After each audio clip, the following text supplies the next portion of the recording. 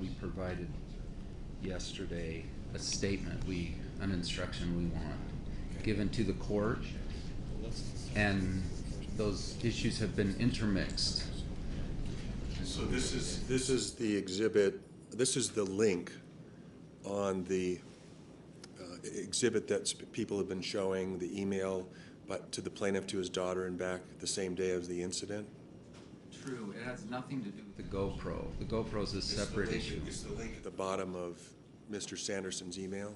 Comments. Okay, so we've got the exhibit now, or the results of that link. Yeah. With a string of comments. So you can correct me, Pete, but as I understand it, we're in agreement that it can come in, but defense would like to have it be connected to both the page that we've already shown. I don't know if you can see this, Your Honor, but Whitney. It's the picture of Whitney with some description, which is actually the page you get to if you press the link, or would have gotten to before. We can explain that. Once it was activated.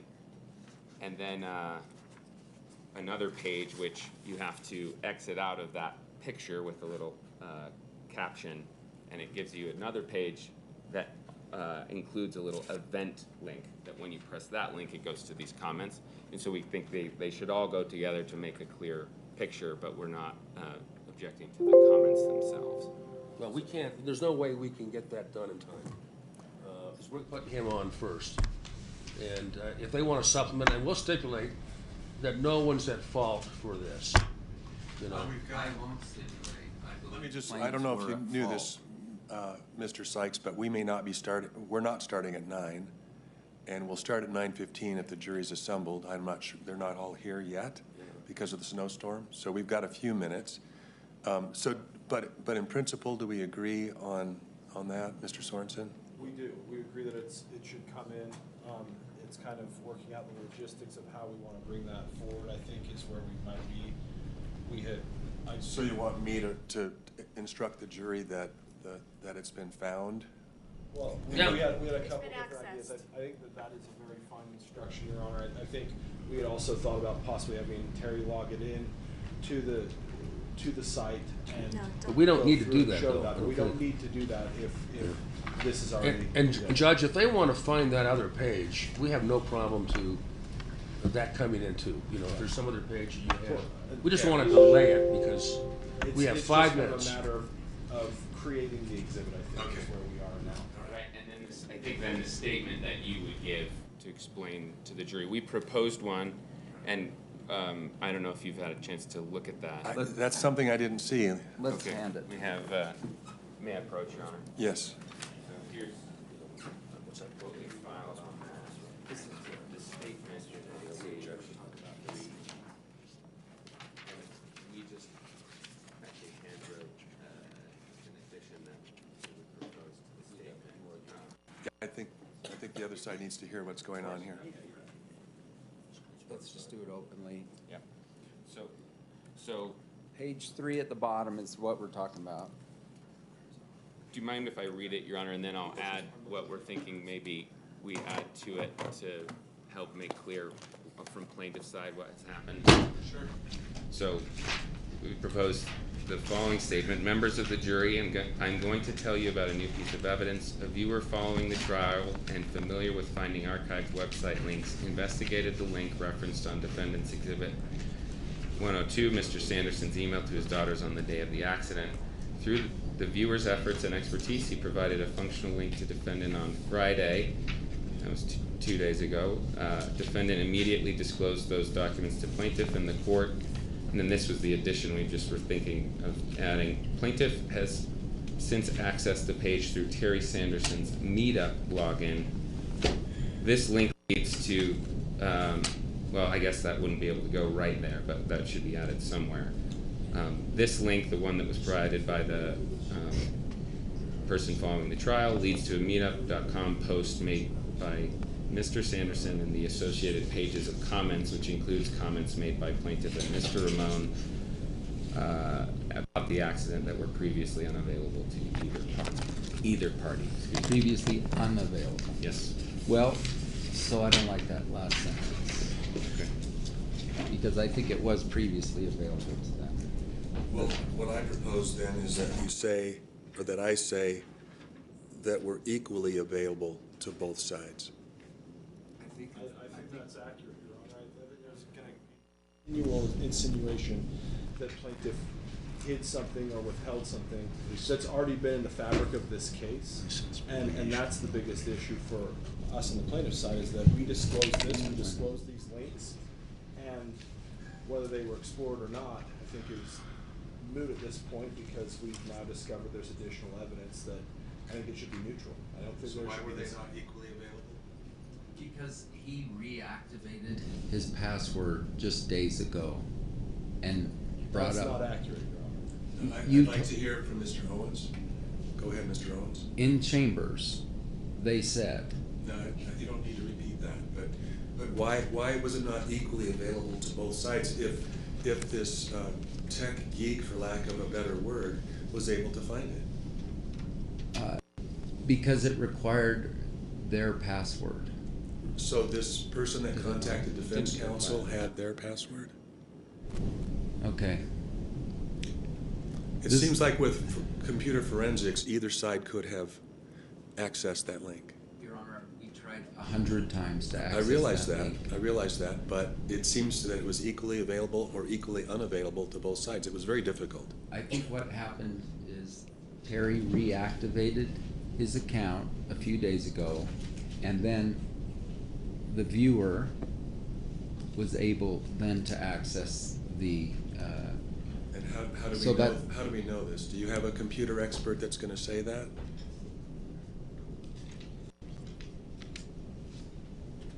Your Honor, if I may, that's the crux right there. There's no facts to back up that. That might be a defense theory, but besides just pure speculation and supposition, there's no computer expert that will say that somehow logging in under Mr. Sanderson's credentials reactivated anything. I think I've already identified that being the issue, but. And through just, and if you're, and even if that were true, Mr. Owens, through discovery, you could have asked for that. I did, in writing, and Deer Valley did. Give us all photos like This that. isn't the time, though, to fight that battle. We're dealing with something that came about Friday morning at 10:30 a.m. So there's, So I- it's simple for them.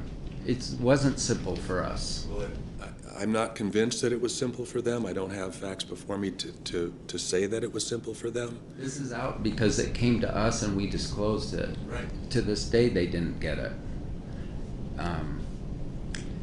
This idea that it's all equal, I don't agree, and I think they're going to argue, because they told me they would on Friday, that Mr. Owens in opening said this is the most important evidence, and look, here it is.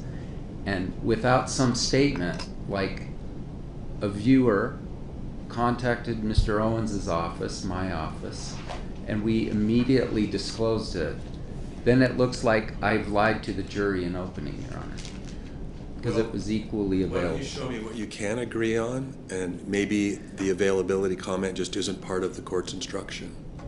I'll just give them the facts, that on Friday, a viewer of this trial was, basically sent a copy of the document that they were able to obtain through Internet Archives and got it to the defense counsel, and the defense counsel then disclosed it to the court and to plaintiff's counsel.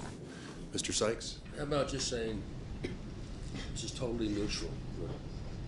This has since been discovered, no one is at fault, but it's since been discovered. That way you don't help anybody by the way you announce it, Well, if you could give me that additional language that you believe that the two of you had agreed on, and I'll just look at it and I'll make a decision. I understand Mr. Owens' position, that he doesn't want nobody's at fault, or it was equally available or equally unavailable. He doesn't want that language in there. I'll consider all of the proposals and give them an instruction. And the defendant found it. I think that's in the language. Not that you found it, but that someone sent it to you. And we immediately disclosed it. Yes. Yeah. Okay? But that's trying to get some benefit from it, see? Yeah, I'm saying that it should be neutral. Well, I'll take that into account, and what I want to do is disclose to the jury the facts of what happened so that they can understand it. So there'll be some information about that in there. There's still, A viewer found it, it's been produced, and here it is.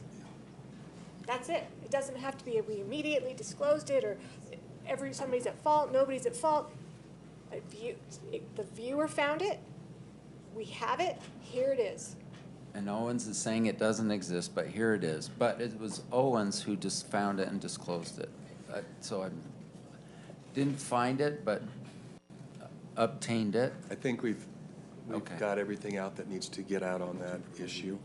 Plaintiff's exhibits 1 through what? 43, is it? 44. 44. Is there agreement on this? There are some objections, Your Honor. We filed some, and I should pull up the, this was our objections from before, not recently filed. Right, I've got that here. Maybe the first things we should address are some of those end exhibits, which include some literature that was late, and the court ruled that Dr. Fong's testimony talking about it couldn't be shown. That's 41 and 42. Can we go in order? Because 39, I learned that this was plaintiff's lawyer's handwriting. Do you have 39 in front of you, Your Honor? I don't have anything right now, and I'm looking for the objections. Just give me a moment. Do you have a list of the... Do you have a list of the exhibits that can be admitted, that you're not objecting to? So, Would it make sense, Mr.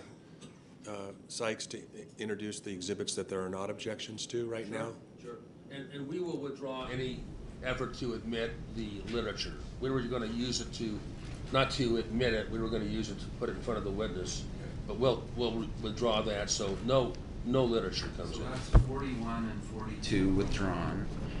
Your Honor, this binder they've given us 1 through 38. These are authentic documents, but some have not been referenced. So I don't think they just get a ream of paper, many of the documents of which have not been referenced in the trial. They haven't rested yet, so perhaps we have to extend this conversation until after they rest, because now they're calling 2 witnesses. So I guess if there's a motion to admit exhibits, and some of those exhibits you're now withdrawing, perhaps you could make a new motion, Mr. Bueller, that would identify those exhibits that you're moving to admit? Okay, Your Honor, plaintiff moves to admit plaintiff's exhibits 1 through 40. And 44. And 44. 1 through 40 and 44. On number 44, I just looked at it, I think there's one little redaction that needs to happen. There's a cell phone number. We should probably redact that out of one of the comments. Okay.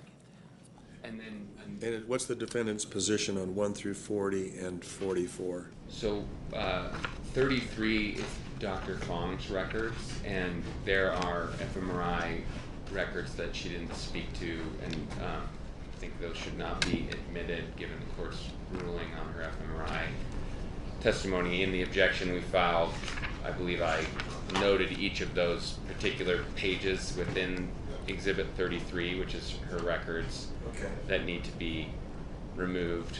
Your Honor, we'll stipulate to that. Okay. We'll withdraw 33 from our list. Okay. So 33 is withdrawn. What's the next exhibit where there's an issue? Your Honor, 39 is not, I think, to be clear, Eric Christensen was deposed. It was over Zoom. Let's give you a copy. I've got...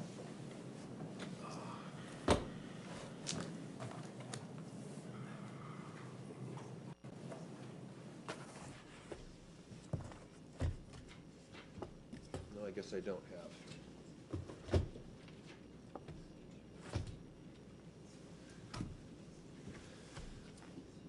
Your Honor, we have the actual easel that was during Eric Christensen's deposition, so it's not a photograph.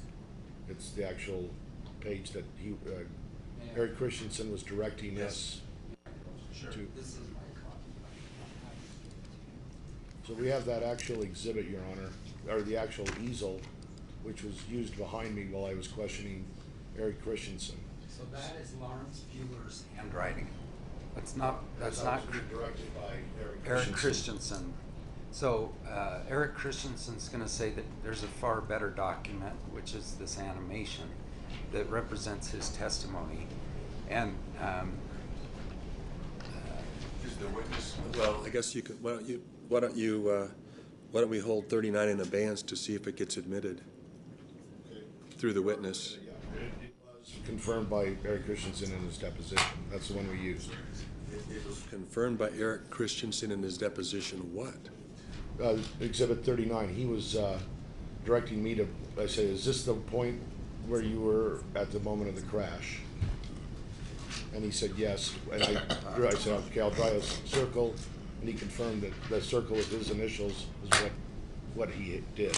I guess I'll have to see how the evidence comes out, because things said at a deposition don't necessarily mean they're going to be said here, and it's what's said here on the record that matters, so.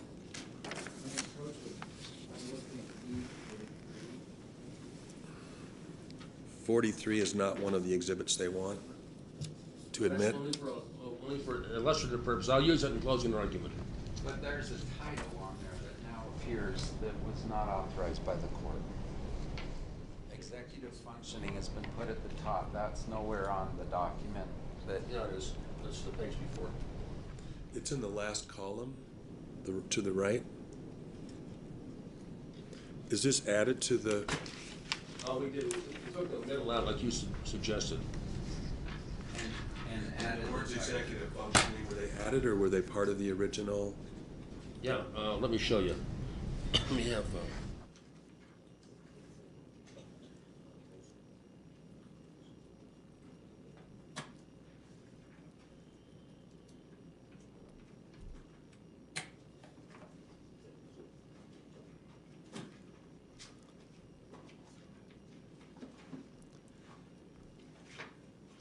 Say, Jody, can you ask the bailiff to let us know when all?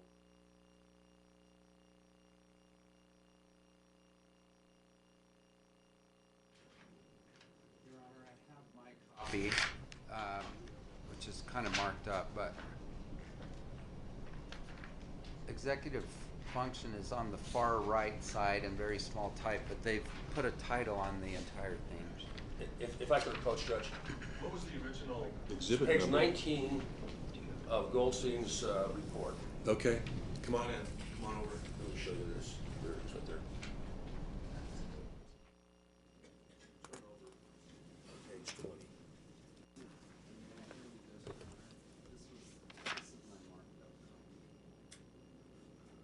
I mean, I think it's fine for a closing argument. It's just a tool to use during closing argument. Okay.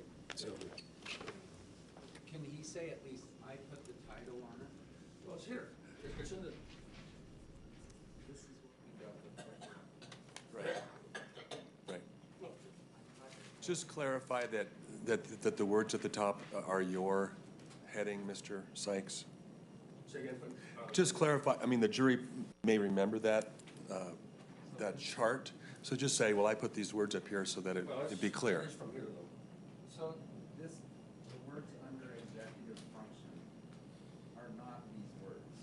This is Terry's results are detailed. We took that out. That says Terry's responses. So, We took that out. That's all that. I know, but I'm saying that title isn't immediately before this document. It sounds like the judge says when he uses it, he has to say, I put this title. Okay. Is that okay, Your Honor? That was my ruling. Thank you. Yes.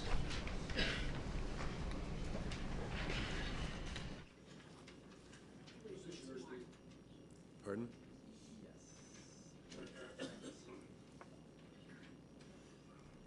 Your Honor, there's an outstanding order, which we have a copy of if you're ready to move on to a new topic. Are there any other of the plaintiff's exhibits, are there any issues with 1 through 40 or 44, minus 33? So if referenced, if not referenced in the whole trial thus far, they shouldn't go in. So because they haven't rested. You'll have to identify the ones that were not referenced then. So the court, Okay. because they've been moved for admission. I think it may be confusing to the jury if exhibits haven't been referenced during the trial, and then all of a sudden they show up as exhibits. So Right. I think it's a valid objection. I just need to know which ones you're identifying. Okay. And since they haven't rested, I can't answer that. Okay. Your Honor, we'll take. You want to talk to it? Does counsel really want me to go through each medical record and authenticate that? No, but if an entire exhibit has not been referenced in this trial, I don't want it. And it sounds like the judge doesn't want it. What that means is that we have to waste court time going through each one and ask Terry, is this your record? Yes. Is this your record? Yes. I mean, I don't know why we can't stipulate to that. I don't either. I mean, either that or if your proffer, as Mr. Sanderson would, I mean, can you just have Mr. Sanderson click off can you just go through them all real quickly with him? Ken, but I mean, it's just gonna take 10 minutes.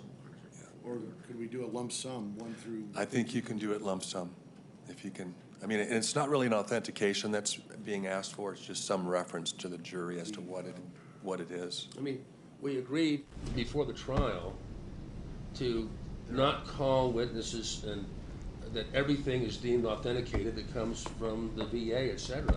And I don't know why we're backtracking on that honorable stipulation at this point in the trial. Stand by my honorable stipulation.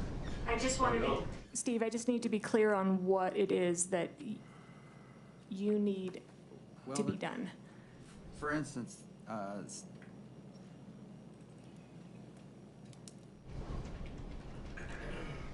I'm echoing what the judge said, which it would be confusing to the jury if a record is never referenced in the trial and is suddenly in the jury room with them.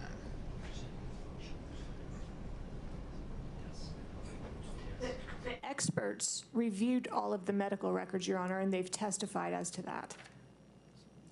And that's what's contained in the exhibits. So they were referenced, they weren't referenced page by page or date by date, but they were given copies of all of the records. They've testified to that, it's in the reports. I'll tell you what, Your Honor, because we do want to start on time. Yeah. We'll do it, as long as they do it for ours. Of course. That's fine. Okay. So plaintiffs 1 through 32, 34 through 40, and 40. Well, let me just restate that. So plaintiffs 1 through 32 are received. Plaintiffs 34 through 38 are received. Plaintiffs 40 is received, and plaintiffs 44 is received. So that excludes the Fong records 33, and it excludes the exhibit 39, which may be introduced later. Does that sound correct? And on 43, I can only use it during. 43 is a demonstrative exhibit that you could use during closing. Portions of 33 and 34 that deal with the F. Yeah, the 33 is already out. They've withdrawn 33. Are there fMRI references in 34 also? I don't believe so. I mean, there may be references to the fact that Dr. Fong did an fMRI, but it doesn't have Dr. Fong's fMRI evaluation, I don't believe.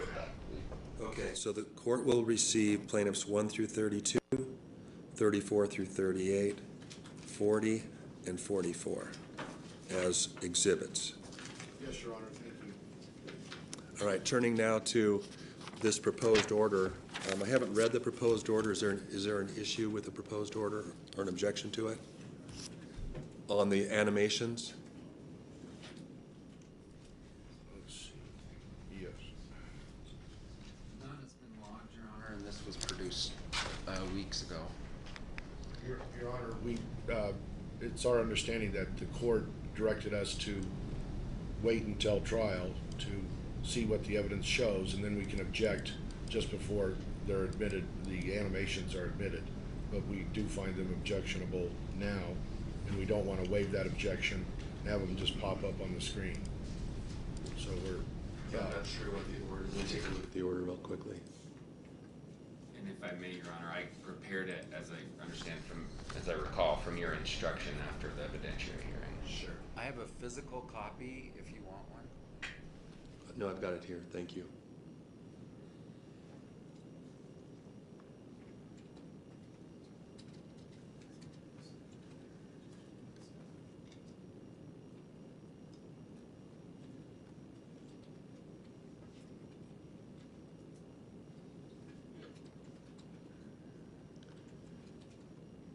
Are there any objections to the proposed order, which doesn't address the issues that you just raised, Mr. Bueller?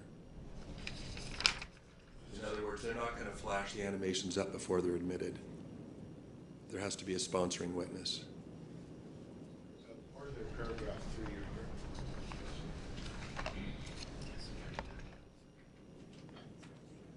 We think on page 3. Yes.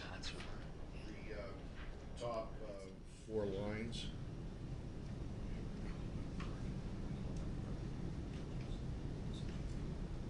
We don't recall that being part of the decision.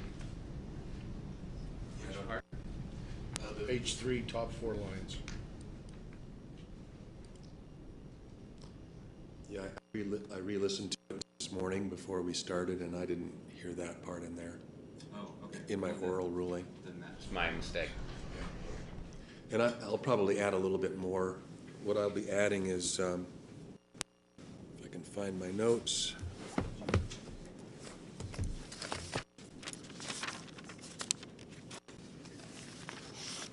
Also, Your Honor. Just a second, I don't want to move on quite yet. Where I'm at. Mr. Bueller?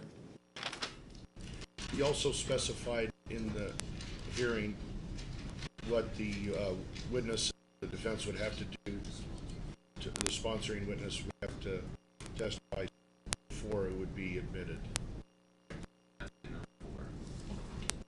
So I may edit this. It was more detailed than what. This is what I would include, something along these lines. There must be sufficient evidence to support the defense claim that an animation accurately reflects a witness testimony, and it may include uncontested facts.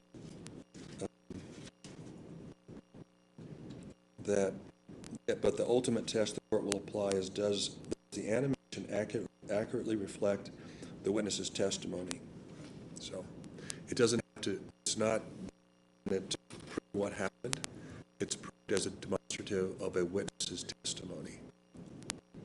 And those words Your Honor just mentioned should be in the order.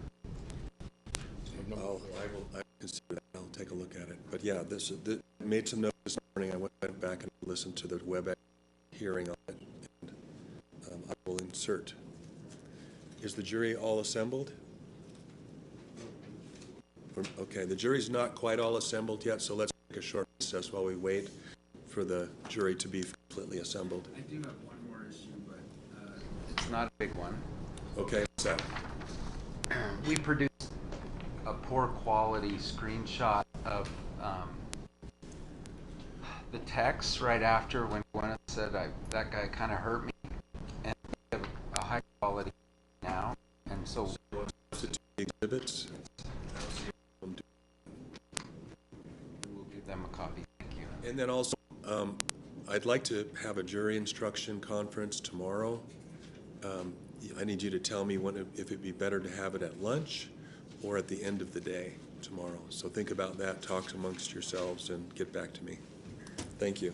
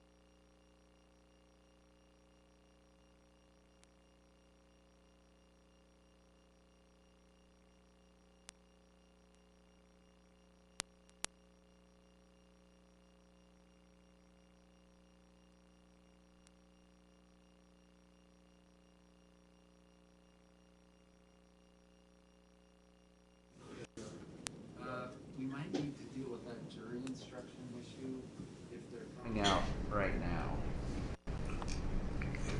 Which jury instruction issue? Thank you, sorry to be vague. With the newly disclosed comments section, if they're gonna use that with Terry, then I would like the instruction read that this came through defense counsel.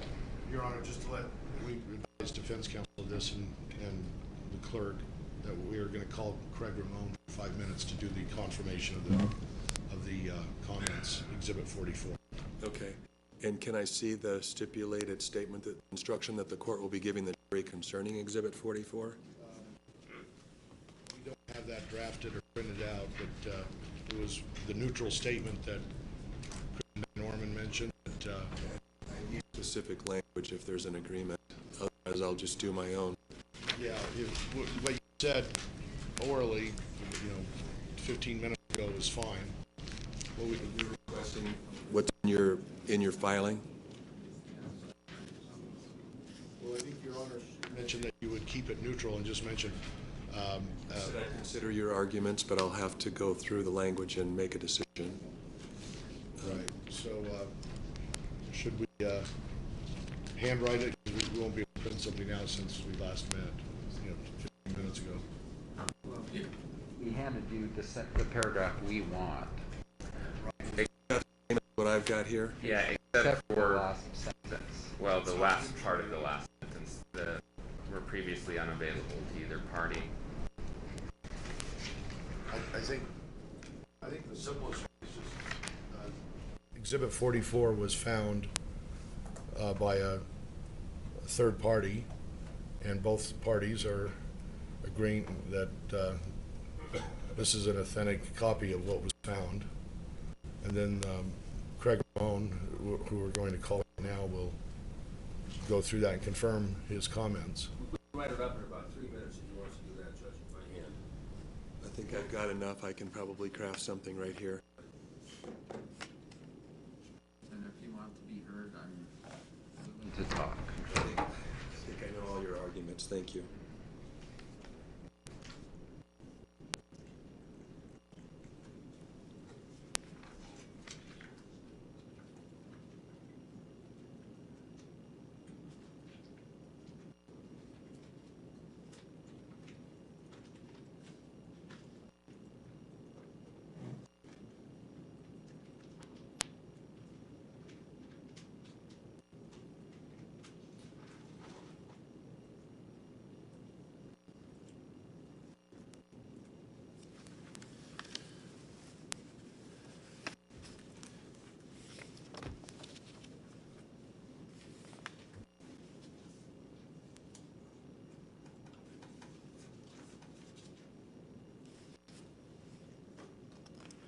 So I think what I'm going to do is I will read something on the fly, and I'm going to ask that the parties in council not embellish any of the facts concerning what I'm about to read to the jury, okay?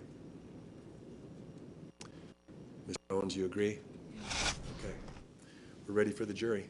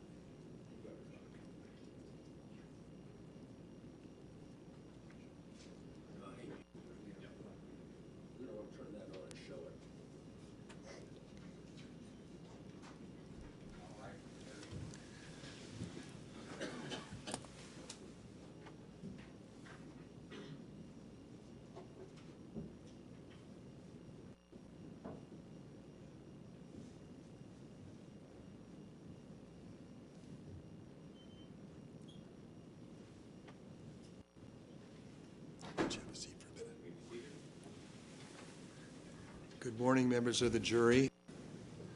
I pray that your traveling in this morning was safe and everyone got here okay. The weather outside is still winter, I guess. Well, there is a new piece of evidence in this case. I'm going to tell you about that. A viewer that's been following this trial out of the courtroom and familiar with finding archived website links investigated the link referenced on Defendant's Exhibit 102. That's the Mr. Sanderson email to his daughters on the day of the accident. There's a link at the bottom of that page. Well, this viewer, through their efforts and expertise, through that, we now have a copy of what was contained in that link. And you will receive it. It is going to be an exhibit. It's Plaintiff's Exhibit 44 and Defendant's Exhibit 102. Plaintiff's Exhibit 44 and Defendant's Exhibit 102. And the parties do agree that this new exhibit is authentic. Plaintiff, you may proceed. Thank you, Your Honor. Plaintiff Terry Sanderson calls or recalls Craig Ramon.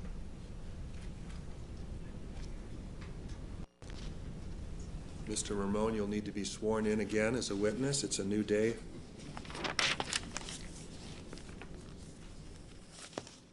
Right up here, sir. Hello. Do you solemnly swear the testimony you are about to give in the matter before the court to be the truth, the whole truth, and nothing but the truth? So help you God? Thank you. Good morning.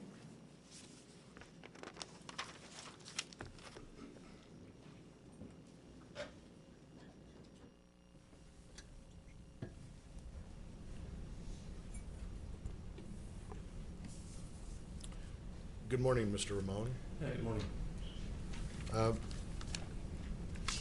I've handed you Plaintiff's Exhibit 44. Have you had a chance to review that before? Yes. And this are the comments and postings on meetup.com. Is that correct? Yes. And this was the website that you used to meet up with the other skiers on the day of the crash, correct? Yes.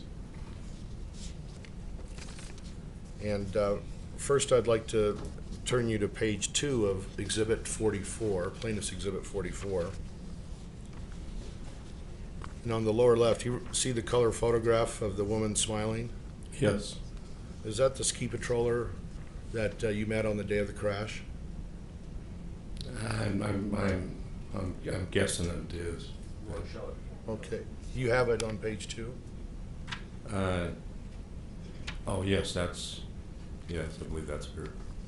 That's Whitney Smith that you met that day? Yes. Oh, show it, sorry.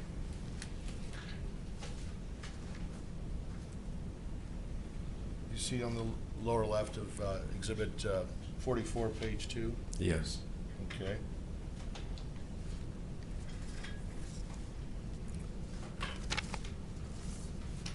And you made a few postings on this meetup.com website, correct? Yes. Okay. I'm going to read some of your postings on that day, and so I'm going to reference some of the pages. Could you turn to page 4 of 9? The page numbers are on the bottom right. So, do you see page 4 of 9? Yes. Okay.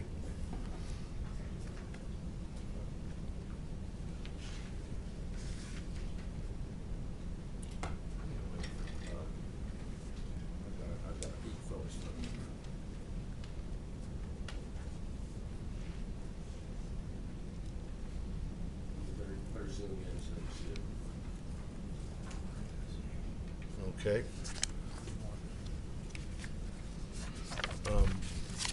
Okay, your first comment on that page 4, I'm just going to read it to you and ask you to confirm that this is what you posted. But before we start that, you'll see it says 2,588 days ago. Yes, I see that. And this was probably before the ski crash, but on the same day, correct? I'm not sure Okay. exactly.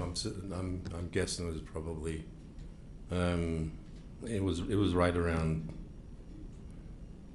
Which one you're talking about? I'm sorry. The one in the middle of the page. Just give Deer Valley your pass. Yes, that's Okay, that's so true. you wrote or typed in that day, just give Deer Valley your pass, they have your photo, it will be a great day, I will be on the hill at 9:30. That's your first posting that day, you believe? Yes.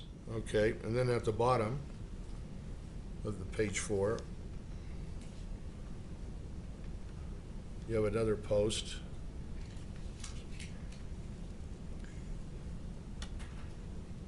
Well, maybe, well, let's see. I guess that one's a different one, maybe. Let's see. Well, maybe that's a different day. I'm going to move to the next one. Let's go to page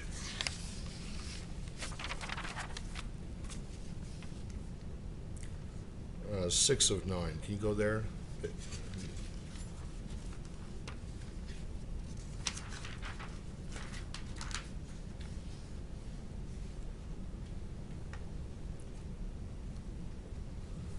Okay, I'm going to read just what you typed in there in the middle. It says, Scott, Terry was not doing the man thing. Terry had a bad hit to the head. You do not have the ski patrol take you down the hill if you have a pain in your ass. Is that what you typed that day? Yes, it is. This was the day of the crash. This was a few days after. Okay.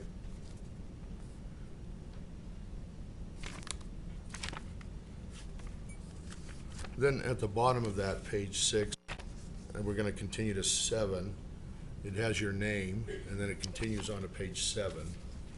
I'm going to read you what page 7 says.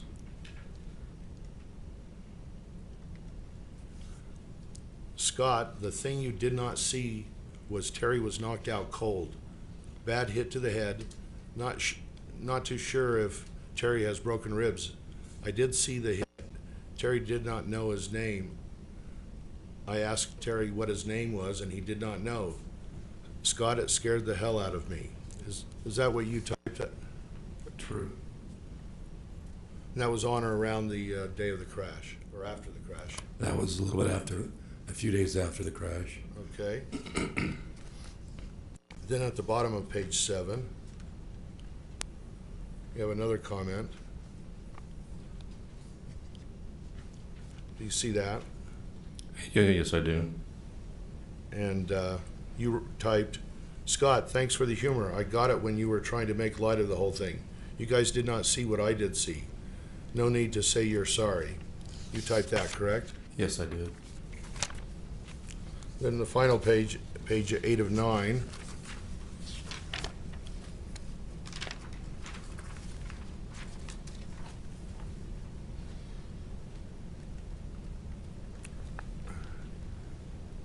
And under your name it says, you cannot make this up. Gwyneth took out Terry last week. Last Saturday, her son broke his arm skiing at Park City. Gwyneth was staying at the Montage. She took her plane out of Million Airport. I wish I did know so many people. What makes me mad is that Gwyneth took out Terry and just took off. Is that what you typed that? Yes, that it was is. the week after the crash? Yes, it is. Okay, and except for the irrelevant stuff at the end on page 9, that's all I have.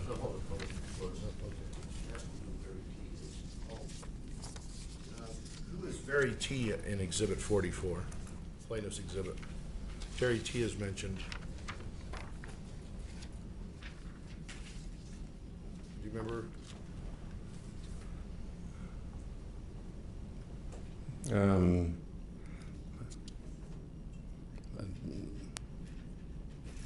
I'm not sure who Very T is.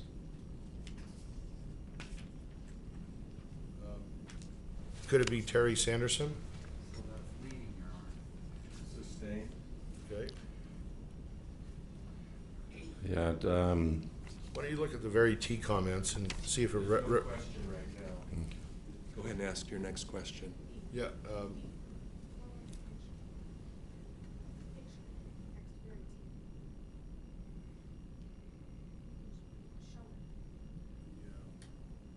right.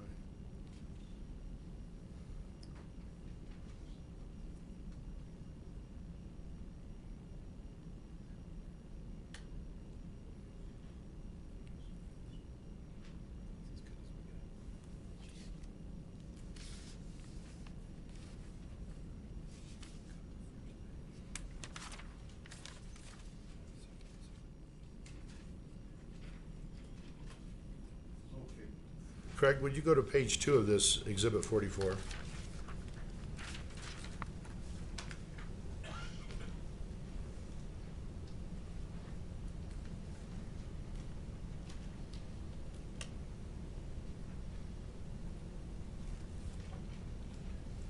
Okay. On the left, it says Very T, event organizer. Do you see Yes. that? yes, I do. And also, 2 over, it says Kurt L, event organizer, 4 shared groups. You see that? Yes, I do.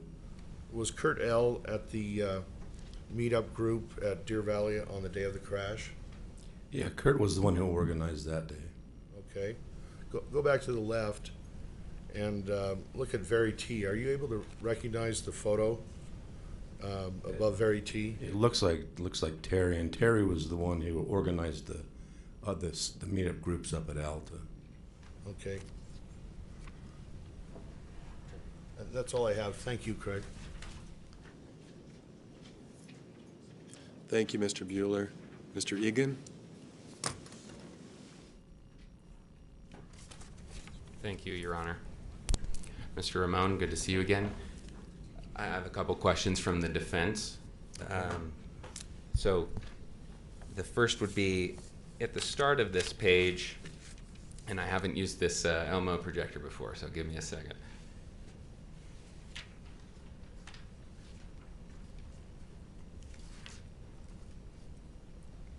Do you see that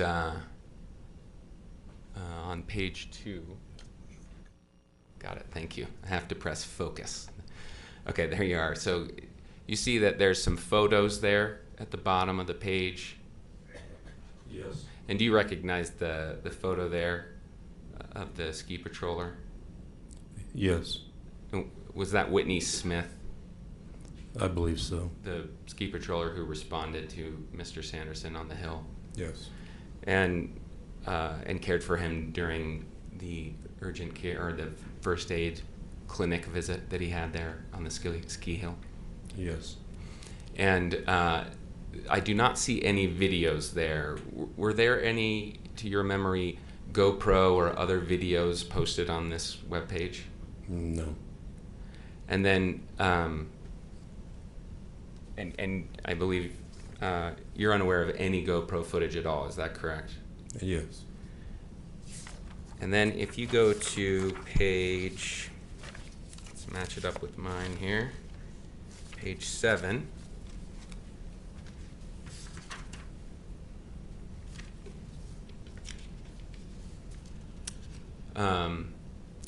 Actually, your name is cut off at the top there, so if you look back at page 6, can you see that it shows your name and then goes on to page 7 where there's at the very top there a note that you wrote, is that right? Yes. Okay, and in that note you write, Terry did not know his name.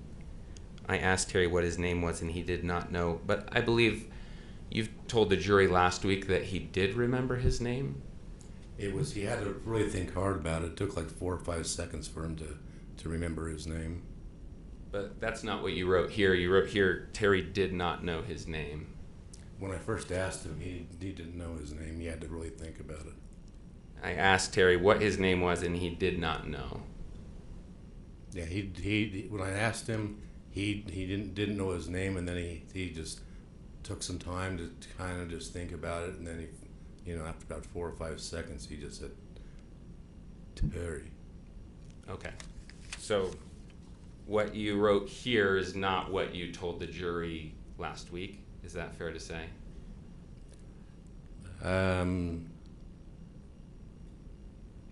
Could you please repeat that? Just here in your note, you do not say that he did later remember his name. You just say he didn't remember it all. And as I understand it, that was different than what you told the jury last week. Is that correct? Yes. When I basically was talking about this, I didn't go into much detail, you know, on this. I was just making a point that he was having a hard time knowing what his name was. Okay, so let's go to this last page, well, I guess there's a kind of blank page at the end, but page 8, the last page with your comments on it.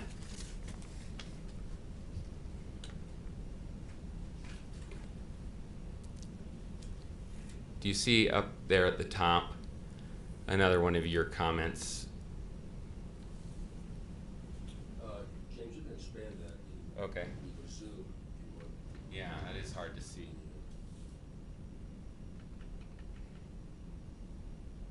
No, not just that focus. I'm learning old technology. I appreciate this. Thank you. Okay, so in this comment that you wrote, correct, this top comment is yours, Mr. Ramon? Yes, it is. Okay, and in this comment you wrote, Gwyneth took out Terry last week. Last Saturday, her son broke his arm skiing at Park City. How did you know that? There's a lady I know that works at works at Snowbird and Deer Valley. She works up at the Montage, or Deer Valley, and she told me. Okay. And then Gwyneth was staying at the Montage. How did you know that? That's what she told me. And why were you talking to her about Gwyneth? She knew what happened, and then she told me that what happened.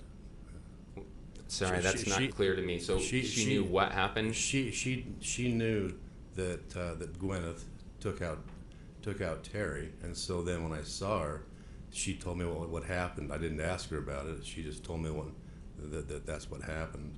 Well, she wasn't there at the collision, right? No, she just worked up at the hotel. So how would she have any knowledge of it? I have no idea. She took her plane out of Millionaire Airport. How did you know about Miss Gwyneth or with Miss Paltrow's travels? One of my best friends, he works at a Millionaire, and that's where a lot of the private jets, the charter jets, that's where they fly into that part of the airport. It sounds to me like you were talking to a lot of people about Gwyneth Paltrow during this time. Is that correct? No, my best friend, he knew what happened, and he's the one who told me.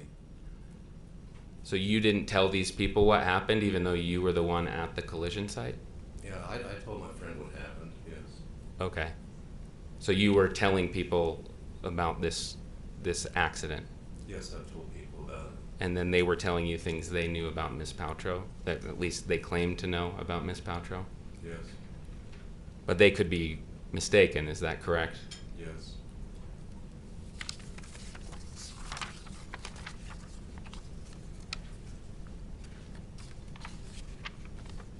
So if Miss Paltrow's son didn't in fact break his arm while skiing, you wouldn't dispute that? You wouldn't have any way to dispute that, correct? I have no idea. That's just what I was told.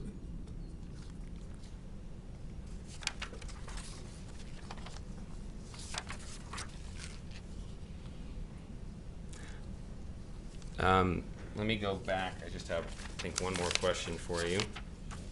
So if you were to look at let's go to page 7.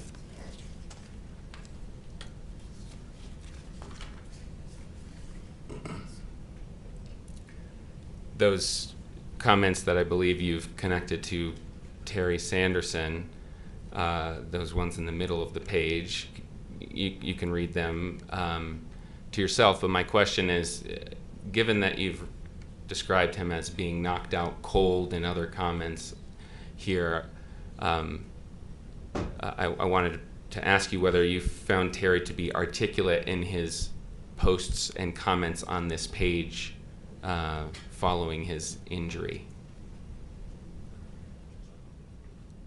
Argumentative. Objection.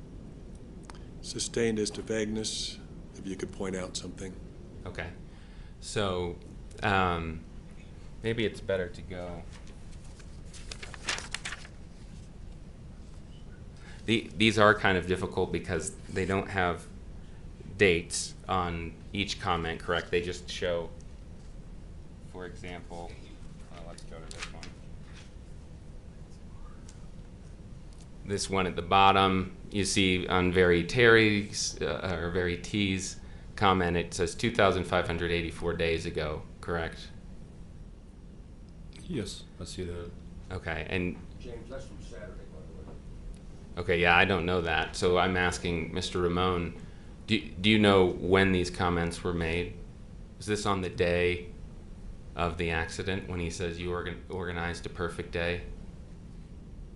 I don't see where it says you organized I don't see where does it say that you organized a perfect day?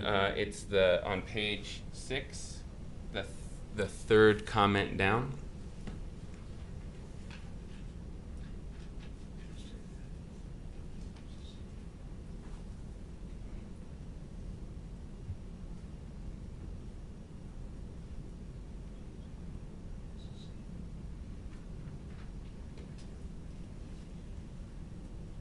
While he's looking at that, would council approach, please?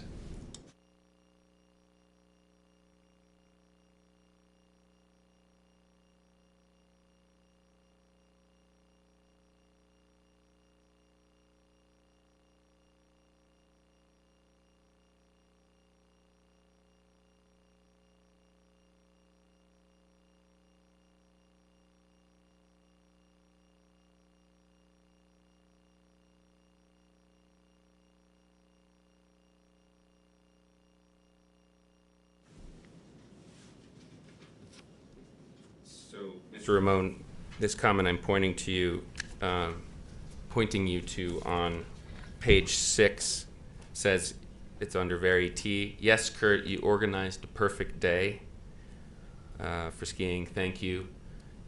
That's true, Scott. I still have my wheels. It was nice to get to know you a bit today. Do you know whether that was written on the day of the accident? I'm not sure if it was or not. Would it surprise you that Mr. Sanderson was writing articulate notes like this after being knocked out and unconscious for 2 minutes? It doesn't sound that articulate to me, but Okay, that's all I have. Thanks. Mr. Bueller?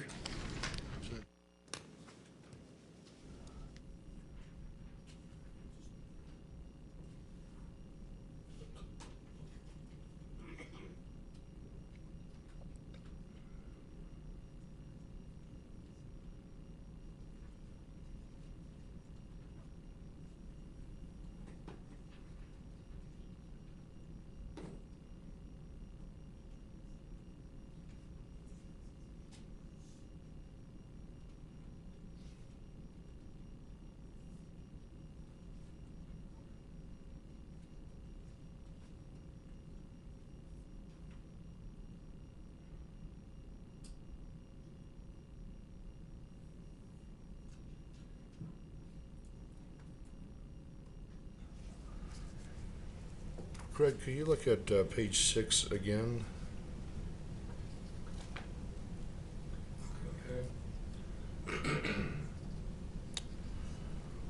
And in the middle under Very T, do you see that where it says, yes, Kurt, you organized a perfect day? yes, I do.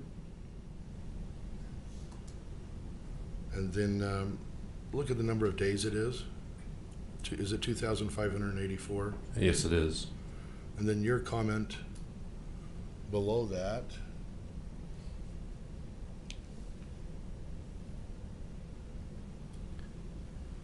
It says 2,583 days ago.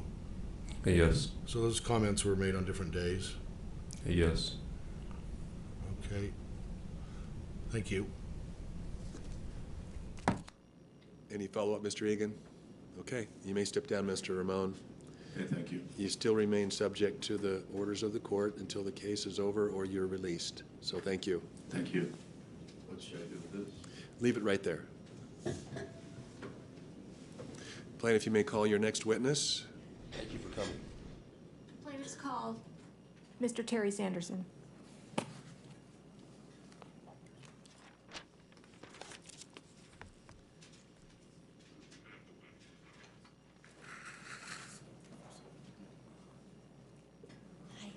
Please raise your right hand.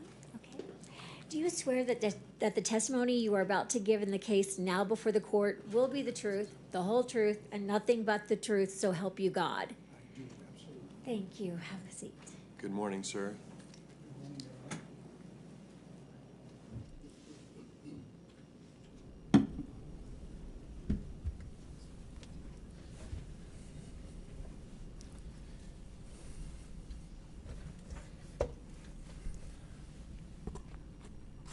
I want you to get comfortable and speak into the mic, okay? Okay. All right. Okay. Could you state and spell your name for the record, please? Yes. My name is Terry, Terry, Howard, Howard, Sanderson, Sanderson. Thank you. Now, Terry, this is the 5th day of trial. We started last Tuesday. You weren't here much last week, were you? Not at all. In the courtroom. Were you in the courthouse? Yes, definitely. Okay. May we approach? Sure.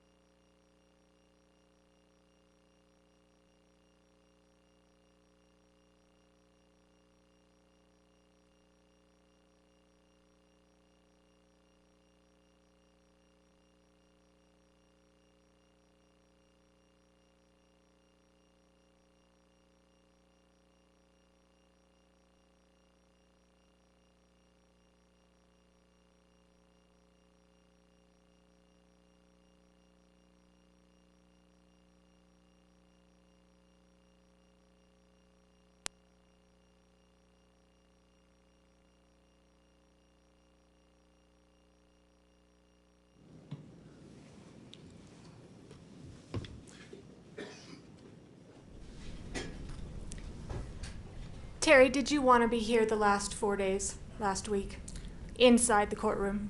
I love spending time with my daughters and have them hear what they had to say, but in this case, I didn't want to be here because I wanted them to speak totally freely and without the discomfort of being in my presence if they had something to say. Is that why you weren't here? Absolutely, yes. We're going to cut to the chase on a lot of things because I made counsel a promise that I would have you in less than an hour. Wow. And so I'm going to be true to my word here. It's 10 o'clock. We'll be done before 11. Okay? I want to talk about skiing. Tell the jury about your ski experience. What type of skier were you? At that time, or do you want some background? We don't need a whole lot of background. Okay. Back in 2016, what type of skier were you? I was advanced intermediate. There was no places I would go except serious bumps, narrow little gulches, and I didn't do any big jumps. So other than that, I would go just about anywhere. Okay. How often would you ski? 2 to 3 times per week. Okay. For how many years? Well, I started 37 years ago. It was a winter sport for my family. We lived at high elevation. Okay. And in all of your years, other than the ski collision with Miss Paltrow, have you ever been in another ski accident? Never, never. Have you ever skied with the ski patrol? As a matter of fact, I had the good fortune, I learned to ski from a family that owned a ski resort. They were relation. And they would come out to Snowbird, and they were, I think, it was a whole family-run operation with 8 children, and so they were ski patrollers and they were instructors, and I had the very best of company every winter for a week when the kids were out of school. And then I had the good fortune of having a Lions Club friend, Scott, who's still a dear friend, that lives up in Spokane, and he was a ski patroller for Targhee, and he said, Terry, come up with me, on this weekend. And I said, I'll slow you down. And he said, you know what, just follow me and do what I do. And that's what I did. And I had the good fortune of spending a lot of time with Scott and seeing and observing what ski patrols do and how they calm people down and reassure them they're going to be okay. So I really appreciated that and experience. So it sounds like you've skied at Snowbird, skied at Targhee. Had you ever skied at Deer Valley on the day of the collision? No. That was your first time ever skiing It at Deer was. Valley? It was. Okay. Let's talk about that day. Couple of preliminary things. I asked Miss Paltrow on Friday how tall she was. How tall are you? I think I'm now 5'5". Okay. And what was your weight at the time of the collision? Well, in the VA, you don't take anything off. Whatever you walk in with, your coats, heavy coats in wintertime, boots, wallets. I give that excuse to when I go to the doctor. How much did you weigh about? Fully dressed, or undressed, probably 63, 62 pounds, 163, 162. Okay, all right. So the jury's heard about meetup groups. What is a meetup group? A meetup group was just a lifesaver for me, being new to this area. Hard to accumulate friends, and so when a fellow that I was on a hike with, a new fellow, said, have you heard of meetup? And I hadn't. So he says, look it up and sign up, and I did, and it was a wonderful organization of groups of people where you had a shared interest, whether it was dancing or concerts or skiing. And so I signed up and joined some groups, and it was really a life changer. Okay, so my understanding is the day of this ski collision, you were with kind of a group of people in the meetup group. Is that fair? That's right. All right. Did the group have a plan? I mean, were you the organizer of that meetup group that day? No, I was not. I'd asked Kurt to take that over because I planned on being gone that day, and Kirk organized that. Okay. It sounds like obviously you weren't gone that day. You ended up being able to make it. I came back a little early from wherever I was and just said, oh, I'm going to go ski today. And I happened to see on the list that day also was a lady that I had met when I first moved here, and she happened to be a ski instructor at Canyons, but she had been at Deer Valley as well. And so I called and said, Debbie, I'm going to go. I'll pick you up. So I picked her up at Kimball Junction on the way and went there with her and dropped her off with the skis. And we met the group, and I asked Kirk if it'd be okay if she let our group out because she's very familiar with Deer Valley. And so she said yes and gave us the rules of the road. Would you like to hear that? So the meetup group, you guys kind of ski all together-ish? Well, this skiing meetup group is unusual. It's like herding cats. You've got those of just want to go, and they kind of know who one another is, and so they go ahead and group up, and sometimes I wind up skiing with the beginners and getting them started and making them comfortable. And so they don't stay together well. We meet, usually we'll say, let's meet at Al's at 1:30, and so that's what we do. Okay, so you mentioned we set forth the rules of the road for that day. What were the rules of the road that day? Well, the only rules of the road, we are pretty familiar with the rules of the road, so we don't go over that at the time, but Debbie just said, we're going to start down Bandana because that's how we'll get to the blacks of really good skiing. So our group knew that's where we're headed. And she said, whatever you do on Bandana, do not go down the middle of the run. Why not? Packed and crowded with people. She said, go down the edges. She said, it'll be clear. And so when I came over the edge of the hill, there were heads bobbing in the middle. It was just compacted with little heads and big tall heads, and I just diagonaled. I went straight over to the right edge of that run. And is that where you stayed prior to the collision? I did. I stayed there the whole time because it was wide open. So you were over to the right side to avoid the people. Did it have anything to do with your vision? There's been a lot of discussion about your right eye problem. Yes. And we'll talk about that in a few minutes. But skiing on the right side of the run, did that have anything to do with your right eye? Yeah, maybe that's one of the things, yes. Okay. We'll talk about your vision in just a couple of minutes, but I want to focus on the collision right now. Craig Ramon, he just testified. Oh, yes. You saw him. He also testified last week. How well did you know Craig at the time back February 2016? He was one of maybe an average of 15 people, 10 or 15 people that would come, so I shared his company during those times. And I knew him only as being an amazing skier, strong skier, and knew that. And I appreciated the fact he tended to like to follow the group and be behind as the protector, because he brought a lady that was a person I knew that was his neighbor. So he would bring her up and ski behind her as a protector. So good guy. Did you guys hang out a lot before this collision? Of course, at lunch, we spent time together. And there may be a couple of other occasions where we met with him, but usually there was somebody else there along with us. Okay. So I don't remember being exclusive with him. All right. So, Terry, take the jury through what happened in this ski collision. Take it from, say, getting off of the lift. Yes, happy to do that. It was really a very nice day for skiing, and I was really looking forward to it. And of course, Deer Valley has amazing groomed runs. Found that out right away. And so I'm starting from when I get off. When you got off of the ski lift. Gotcha. So I was on a chair with probably 4 people. I think Joanne, Debbie, Craig, and there could have been another person besides myself. And we had already met and discussed going down the right side of that run, or going down the sides. And so I came over the top of the hill and saw that and headed for the right side, and I'll pick it up there. And everyone just kind of dispersed, some more to the right and more to the left. And I remember looking and seeing no one. And generally, beginner runs, people are afraid of the off-piste, of the off-groomers, and so they stay away from that area where the snow is piled up.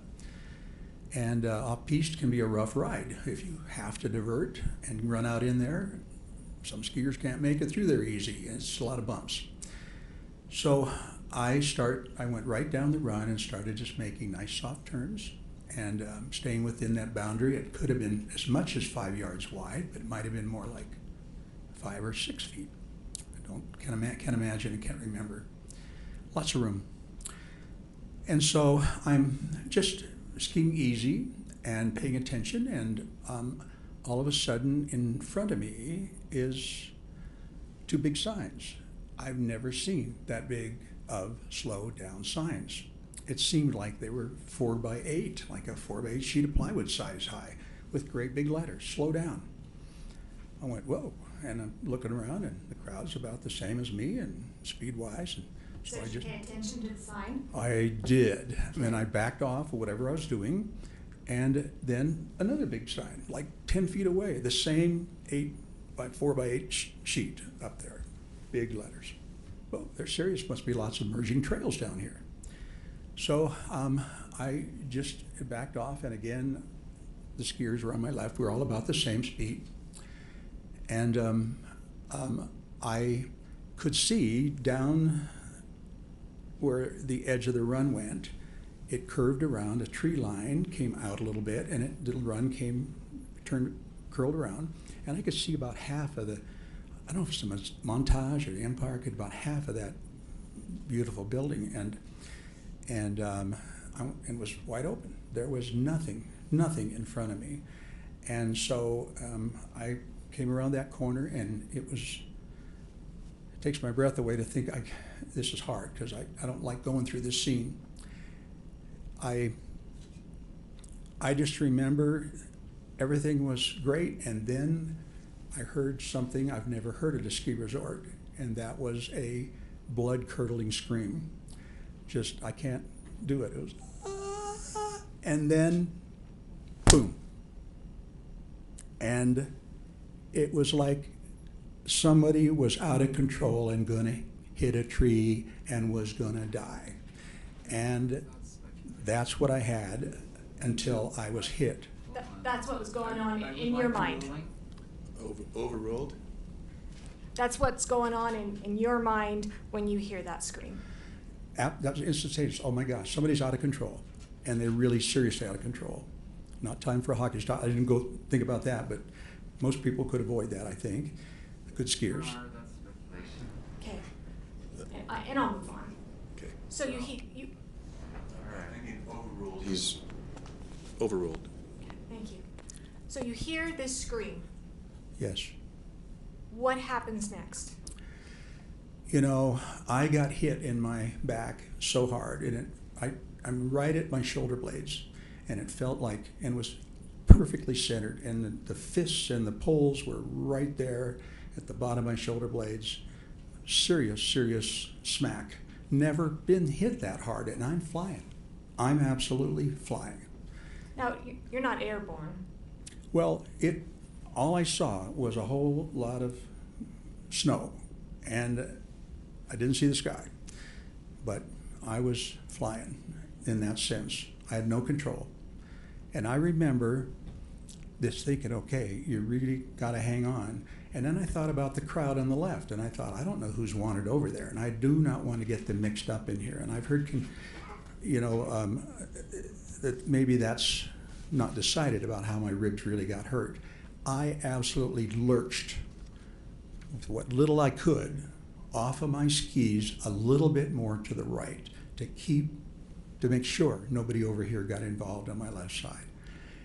And then it was like the ground's coming up, nobody in front of me, just me going to the ground, and you're falling far further than 90 degrees like you'd fall on a floor. You got that extra, and so it's quite a ways to hit the ground. And I just said, okay, you got to protect your face, and your head, and that's the last thing I remember. It didn't happen. I did glance over and saw, just out of the corner of my eye, I could see, not glance over, but I could see somebody going by, and I'm going, okay, they're safe. Last thing I remember, everything's black. Did the person who struck you land on top of you? I wouldn't know that. I absolutely would not know that. I was just surprised. I had no upper body strength enough to be able to catch myself. I had no idea. Do you remember hitting your head on the ground? No, that part, nope, that's all gone. I just remember my arms collapsing, and that's the last thing I remember. What's the next thing you remember?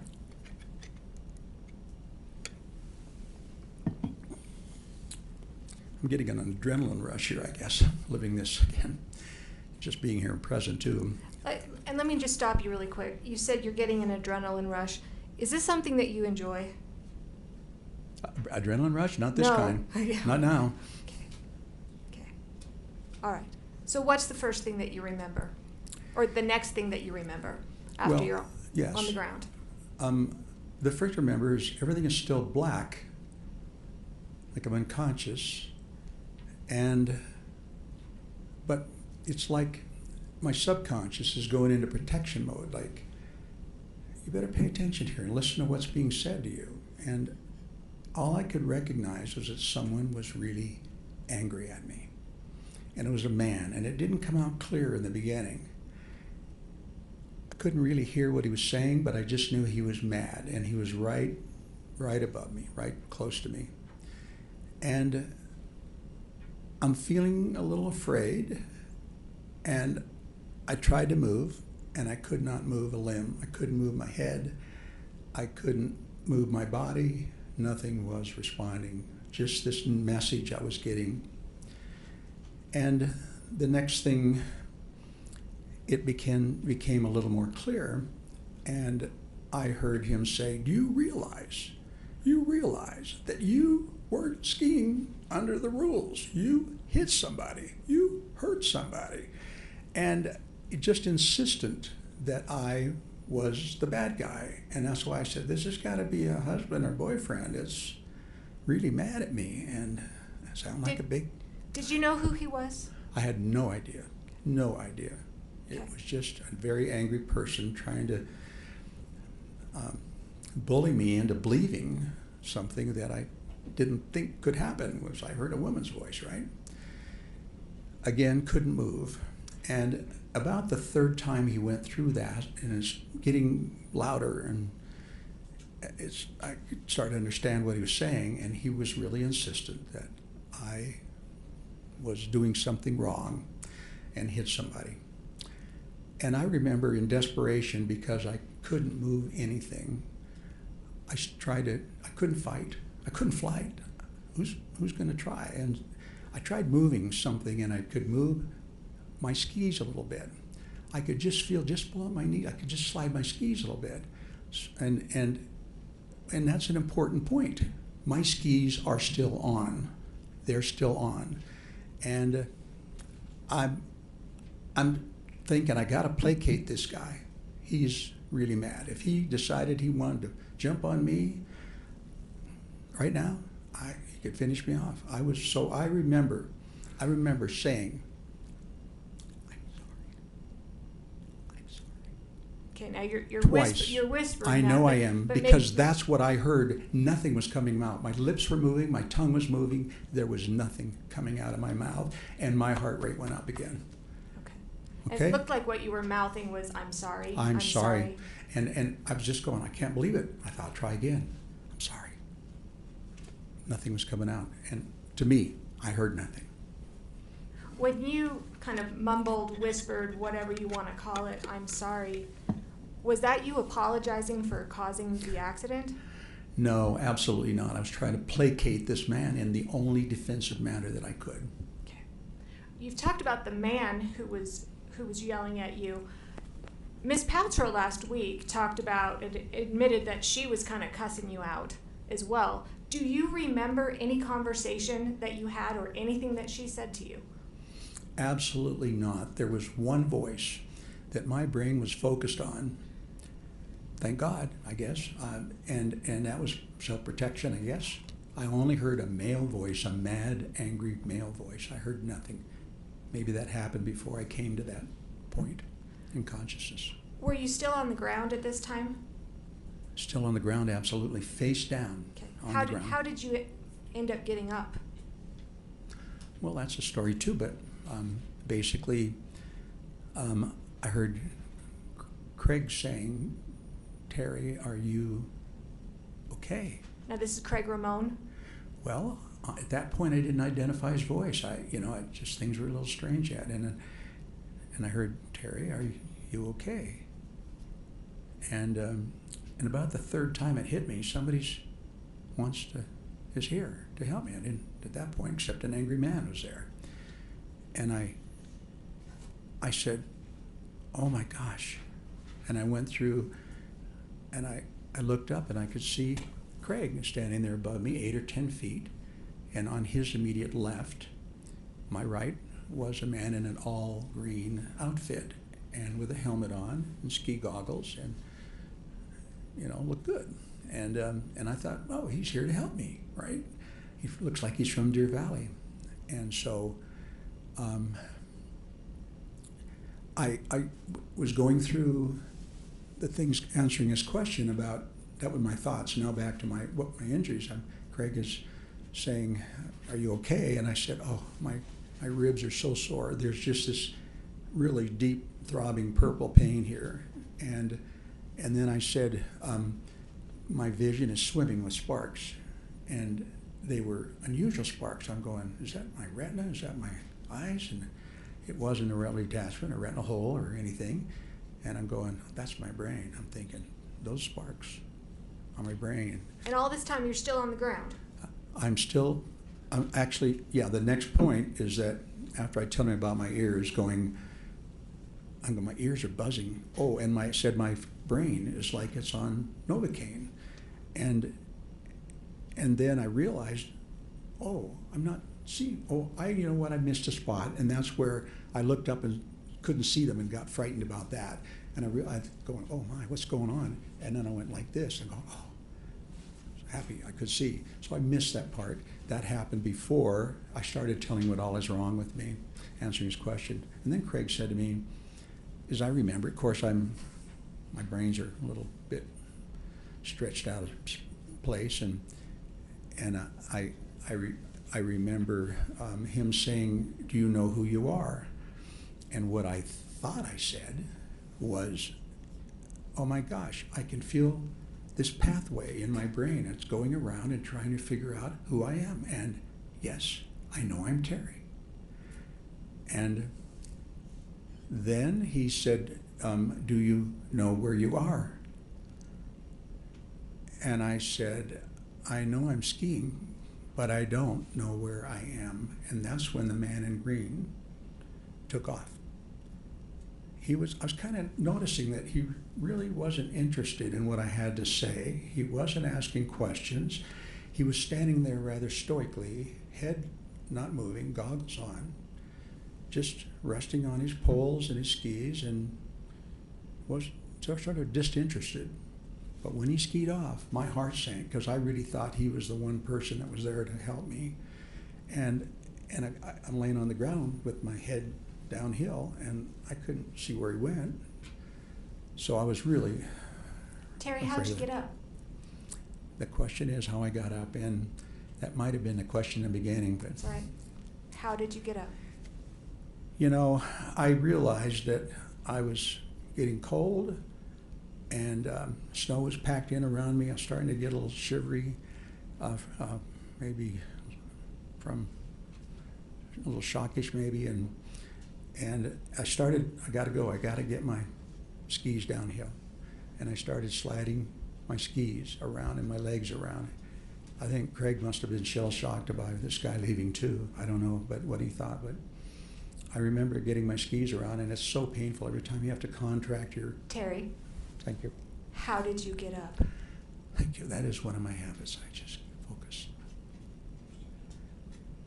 After I got halfway around, a man showed up in front of me, and I thought he came from the right. And I don't remember if he said one word to me. He just reached down and grabbed me and jerked me up on my feet, which I was not ready to be up on my feet. My head's swimming. I'm in pain, worried about falling down again and breaking a rib, puncturing a lung. He gets me up, and I'm on the edge of the run, so it's bumpy. It's hard to get my skis under me, and I'm stomping down the snow and trying to get them in a spot. Got my poles wedged in, and I think I've got it in stability, and he's gone. And this time, I could see him. I could watch him go all the way down the hill. And I'm up. I'm standing up, but am I feeling safe? No. People are going by, shh, shh, shh, you know. And I'm thinking, I do not want to get hit again. My understanding is that you and Craig tried to ski down a little ways, but then didn't quite make it too far. Is that accurate? Yeah, he said, "You think you can ski?" And I'm thinking, if the option is getting left up here, I will try anything. I got to get off of here. So yes, he said, "Follow me," and I did. And I don't know how I was skiing. I don't think I was edging. I think I was probably snow plowing.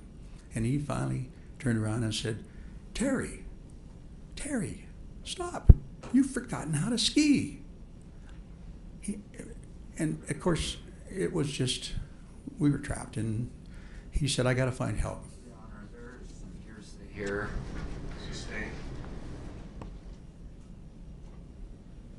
Eventually, Craig got help, yes? Yeah, he said, "I got to find help." And so he disappeared, and I just put my head down and prayed that I wouldn't get smacked into again. I felt pretty vulnerable. And he disappeared. What happened when help arrived? You know, Whitney showed up, and I was so grateful to see someone. And now, is that Whitney Smith? Yes, that's her name. Mm-hmm. And the jury has seen pictures, and we're going to put another picture up in just a couple minutes. Is she the one in a red jacket? that there's a picture of in this case? Do you know? Yes, as a matter of, yes, that's her. Mhm. All right. So did she take you down on the toboggan, or how did you get down? She did. She said, are you okay, kind of thing, and I don't know, not so good. I don't remember the conversation. It was a little easy stuff. And so got in, and I remember Whitney saying to me, now, you got to remember these things because I'm going to ask again later. And she told me that she was from Michigan, moved 5 years before, and had started on the ski patrol here 5 years before. She loved her job. Her name was Whitney, and that she had a horse named Titan that she wore in the years off. So she told me to remember those things. I'm going, this is a brain test. She's wanting to check if my brain's okay. And from that point on, I quit worrying about myself. I quit worrying about my injuries. It was just like, I'm going to remember this. I do not want to have any brain injuries. And I locked onto that and nothing else. And later on, she did ask me, and I could repeat it back to her exactly as she told me. And she won the women's downhill in the ski patrol women's competition. Sounds like you still remember some of these details. I was so determined to hang on to that fact, those facts, yes. Okay. All right. Once you got down, what type of medical attention did you receive? Still at the ski resort? Yeah, Whitney is not a paramedic. She's not an EMT. I didn't really expect her to have advanced knowledge about neurological testing and pupil testing and cranial nerve testing. She did a great job of doing exactly what she's supposed to do, just to be at that triage level to decide what kind of care I needed. Okay, so what type of care did you get? What type of medical treatment did you get when you got down to the bottom? No medical treatment. Okay. Am I missing something? Did you get checked out at the Instacare or anybody? Oh, after Yes. we left there. Yes, I asked Debbie, I said, where can I go and get checked and see what they say? And she said, well, let's stop at the Instacare. I know it's on the way. So I'd never been there before, but that's where we stopped and went in there. Okay. All right. So you got checked out. When did you learn that it was Gwyneth Paltrow that you were in the collision with? It was brought up, I think, the people that came in to the room to check on me that were part of my group would they check in and check out once, and which is what I tell them: go ski and go enjoy yourself. And so it came up, and it probably was Craig who said, I heard him say it was Gwyneth Paltrow. And to me, it's like, I'm not into celebrity worship, so I didn't care at that point. Did you think it was cool to collide with a celebrity? Absolutely not. That is not who I am, no. Did you ever write that? Ever tell anybody that? I don't think it came out in those words, but I don't remember that. But I think I was trying to communicate to my kids, and the reason was because I got calls from friends that knew my kids that heard I got crushed at the ski resort, and so I thought I gotta let my kids know I'm okay. That was my main point. I don't want them to worry about me. I'm okay. And so I started it out, and May said I'm famous or something. Okay, and we're going to pull that up. Could you pull up Thank you. Exhibit 111, please?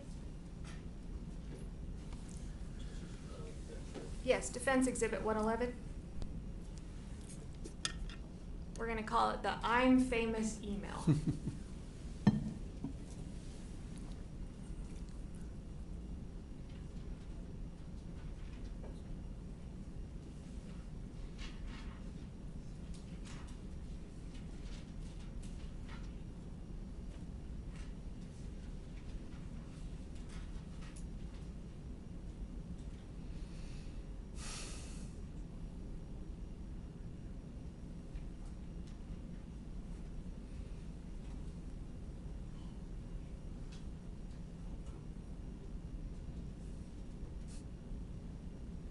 Sometimes old technology like the Elmo works better than the new technology, doesn't it?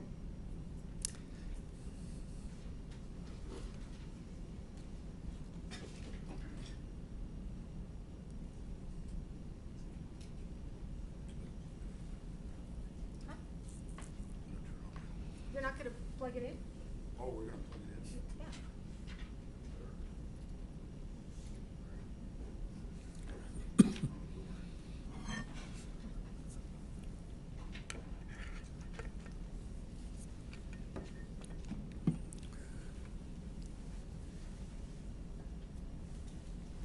All right.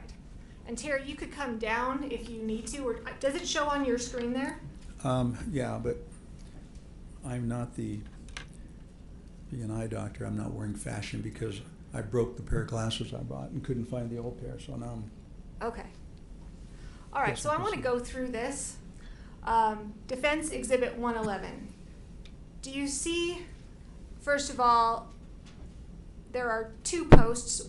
The first looks like on the bottom is the first at 8 o'clock p.m. Yes. And then the response was at 9:32 p.m. Do you see that? I do. All right. The message reads, and I'm just tell me if I read it right, from you to Jenny, Polly, and Shay. Those are your three daughters? Yes, they are. Okay. And the subject said, I'm famous. Do you see that? I do. Why did you write, I'm famous? You know, again, my head was scrambled. All I was trying to do is desperately communicate with my kids before they heard from somebody else I got crushed. So I didn't pick my words well, not at all how I felt. And I really was trying to add a little levity to a serious situation, and it backfired. Little did I know that this is where it'd be. So you write, I'm famous, and then here's what happened from my friend and eyewitness, and then there's the link. The link. The link. We now know what the link shows.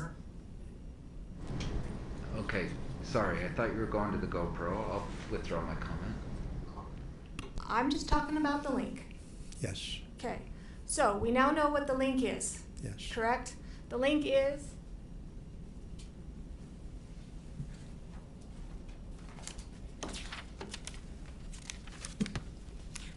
it's a really bad picture. You'll get a clear picture. It's the picture of Whitney Smith. Oh, it's right there. Fantastic. Thank Okay. you. It's that, and then that leads to later comments back and forth between you and Craig. Yes.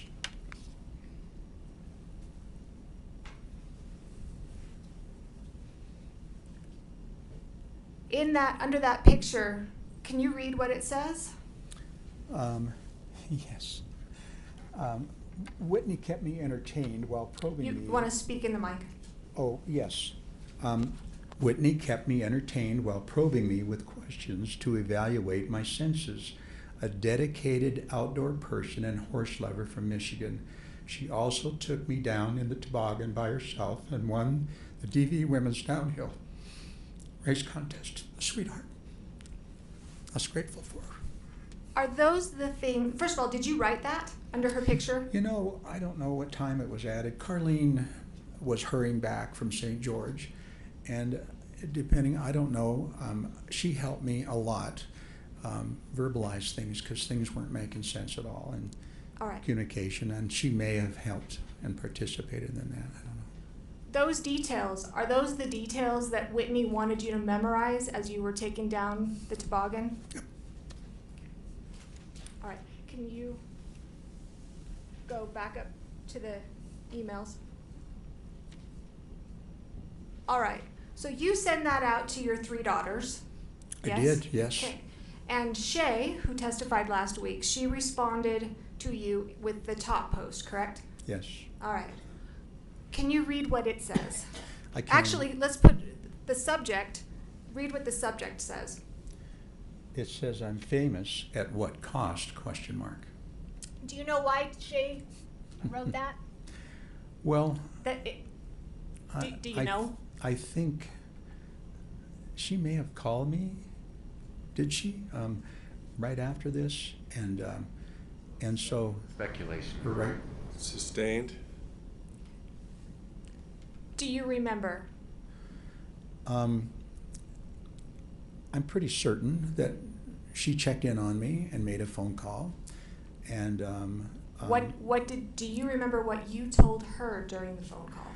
yeah, I had a chance to talk about my symptoms exactly, I think, and that I said, you know, as many people that were on that slope that day, maybe a couple hundred within that vicinity, there has to be a GoPro picture or video. If it's a helmet mount, they're going to look over just like Craig did, right? And they're going to go catch it. They hear a holler, they're going to catch it. I'm going, I just know there's one out there. We got to find that. That is the evidence we need. And so Terry, she misinterpreted. did you have a GoPro? Absolutely. I do have one, yes, but I did not have it on that day. Do you know of anybody in your ski group that had a GoPro? No. Have you ever seen a GoPro video of this accident? Absolutely not. No. I would have loved to have it. It was what we needed. All right. Okay. We can take that off. Thank you.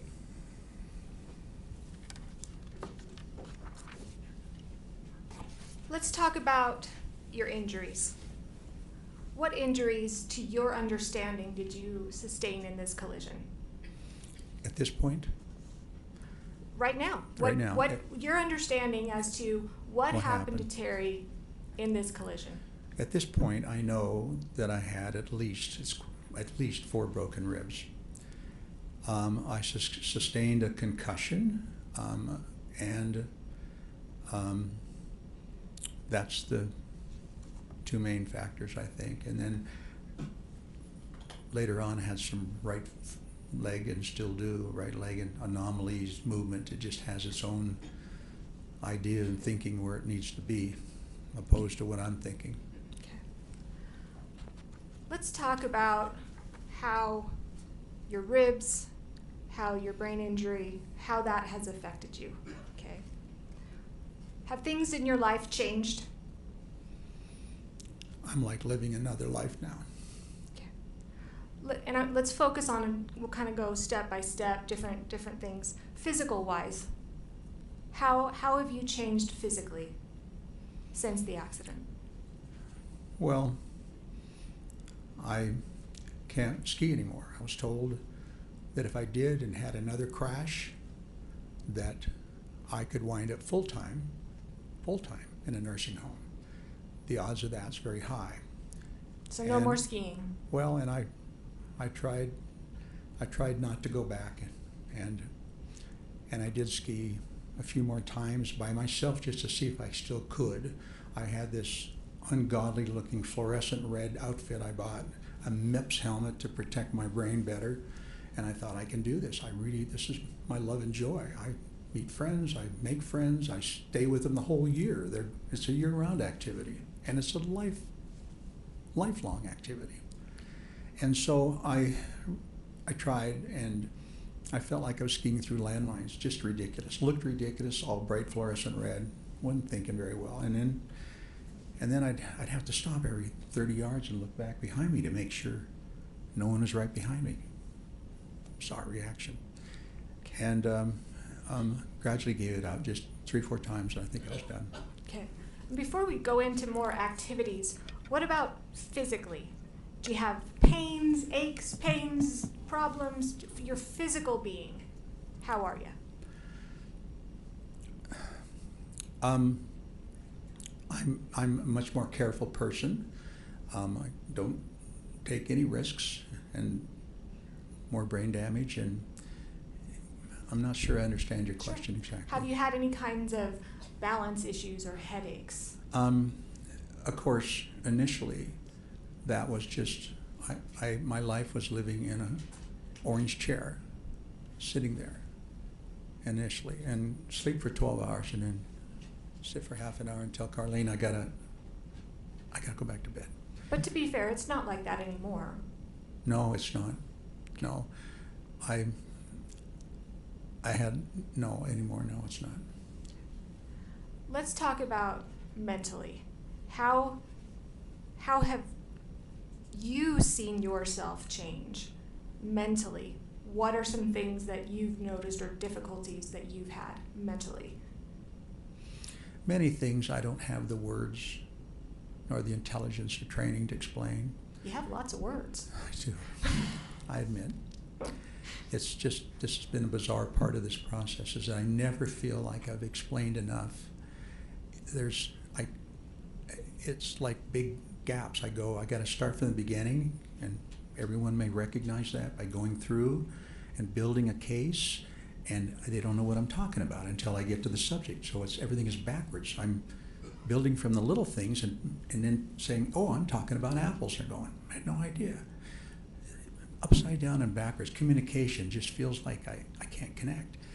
And so I keep trying, desperately trying. Yeah, personality changes is not something I just know it's different. Things are weird.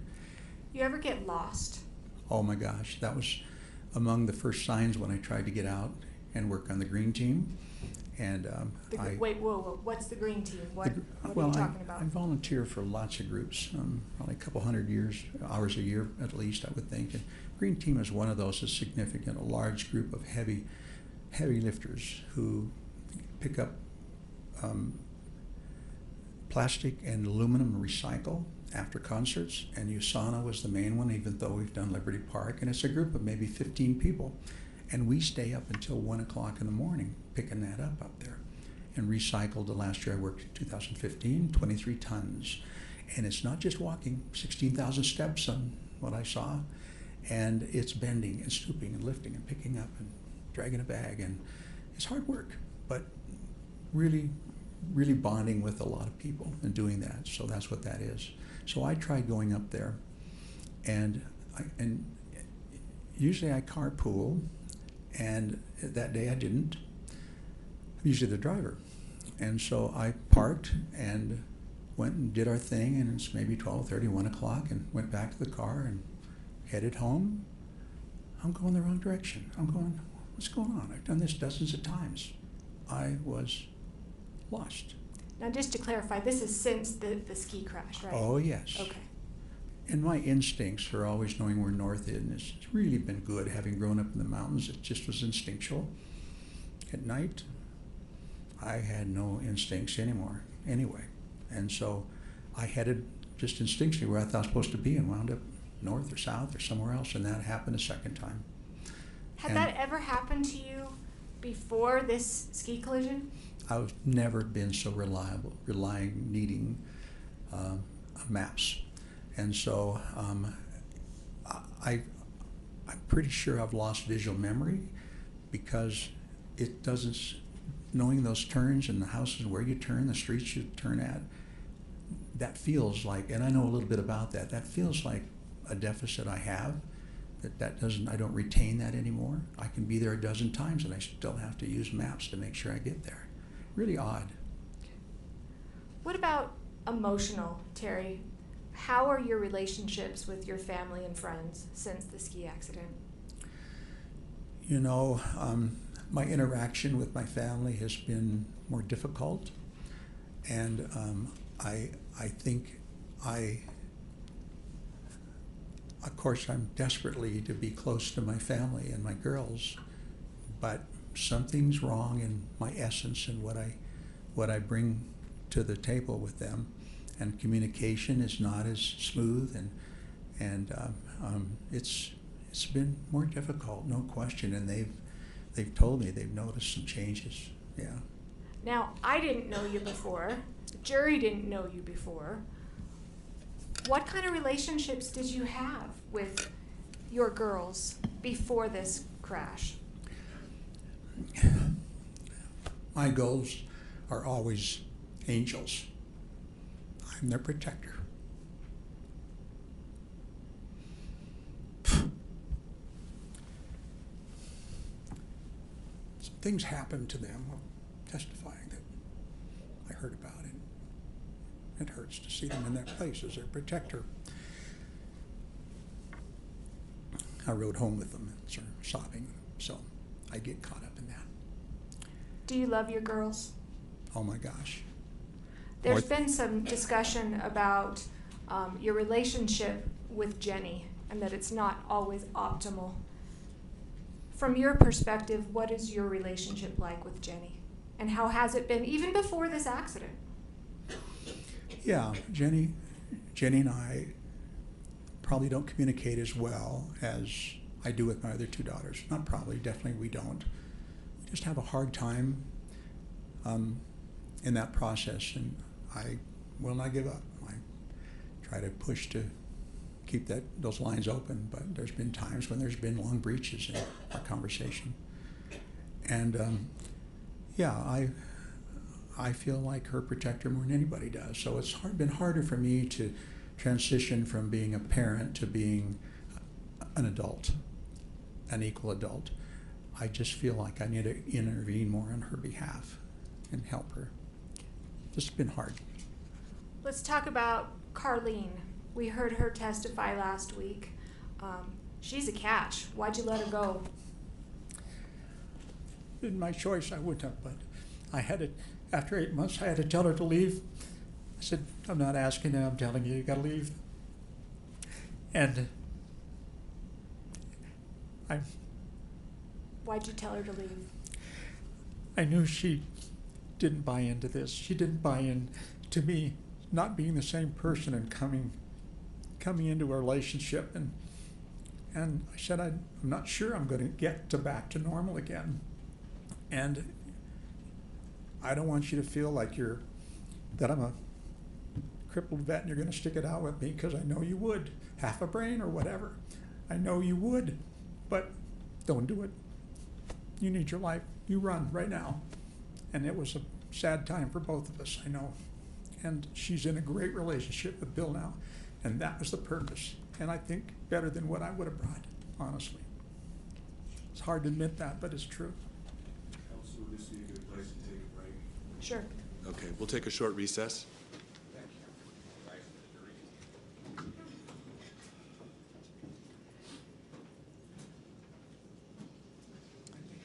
Why don't you stand now, and then you're welcome to step down during the break.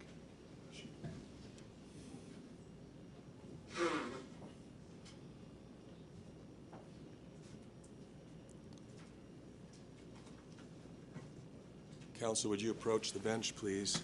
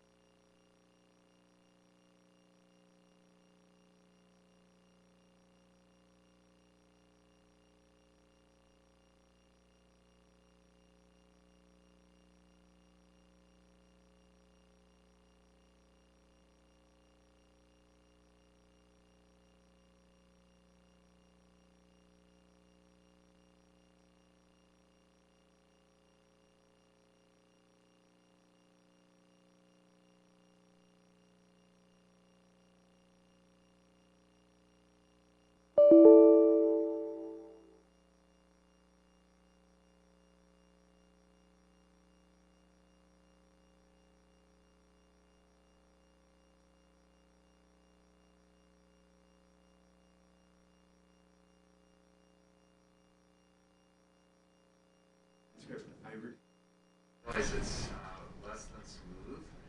And what I'd like to do and what I've done in prior trials is actually move to publish the deposition and then bring up on this the highlighted sentence and answer, because it's really slowed things down. And from my deposition with Mr. Sanderson, I suspect there's going to be that kind of slowness too, and I'd rather just bring it up. Any issues with that? Yes, Your Honor, we don't think it's proper.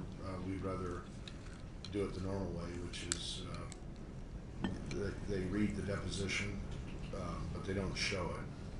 I think I'll permit it because this is a party, and under Rule 32, it can be used for any purpose. I thought he meant for the other witnesses too. And as long as, you know, the section that you're using for impeachment, Mr. Owens, is the only section that's appearing up there. Okay, that's the James issue, but we'll do it. All right, yes, we're okay with that. I thought he was talking about some of the other witnesses that were preparing. You see, last night, we thought we'd find out if Carrie Oakes was going to be offered. We could She- bring in the jury. Pardon? We could bring in the jury. Okay, Let's call them in. Get moving. I've committed to get this done quickly. Yes, you did. Your Honor, we have copies of the hard copies of the depositions. There were actually, it was 3 sittings, and can we go put them up there, Yes. 1, 2, 3, and give you a copy? Yes. Do you mind? This is Peter. Yes.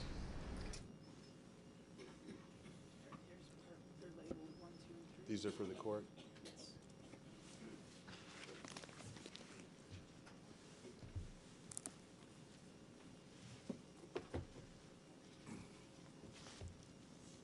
If you're putting it up on the screen, I mean, for the witness, they may not need to actually go into this.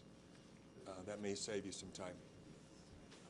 But put them there just in case the witness needs them.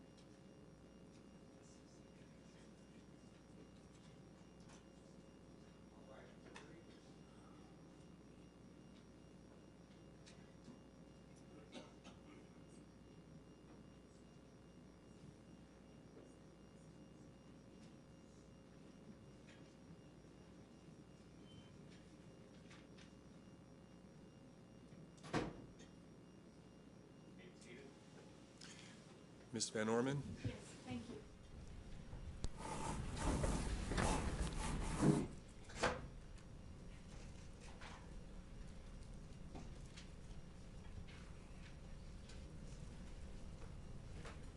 We've had trouble with that chair. Oh, It wasn't you who broke it. I've got one side higher than the other, but That's what it does, I don't. oh, okay. That's for the leaning side. But everything else functions well on it. Okay, good. Oh. Yeah, okay. Tell you what, just leave it. We'll work Move on. around it. Move on, yes. Okay. All right. So let's get back to some of the things that you've noticed. We've heard from others, but I want to hear from you. Yes.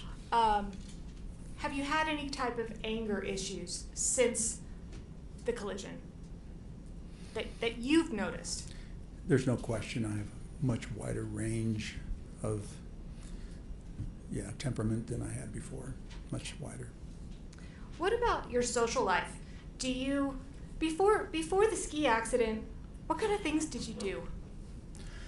You know, I look back in the last couple of years, in fact, I did that, and I just realized I was in the groove of my life at that stage.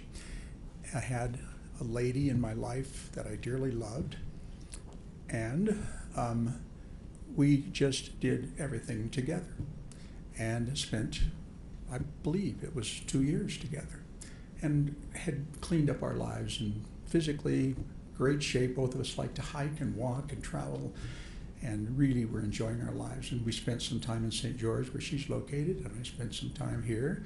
It was wonderful. We cleaned up the businesses of homes and combining homes and parents' homes, and we had, she, as I hope everybody noticed, she is an amazing woman, and so I had a great deal of connection with her. And so, since the ski accident, Yes. do you still go and do fun things and have that zest for life? I've been self-imposed 90% staying in the house. A recluse, self-imposed recluse. Just not feeling as fun, not feeling as engaged in other things, just don't have that same spark I had, and don't feel the same about when I go to places. You still travel though. You know, I have traveled because... What? Let's talk about travel for a minute. Yes. Before the ski collision, did you do a lot of travel? A lot of travel. It happened to be something that Carlene liked to do, and so we traveled a lot. Went on the only cruise that I was ever on before the crash, and yes, we had more plans. Did you ever travel alone before the ski accident? I did travel alone in a few places, yes. Okay. What about since the ski collision? Have you still traveled? I have traveled, and as part of the problem, just easily confused about things. So I usually request having somebody else along. Also because of this funny aberrant foot thing, wanting to go its own way, I don't feel as safe. And then also, things would happen, like I put the wrong name, I get their name spelled wrong, and important flight tickets, and the birth date, which I should know. So it was difficult, and I really wanted someone to go with me. I didn't feel as secure in traveling alone. Have you traveled alone since the ski accident? I have not. I had one time when a friend, one friend, there's actually two, but I had one friend when we had planned a trip to Europe, a physician's assistant and my yoga instructor, and she decided right before the trip, Terry, I don't like you anymore. I don't know what's different. You're a different person. I don't like you anymore. And canceled her. How'd that make you feel? It was like, oh my gosh, I'd known her as long, and one other one as well, as long as I've lived here. Almost 5 years, I'm guessing, at that time. And it's like personality, like that's something that develops from the time you're a child. What do you do about a personality issue? Something's changed. I don't know, more aggressive. And you know what? That lady will not answer her phone or texts. And I have. Well, we're not going to say her name on this being broadcast, so we're not going to. She's a lovely lady. Yes, she is. Have your other friendships been affected as well? Yes, another lady that I knew for quite some time, a sweetheart, also of a woman. We just got off kilter a little bit. Well, after I told Carlene she had to run, it was a few weeks later. I couldn't realize how lonely I was. Yes, I should have taken more time to absorb that, but I was so lonely because we were together all the time. So I reached out to her, and we spent a couple of activities together, and I couldn't believe the words that came out of her mouth. She said, Terry. This is hearsay, Your Honor. It is hearsay, so you can't testify as to what she said. But how did it make you feel? Well, it made me feel like, what's wrong with me, and how do I fix my personality? How do I fix it? I'm a different person. It's a very complex issue. And I lose self-confidence. The person I am, I'm going, what happened? Terry, are you trying to improve yourself? I've been in denial. I've been in denial about my issue. I refuse to believe I have brain issues. I've just done everything I can. I knew I had a critical window to restore stuff. And I did everything I was told and everything I could find out about trying to get those neurons reconfigured in a good way. And I haven't found it's helped, so I'm still in denial. I keep thinking there's got to be something. Are you trying to improve yourself? Yes, I don't want to have brain issues. I'm trying to prove I don't have it. Everything I do, I'm trying to prove I don't have that wrong with me. There's been a lot of discussions about how Terry was before this ski collision. And could you put up Defense Exhibit 23, please? And I'm actually going to move for the admission of the entire Defense Exhibit 23. I'm assuming there's no objection.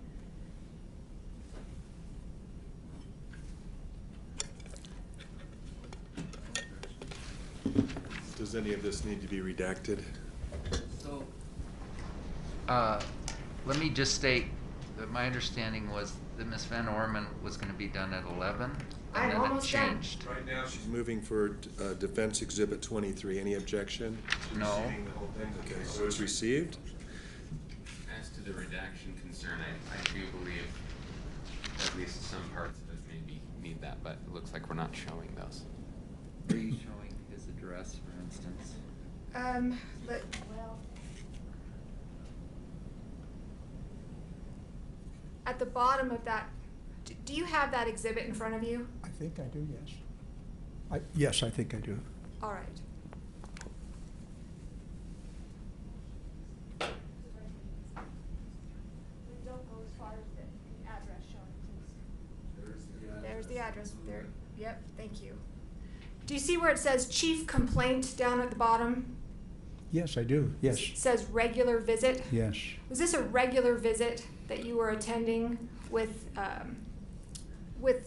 your provider? It could be. I don't know. I usually saw her once a year or once every 6 months, so if that's what it says, I believe that's. Okay. And just for reference, Terry, I know you weren't here, but this is the I'm getting old exhibit, the I'm getting old visit. Could you go to the next page, please?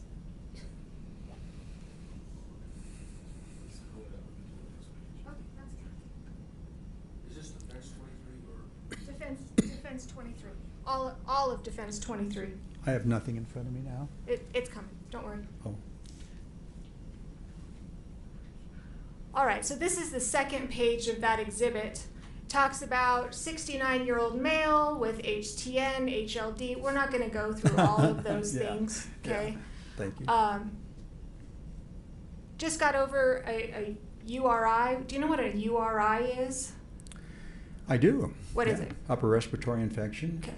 So you just got over that yesterday, you think, at least according to this record. No cough, just runny nose, and upper respiratory symptoms. This is going to be his test for the cough, had not had a persistent cough, etc. Weight gain, thinks eating out too much. Were you eating out too much? Yes. Carlene and I chose to eat out instead of cook. Okay. And not getting enough exercise. Yes. Thinks you've gotten old all of a sudden. Terry, what does that mean? Did you tell your doctor that? You know, I relate it to the URI. If someone who's just gotten over a viral or bacterial infection, either one, over 2 weeks with a cough and just feeling worn out, I wouldn't doubt I wouldn't say something like that. Most And in of us fact, it says, does not think depressed, mood is good, just not doing the things you used to, but also thinks you're going to start skiing again and reinstate your gym membership. Did you have a plan? would. Yes, I absolutely did have a plan. All right. And that's all I need for that. Talk about planning, and I meant to ask you about this before we move on. Do you know what executive functioning means? Yes, I'm familiar with that term actually from before. What's your understanding of what it means? It's the ability to coordinate your actions through your life, to be able to put things together, make decisions about them, get things done, and be efficient and effective, and be able to multitask and be effective, be efficient and effective. Your Honor, can we approach? Sure. move along.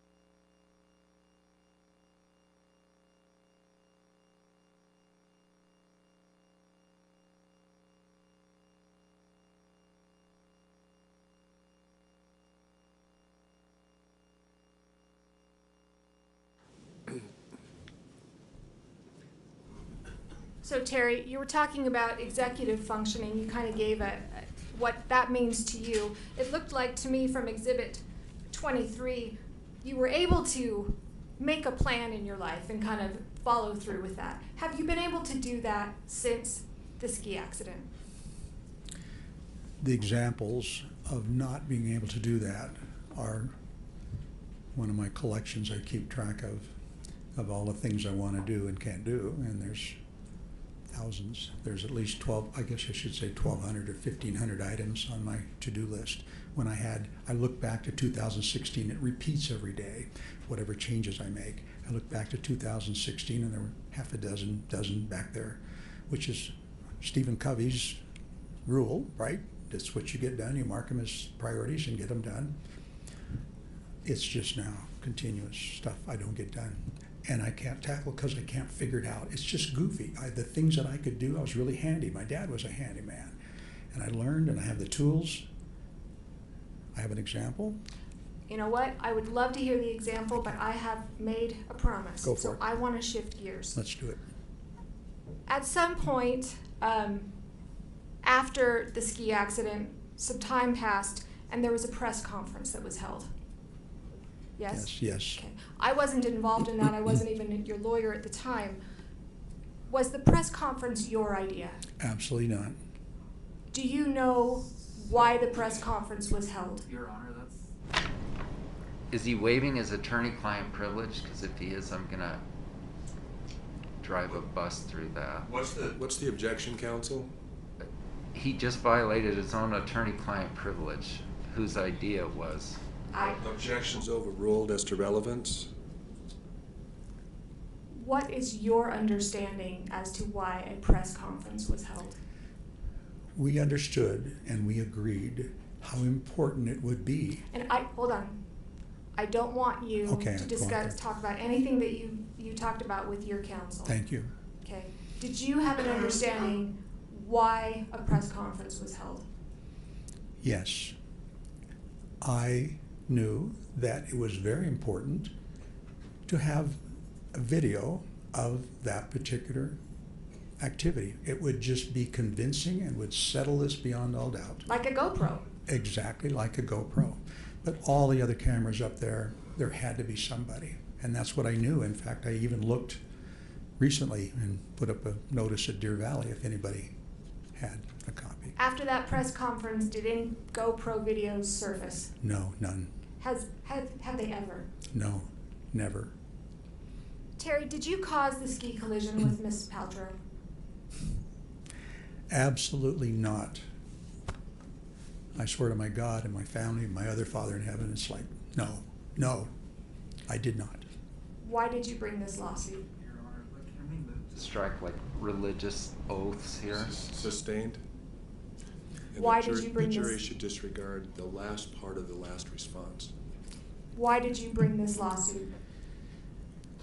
You know, I realized after a period of time that no one believed how serious my injuries were. Just because I wasn't out and interacting continuously didn't mean there was something any wrong with me. I really, really wanted an opportunity. I knew there was damages, and then there was lots of insults added to that singular incident. Lots of insults along the way, dozen of other times where everything went contrary to my value system. And I just went, you know what? My daddy would say, if you got the truth, you bring the truth, don't let anybody back you down. And that's what I felt I needed to do, and I'm here to prove that truth, only with facts. That's all I have. Thank you. Thank you, Ms. Van Orman. Mr. Owens? So I caught a cold, so I'm kind of keeping my distance from people. Let's see, where's that little microphone that moves? Just on the table. Oh, there it is, thank you.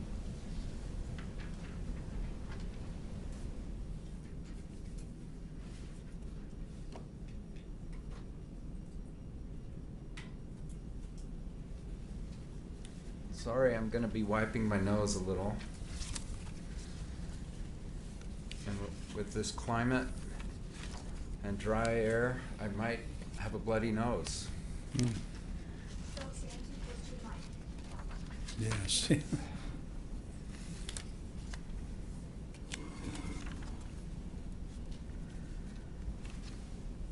All right, let's talk about a few things.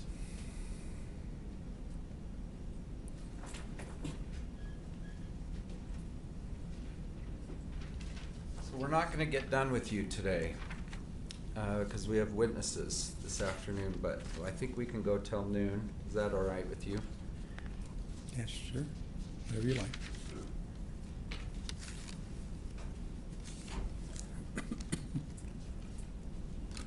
Did you ever say to me,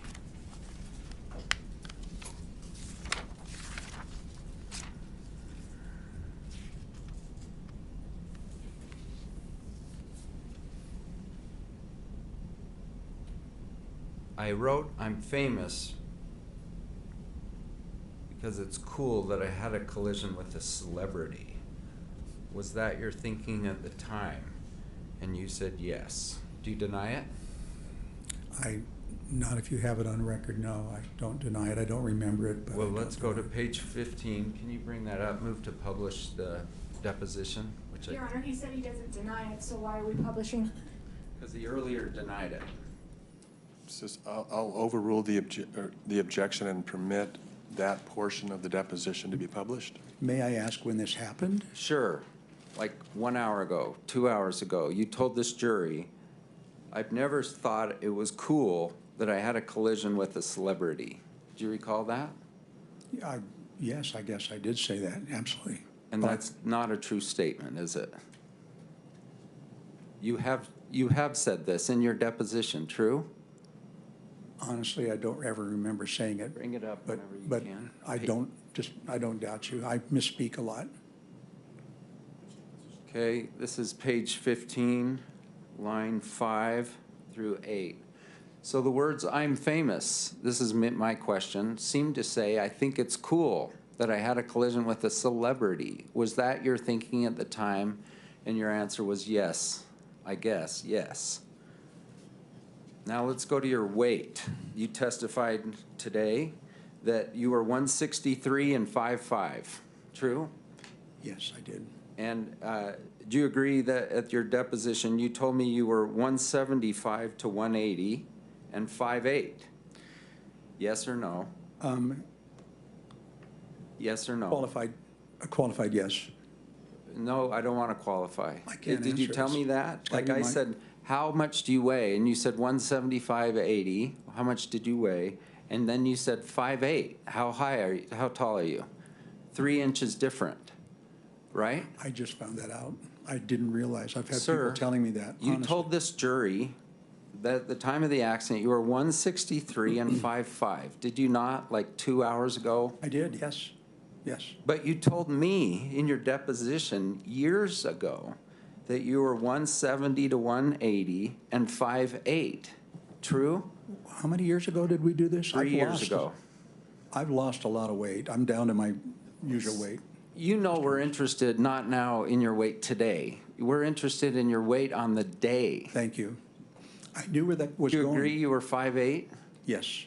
Have you shrunk 3 inches? I couldn't believe it either. I wanted to argue because I think I'm 5'8" yet. You, But I you do have seriously- degenerative back disease, and didn't- those I didn't- discs are I've always- getting squeezed. Is that why?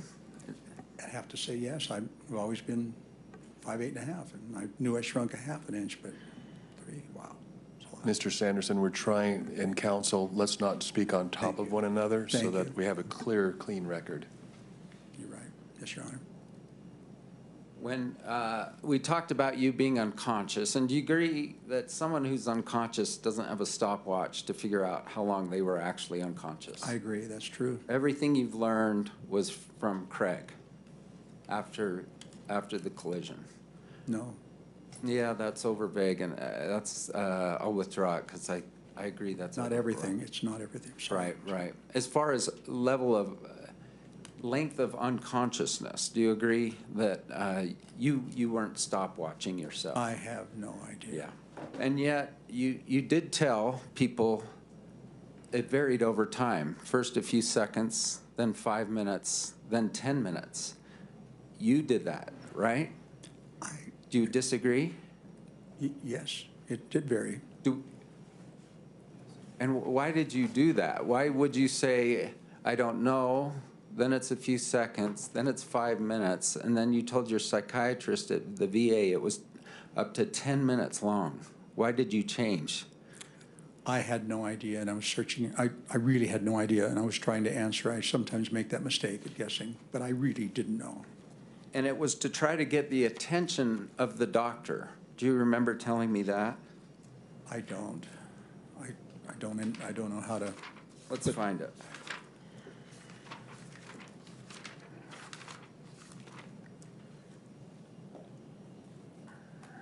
What's the date? Let's go to page 95.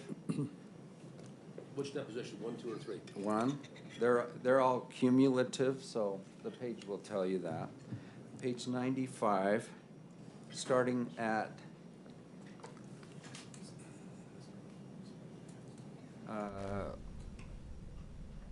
line 7.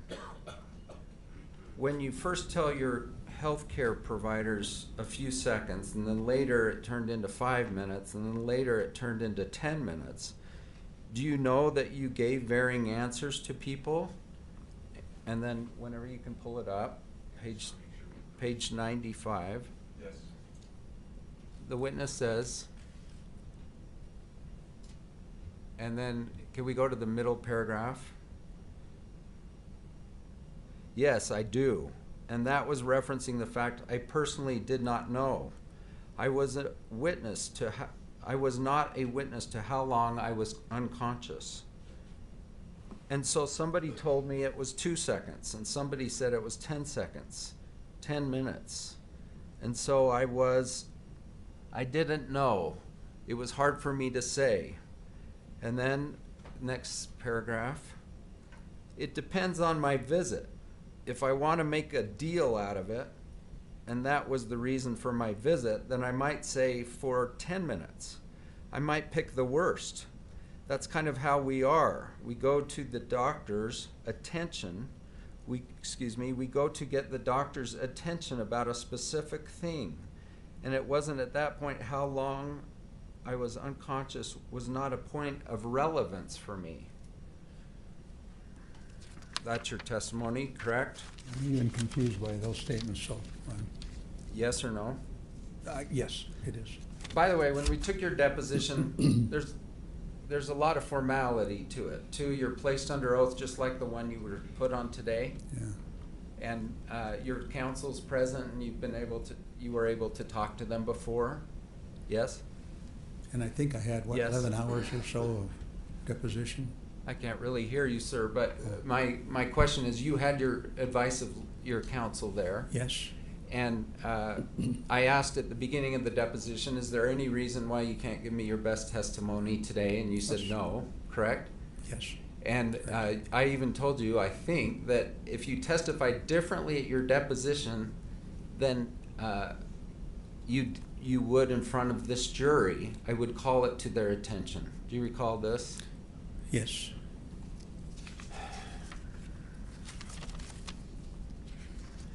And you took an oath, and you then had the opportunity to make any changes to your deposition transcript. Is that true? Yes. And did you? No, I don't remember making any changes. I think I made 2 with you. I said 2 corrections and that I remembered. Okay. You And- didn't. and You you took didn't them. make some, and counsel told you let's not submit those. I haven't looked at these depositions at all. Not at all. Do you dispute that? Well, I heard you call Eric Christensen, a Deer Valley instructor for 40 years, a bully. Did you say that? I did say that, yes. And that he was yelling at your face. Yes. I figured out. I And didn't we'll- actually know that until, And we'll meet we'll meet him at 1 o'clock. Deer Valley's known, or at least puts itself out there, doesn't it, as like the most customer friendly they could possibly be. Do you agree? I agree.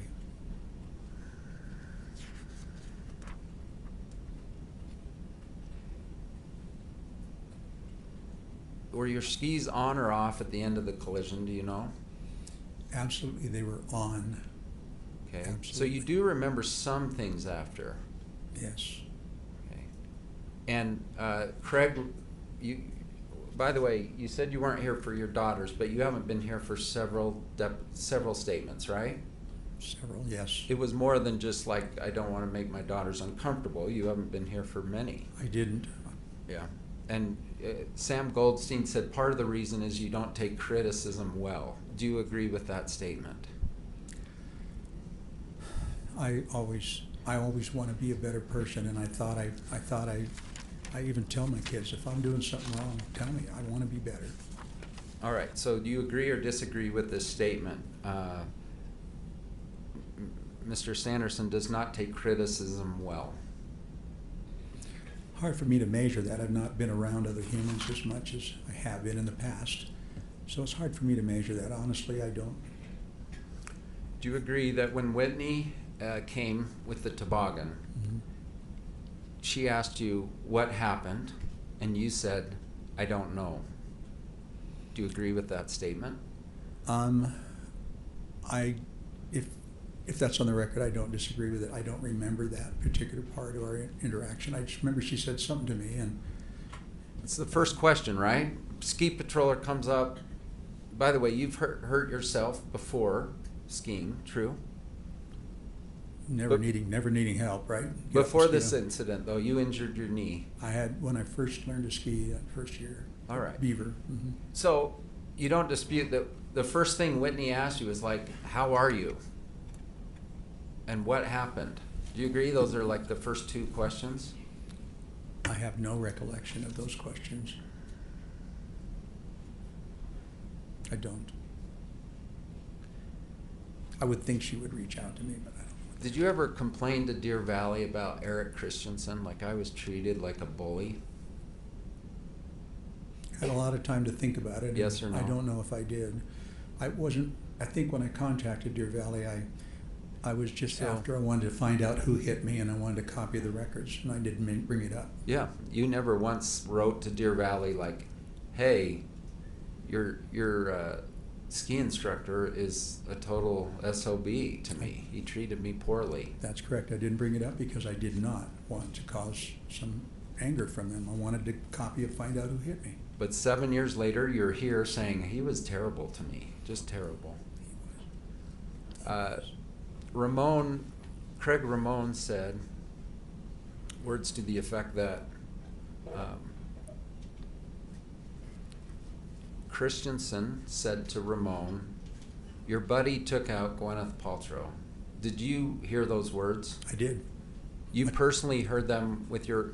So now I want to be clear because I'm not trying to confuse you. Did you hear them when you were on the ski No. slope?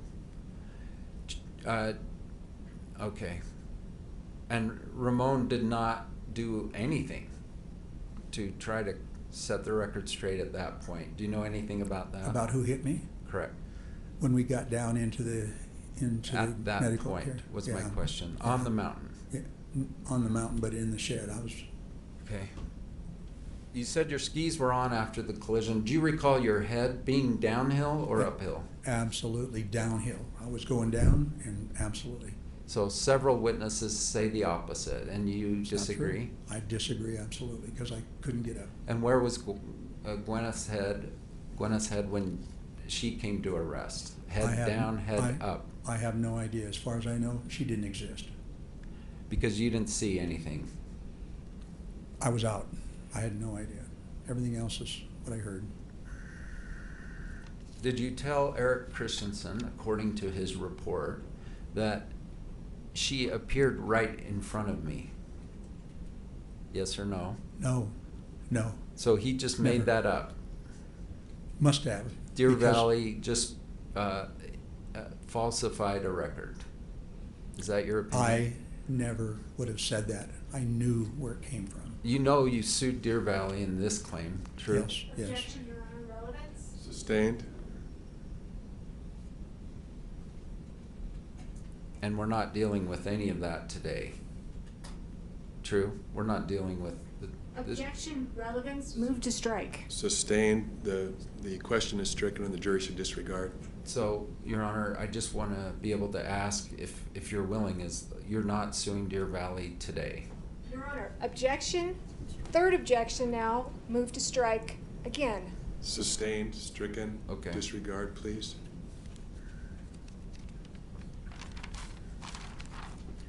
I hear you saying you were flying through the air after she hit you. Did you say those words? Yes Today? Or, yes or no? Today? Today. Today I did.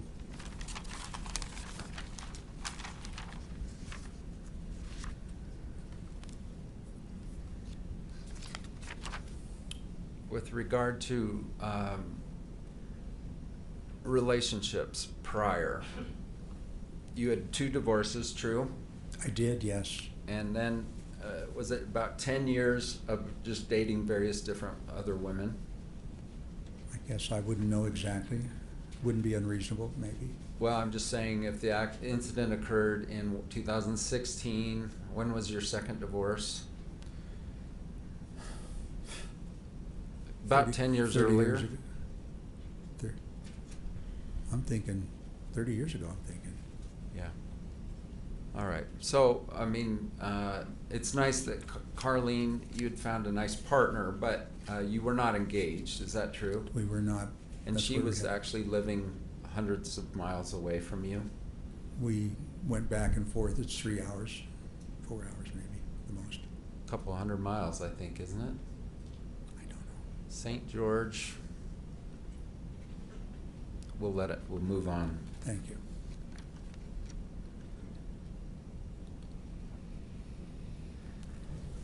Do you recall saying that you agreed that saying I'm famous was a crazy thing to say? Agree? Absolutely, it's not me. I don't buy into that. But it was you, right? Just to be Right. clear. When you say it wasn't me, it was in fact you. It's the other personality that's inhabiting my body right now. And you blame Gwyneth Paltrow for that. Yes, no question. Do you recall having a kind of a stroke event like 10 years or so before the incident? Yeah, but that diagnosis has been changed. But it's an ischemic retinal occlusion, Probably due to a migraine. and you lost your right eye in that. I lost some vision in that eye, yes. And that was one of the reasons you retired. One of many. Mhm. Yeah. In terms of your anger, do you agree you sought therapy for anger management about 10 years ago? I don't. Or 15 years ago? I guess 06, about the time of your second divorce. Because if you I don't deny it, we're going to remember. pull it up. I don't remember that purpose, but yes, okay. Was I seeing a shrink or? So you I can't don't ask know. me questions, unfortunately. Sorry, thank you. All I'm trying to have you say yes or no, and then we go to documents if we need to. So do you agree that you were seeing a therapist at the VA for anger management about 10 years even before the incident? I honestly don't remember it, but if you say so, I believe you. Yeah, I can't testify. So if you I don't. dispute it, then we go to the record. I And don't look at these records. I haven't, 5,000 pages. So you don't dispute it? I don't. Okay. And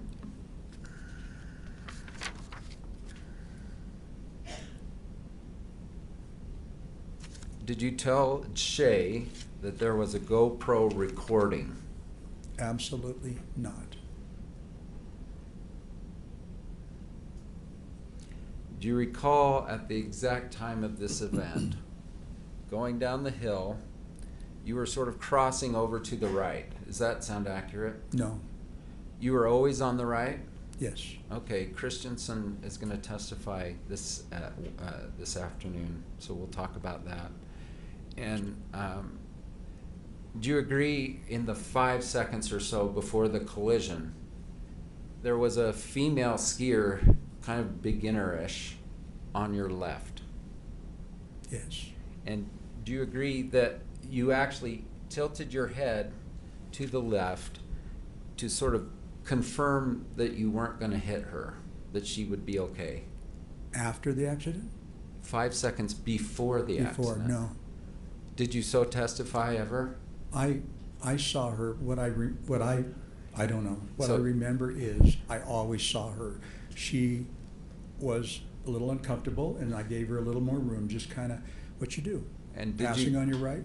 and did you turn because of your right eye is blind? No. Did you turn toward her? No reason to. Look, you did not. No. Okay, we'll pull that up in Please. probably at our next visit.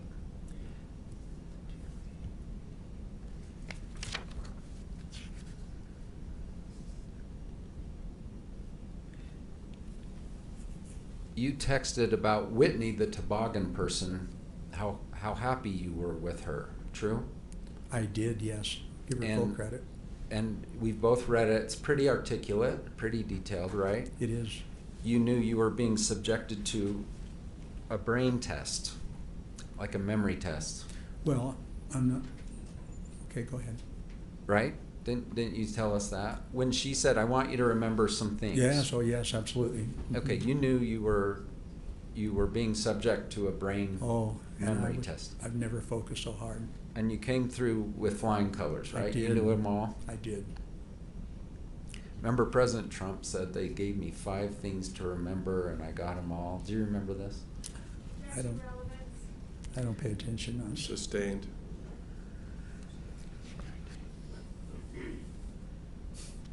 You called her a sweetheart and that she entertained you. And that was all really within a half hour of the incident? A half hour of the collision? Is that true? I don't remember the time frame. Carlene may have been there by then. I don't know. She was helpful. But it was at the base where the toboggan went down to. Yes. That was, that wasn't, well, tell me, is that at the bottom of Deer Valley or is that a mid-level Mid-level, clinic? I think. I think it was mid. All right. And I was is there a picture of you two in a wheelchair smiling? Do you remember that picture? I haven't seen it. Ever? Don't remember seeing it. No. Shay mentioned it, that there was a picture of you, and maybe it was at the Instacare. Do you remember any picture of you in the Instacare in a wheelchair smiling? No, I don't. Okay, and I asked you about it, and you said I just smiled because they told me. If somebody says smile. Someone said smile, and you smiled. I don't remember. Does this ring a bell from your deposition? It does not. Okay. But that's. So you took a picture of Whitney, right? I did. Composed that very nice email with all the details, and then you sent it to your group. Probably. I don't say I composed it. Could have had Carlene's help. She may have been there then. And that's, well, you did it though, right? You came up with those exact words. Carlene didn't do that. I may have helped her. Well, she doesn't know she grew up in Michigan, that she's Exactly. won the Deer Valley collision, or the Deer Valley Grand whatever race, right? That's right. All right. She doesn't know that. Do you think Carlene was present at the Deer Valley Clinic? I know no, she wasn't at the Deer Valley Clinic. No, absolutely not. Okay. No, it was when we I got may have home. misunderstood She you. was on her way.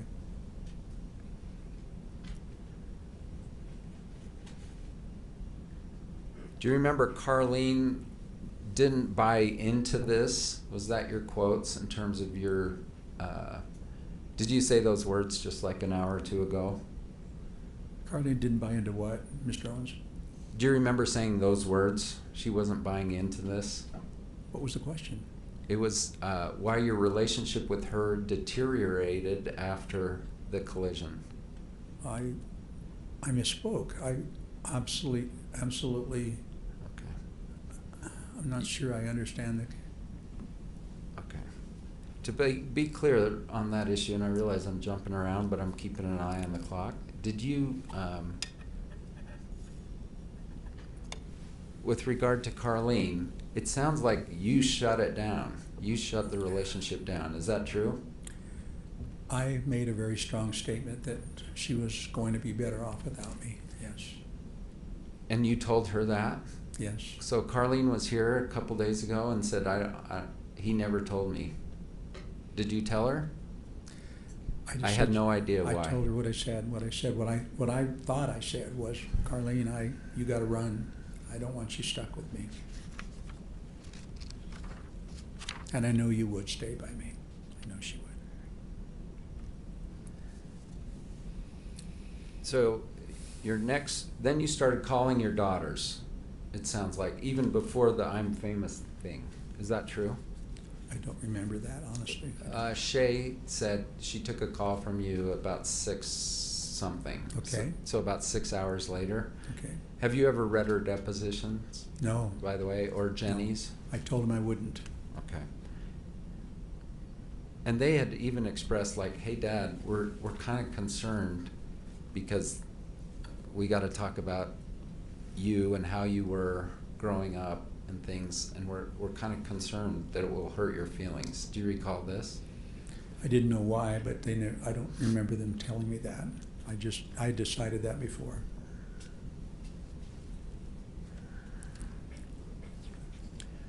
All right, so you're at the clinic. You take a picture. This is at this on the Deer Valley Hill. You take a picture of Ramon and one of the other skiers, and they're all smiles. Did you know that? Boy, that's a little bit. I do kind of remember that. Uh-huh. Can you bring up the picture of I Ramon? do.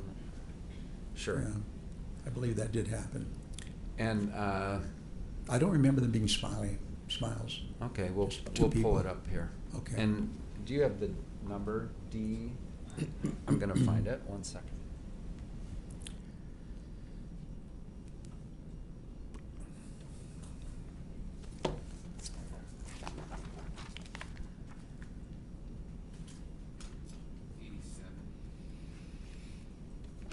D87 moved to admit.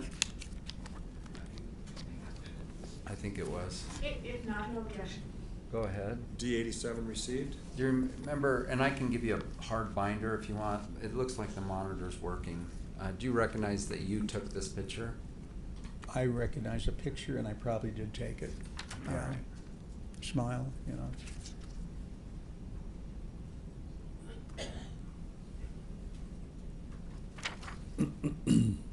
When you went to the Instacare, do you have a personal memory of that? I really don't. I don't remember if I had an X-ray.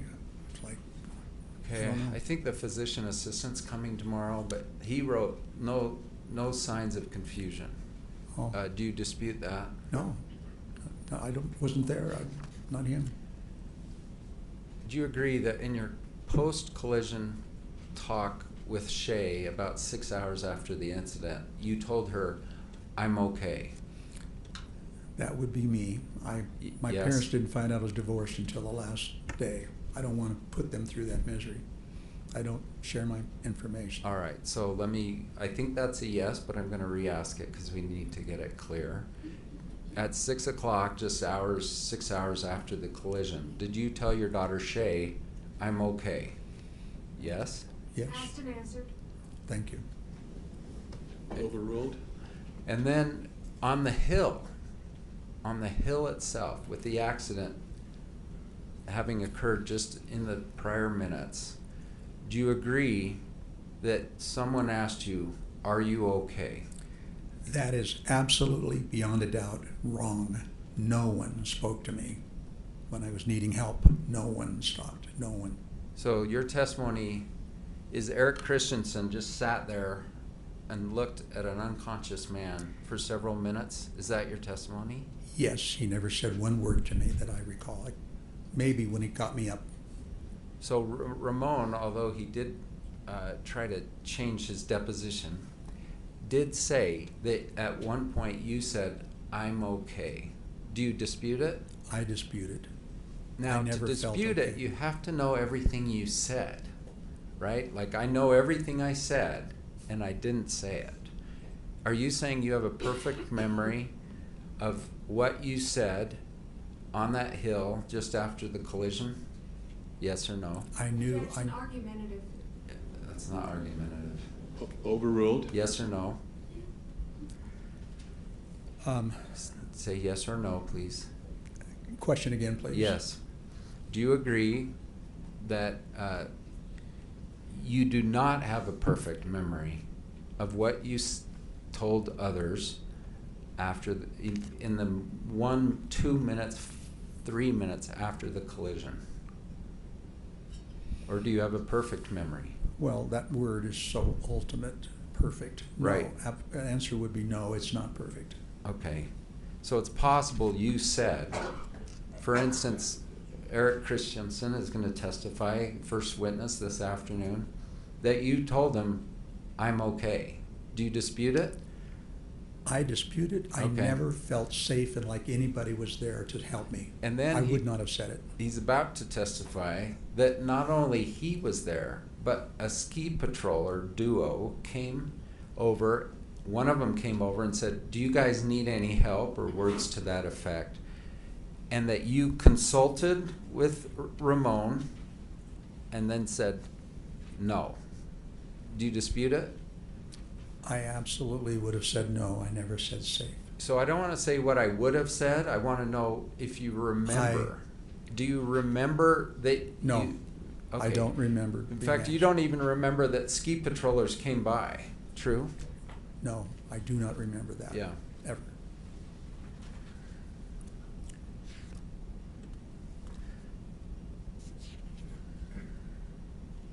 We talked about your right eye, but your left eye also has some severe vision loss. Is that true?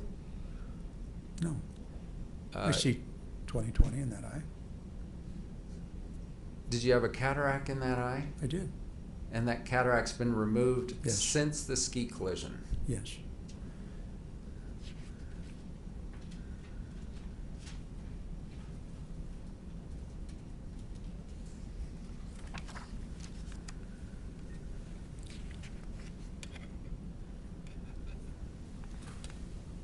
There's a report on February 4, 2015, that his vision in his left eye is decreasing, blind in right eye.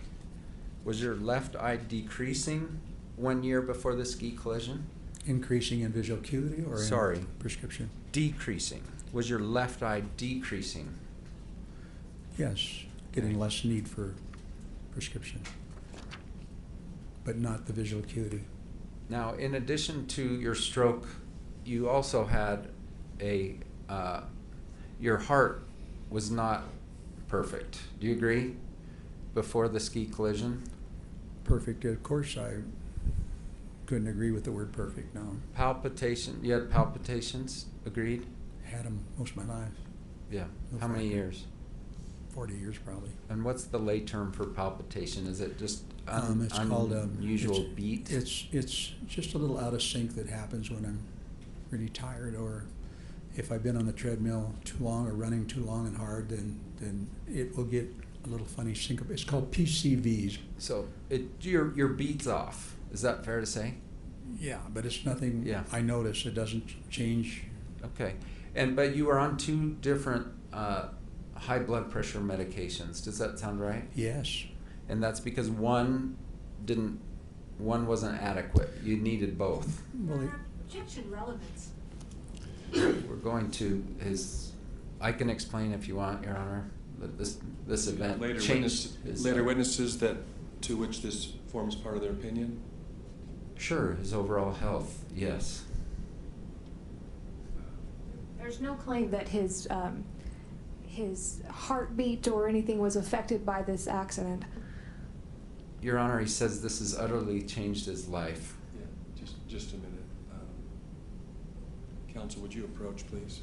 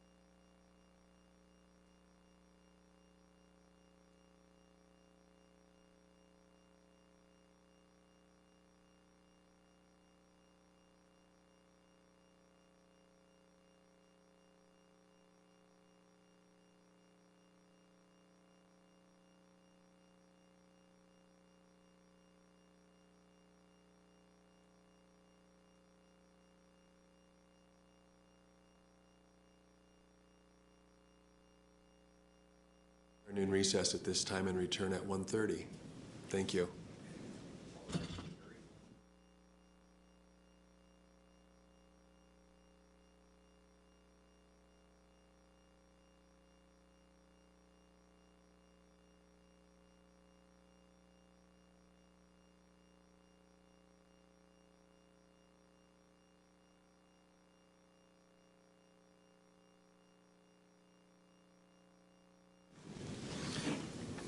May be seated. So, counsel, consistent with the motion in limine ruling that the court gave at the before trial, Mr. Sanderson, you can certainly step down. There was a laundry list of medical issues, and medical issues, if they're relevant, they absolutely should come in. If they're not relevant, they should not come in. So there will need to be, I need from you an assurance that this is a conditional relevance situation, and that you will tie in the relevance later, and not just a vague statement from an expert that this guy had a lot of health problems before. I need to know, it needs to be tied in. So maybe you want to look at the reports or depositions to make sure that whatever it is that you're examining this witness on will be tied in later by a medical expert as to the relevance, either before or after. I mean, either one of those would be relevant. James is sort of on the damages end, so I'll defer to him on the specifics, but we are talking, when they say it's utterly ruined my life, we're talking about the whole package, and aging is one of the primary, just normal aging is one of the primary issues for our experts. And so we got to look at the whole package, not how about this heart thing, and how about this prostate thing, and how about this. We will argue, and our experts will back it, is that that's the reason he is kind of slowly deteriorating, progressive aging. Okay. So take a look at what the opinions will be, and if you feel as though they're tied in, then you can go into those areas. Thank you. It seemed like there was one other issue. Okay, I just want to kind of put this on the stand. So I had 7 witnesses lined up. I was supposed to take over the case this morning at 9 a.m. Many are out of state. Plaintiffs' counsel, I don't dispute everyone's working hard, but it has significantly thrown off my witness list to the point that I'm actually having to cancel witnesses, and so that we can read their transcripts. And some people, some of our experts in particular, flying in out of state, I can testify during this small window. And as of last night, they were going to be done at 10, then it was 11, and they still haven't rested. They were delayed today because of weather. True. I guess I'm not really blaming people, except for I still don't have the case. They're not ready to rest. Multiple assurances that they were going to rest on Friday. Thank you. Okay. And also for the record, the court didn't issue an order concerning, when one case must be rested and one other must be rested. I've been leaving it up to counsel to work that out, and from my perspective, it looks like everyone's doing the best they can. Everyone's working hard. I don't dispute it, but it's hard when I have kids flying in. Understand. You want any response to that, or should we just hold our peace? Why don't we take lunch? All right. Be back at 1:30. And you're getting a printout for the amount of trial time that's been used so far. Yes. As soon as we get to a working printer.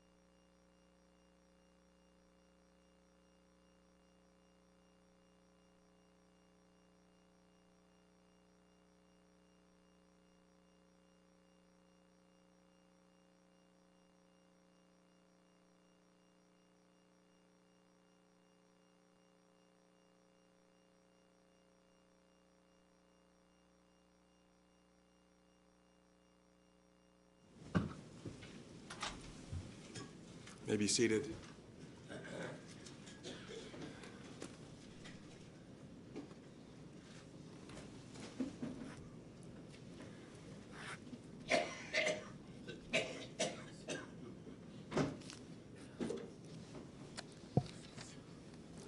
Calling Sanderson versus Paltrow. Looks like not quite everyone's present. As soon as you are ready for the jury, let me know.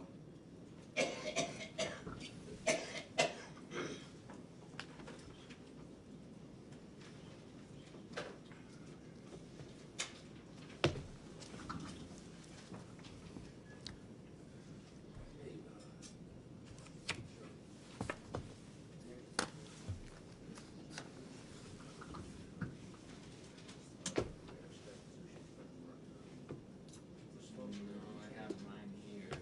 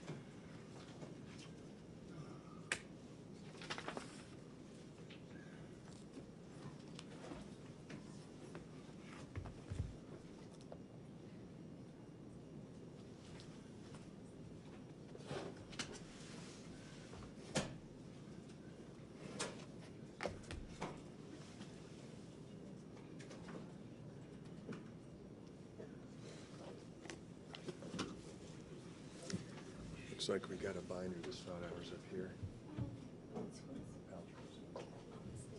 Yeah, yeah. Ready for the jury, counsel? All right, we're ready.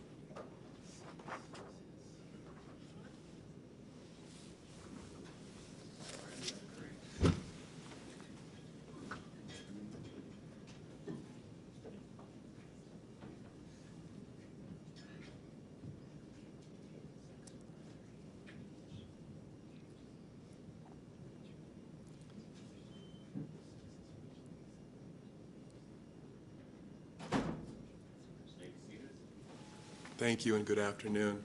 Mr. Sanderson, would you please retake the witness stand?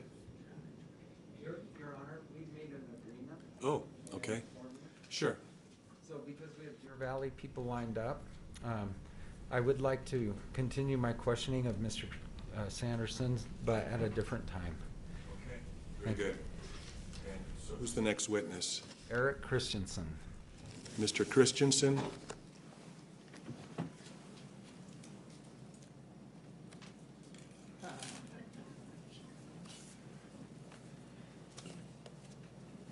If you could come right up here, sir. Hi. These guys, okay, thanks. Do you swear that the testimony you are about to give in the case now before the court will be the truth, the whole truth, and nothing but the truth, so help you God? Yes. Thank you. You can have a seat. Good afternoon, sir. Just right around here, and there's the chair. And the left-hand armrest has been acting up again.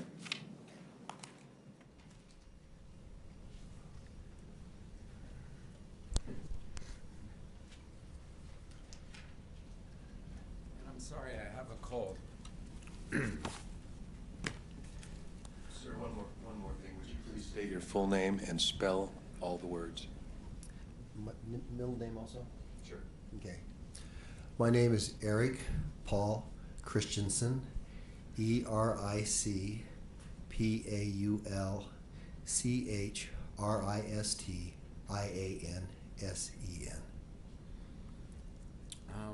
Let's introduce yourself. What city do you live in? I live in Camas. Okay, and married, kids? I have 2 children. They're both in their 30s. I have 2 grandchildren. And skiing has been a big part of your life, is that fair? It has been. I've been a ski instructor for 44 years, 39 of those at Deer Valley. And I can think of what a ski instructor is, but just comment a little further on that, would you? What is a ski instructor? Once I came to Deer Valley, I went through both of my levels of certification.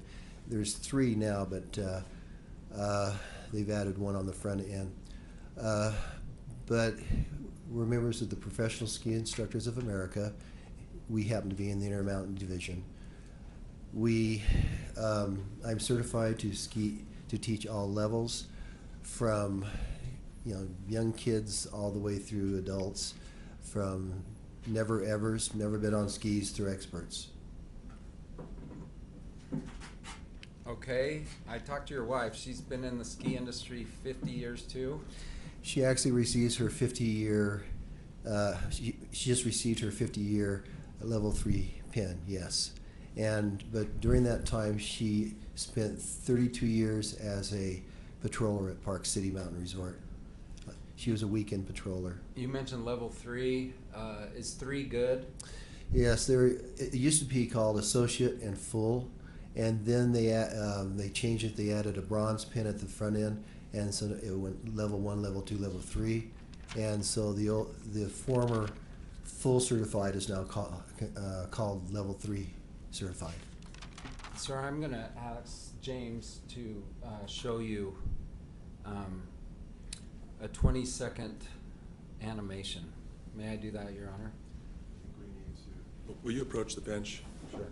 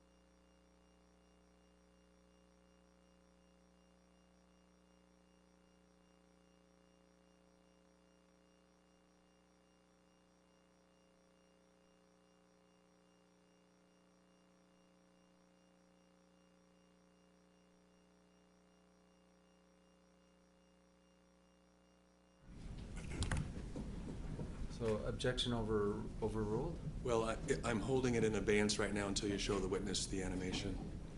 So may James approach the witness? Sure.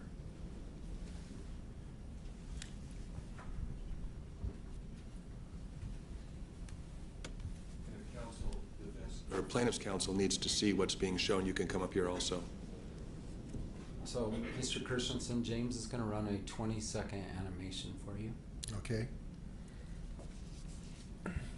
For the record, this is the number 6 True. of the animations.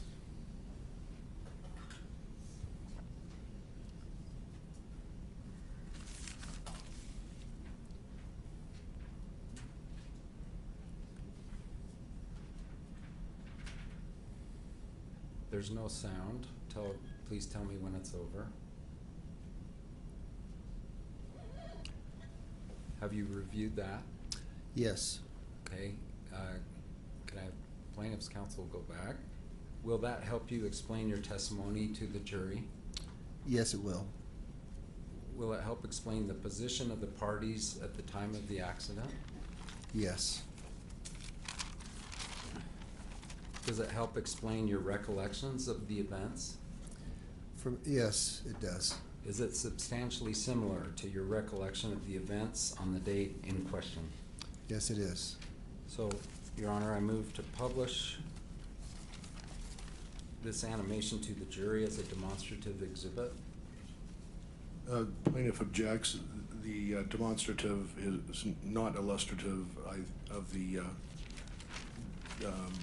witness's viewpoint, and if you wouldn't mind, Your Honor, I'd like to have another sidebar. Okay.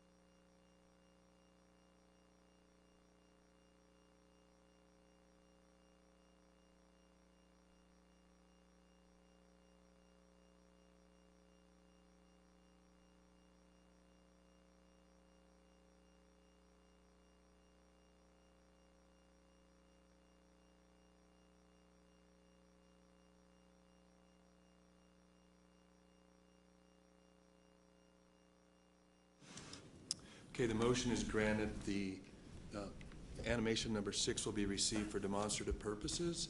And if the jury will recall, jury instruction number 18 addresses evidence like this.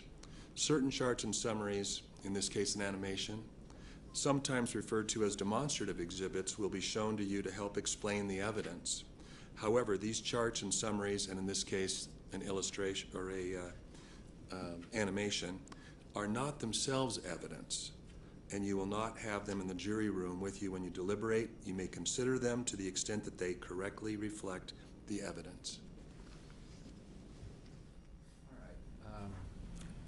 Let's play the animation, and then we're going to go back and talk about it. Is this from your viewpoint? This one would be from my viewpoint, yes. And let's be clear, this is not a GoPro video. No. This is a creation. It's not an actual video, correct? That is correct. All right, so this is from, if you had a camera on your forehead at the time, does this sort of illustrate your testimony? It will. Okay. It's been admitted. Wax Foundation. Overruled. Go Okay, ahead. let's play the video.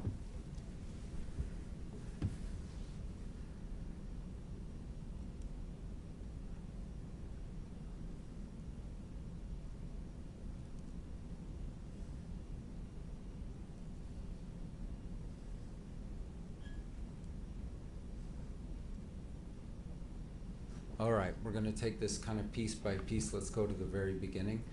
Do you know the bandana run? Very well. How many times have you skied that? Well, I've been at Deer Valley for 40 years, actually. I would say that the bandana run has been there for about 30 of those, and it is the only access to go directly from Flagstaff Mountain to the Empire area. And do you recognize this, for instance, this little cabin there on the left? Oh, yes. What is it, a private home? It's a private home. Do you recognize those? And I have a little laser here, if I'm doing this right. Do you see those buckets right there? Yeah, those are green foam tubes that cover up the snowmaking. There's water and air, or water and electric, depending on what type of system they have. And does that provide some landmark in where this collision occurred? It does. Okay. Was it essentially across from them? What do you mean? Where the collision occurred, was that sort of across from the snow equipment? It would be in that general area, yes. Okay. And then there's some people here. So who's the orange, the guy in the orange? That would represent Moses. All right, so let's back up. Were you hired by Miss Paltrow to help Moses that day? Yes. And had you helped him before? This was the third time I had skied with him, twice in the previous year, and then this trip on this year. Would you lie for Gwyneth today? No. Are you testifying truthfully today? Yes, I am. By the way, you were called a bully this morning. Have you ever bullied a guest at Deer Valley? Deer Valley takes their guests very seriously, and if an instructor is has a confrontation with a guest, we don't last. We are supposed to be polite to everyone, and I was polite to Mr. Sanderson that day. And have you been polite to every guest in 40 years? I've never had a reason not to be. So, yes? Were you Yes. a bully to Mr. Sanderson? I was not. Is that a ridiculous claim? I feel that it is, yes. And you were personally named in this very lawsuit. Objection, Your Honor. Sustained as to relevance. Goes to credibility, I believe, Move to Your Honor. strike, Your Honor. I'll follow your order. Okay.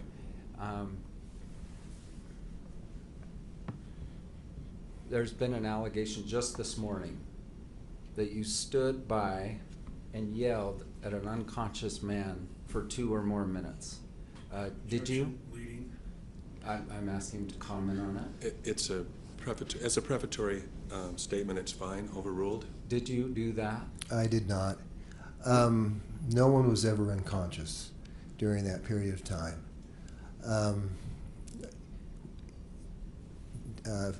Where do you want me to start? Yes, it's a big story. Okay. Okay. Who are these 2 people on the animation? Those would represent Apple and also Carrie Oakes, another instructor.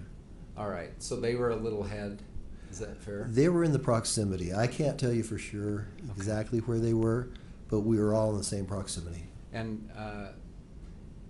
do you actually recognizing this as an animation, but does it illustrate well the geography of the actual run? It does. Do you know anything about like a special photographer going up and actually contouring the run? Well, it is what I've been told. It is an actual photograph of the run. And this was a clear day. It was. And that's. Do you know whether this was the actual month and day, not the year, of the actual incident itself? Like, this is literally the day, like February 26th? Right, I was told that the other day. that Okay, you don't personally know that? No. Okay. All right. The title of this image is Christensen's POV, point of view, and let's run it, and then James, I'll ask you to stop at some point.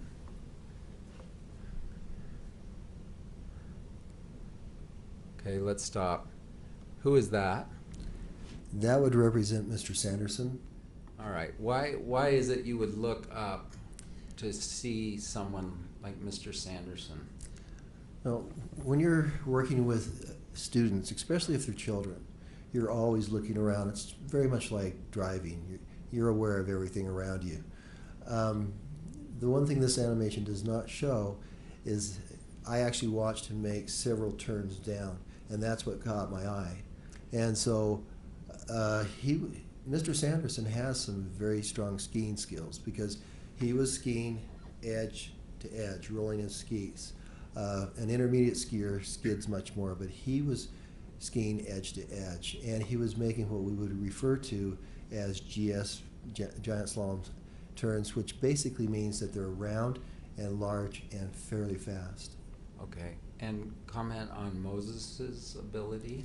Moses, I think it was maybe his fourth time. He went to Big Bear one day, from what my understanding, and then he had skied a few days with me on one trip, a couple of days on a second trip, and this was his first day of this trip. So he did not have a lot of experience. He was 9 years old, and so he was still in a wedge, and so we were skiing very slow. We were skiing on the side of the run. And comment on Gwyneth's skill level. Gwyneth is a strong intermediate skier, and she was skiing skiers right while we were on skiers left. And one of the things that's interesting is that she was making short radius turns. Now, when we teach people how to be safe, one of the things that we do is we try to teach them to ski not right down the middle of the run, because that's where all the traffic is, but if they can ski a shorter radius turn on the side, that means they're in a narrower corridor. It also means that they are out of the line of traffic, and uphill skiers who are faster can watch and anticipate them and miss them. And that's what she was doing. She was actually skiing short radius turns on the skier's right next to the edge. I did jump beyond your background. So when it's not ski season, what do you do for a living? I also teach at the Winter Sports School. It's a high school that was set up for winter athletes. And so we start in April, and about the second week of April, and then graduation will be the week before Thanksgiving. And so the students get an academic education, but they also get 5 months off during the winter to work on their sport. Okay. I think I mentioned that your wife is a level 3 instructor. Are you a level 3 instructor? Yes, I am. And is that the highest level? It is. And highest means most advanced? That is correct. Okay. All right, let's run the video just a little bit more.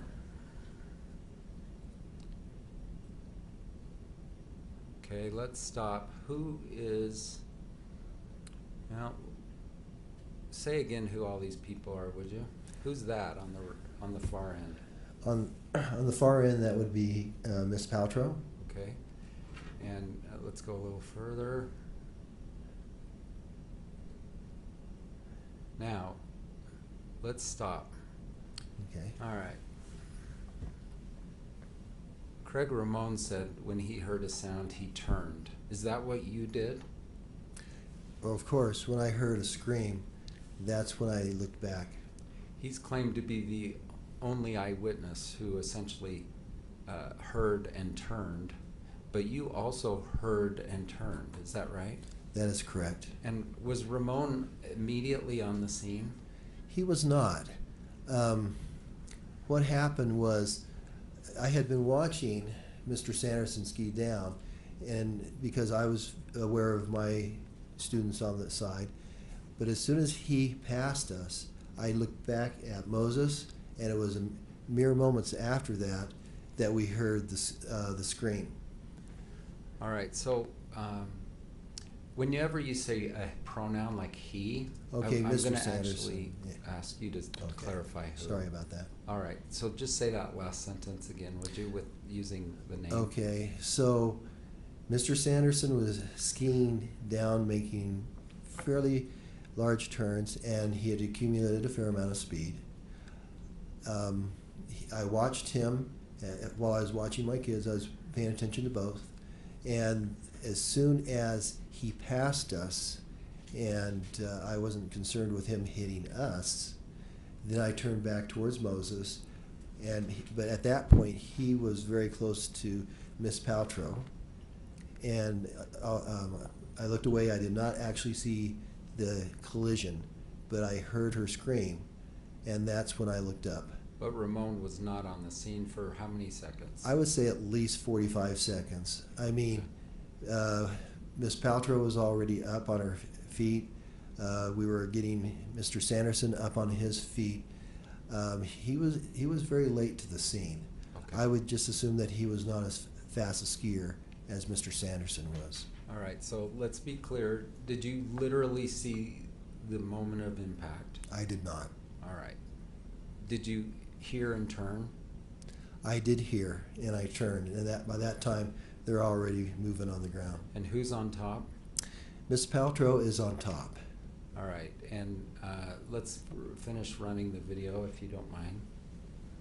So is this you skiing over to them? It is. Is this more or less what you saw? Pretty much. They were below me, so the first thing I did was I turned to Carrie and I said, asked her to take Moses, and I said, I'm going to go over to see what happened. And at that point, I traversed across. They were below me, and so I didn't have to skate or anything. I just Did you went hear Miss Paltrow say anything? when I got there. Paltrow, pal, like a Miss pal. Yeah, okay. When I got to the scene, she was talking and a little bit upset. They were both talking. The first thing I did was I took off my skis and I moved around on would have been the right-hand side. And they both had their heads uphill. Both sets of skis were still on both she and Mr. Sanderson. And their skis were below them. And they were basically lying pretty much on their backs. Okay. And I think Ramon said that their heads were downhill. Do you agree or disagree? I disagree. And you even smiled. And why did you smile? Well, for one thing, he wasn't there at that time. But no, they were, I don't know how to describe it with my arms, but, they were on the slope and she was underneath and he was on top of her. And Ramon said that Mr. Sanderson was a spread eagle pointing downhill. Did you observe that? I never observed that. You would have remembered that, wouldn't you have? Well, of course. Okay. And then when you first came over, then I heard you say Gwyneth was upset. Yes. Is that the first thing you heard out of their mouths? It's been long enough. Excuse me. It's been long enough ago that I can't give you, an exact, play-by-play of who said what when. I do know certain statements were made. Okay. Okay. And did you hear Mr. Sanderson say anything during the entire incident? Oh, of course. What were those things? Well, at the first, he was apologizing to her. You and heard that with your I own did. ears? Yes, I did. And but when they started responding to my questions, the first thing I needed to do is get their skis off. It's very hard to get up on any slope with your skis on. A lot easier to take them off. But also, they were entwined with each other. I mean, they were kind of, tangled up with each other. And so the best thing to do was to get their skis off. That's the safest thing to do. And so she was on top, and so Okay, I think took, you might have said at some point Gwyneth was underneath, but she was on top. That's your testimony. did I? Yeah, she. I didn't Oh, catch I'm it. sorry. but Did my- I get that backwards? My partner said you did. I didn't actually Okay. catch that. Just be clear. Okay. Who was on top? She was on top. Okay. Okay, Mr. Sanderson was on the slope, lying down, and she was on top of him. Okay. I'm sorry. I And their skis just were said that. intermixed. And their skis were kind of tangled up with each other with their legs Okay, first thing you did, I heard you say you removed her skis, because she was on top. It's the only way I could do it. okay, and help her sort of separate. Right, and I gave her my arm and helped her up. And then I immediately went and helped get Mr. Sanderson's skis off. And then I put my arm out and helped him up also. Did you just grab him and jerk him up onto his feet? Of course not. Would you do that? That would have hurt my back. I'm too old to do things like that. No, I just simply gave him my arm to help him get up. You heard him say what words in terms of the apology? He said, when she was talking to him, he simply said, I'm sorry, I'm sorry. But then he also made a statement about, she just appeared in front of me. Okay, you remember those words? Yes. What does that indicate to you in terms of who was the uphill skier? Well, what indicates that he was the uphill skier is that I witnessed him coming much faster than anybody else on the slope, coming down the hill, and I looked away mere moments before the impact. So that's number one, why he would be the uphill skier. The other thing is that it would be very difficult to be underneath her if he hadn't hit her from behind. And explain. Well, Objection, foundation. I don't know what that means. He didn't see it. I'll allow a, Okay. Instructionist.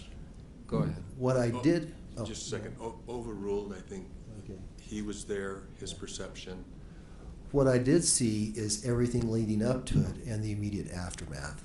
So I cannot speak to the actual collision, but I can speak to what I saw immediately before and the aftermath. Right, but I think you told me at one point, like if a soccer player takes out someone's legs, they're underneath. Yes, it would be very similar to that. It's a situation where it would be almost impossible to be in front of Miss Paltrow and then end up underneath her. So I heard a few things, if we're trying to outline things you heard from Mr. Sanderson's own mouth. She appeared right in front of me, yes? That is correct. I'm sorry, I'm sorry. Yes. He was not real talkative, to be honest with you. How about, did you ask him, are you okay? I had to. That's the whole time I'm removing skis and getting ready to help them up. I'm asking, "Are you okay? Are you okay?" So the answer, did Was you a- ask him if he was okay? I did, and he was affirmative. He said yes. All right. And did a ski patrol duo come by? They did. It was just a few minutes later than that. Now, by this time, Mr. Ramon has arrived on the scene. And so two patrollers are just making a ski by, and one of them came up to us and said, do you need any help? And Mr. Ramon, Mr. Sanderson, spoke to each other. I was still kneeling on the snow, getting their skis ready. And whatever they said, they turned to the patroller and said, no, we don't need help. All right, so they talked to each other quietly out of your hearing? That is correct. And did you try to influence them, like, say no, say no? Of course not. Okay, that's ridiculous, isn't it? Yes, it is. And what did they say? Who spoke? Who declined help? I would assume it was Mr. Sanderson, but they looked directly at the patroller and refused help. All right.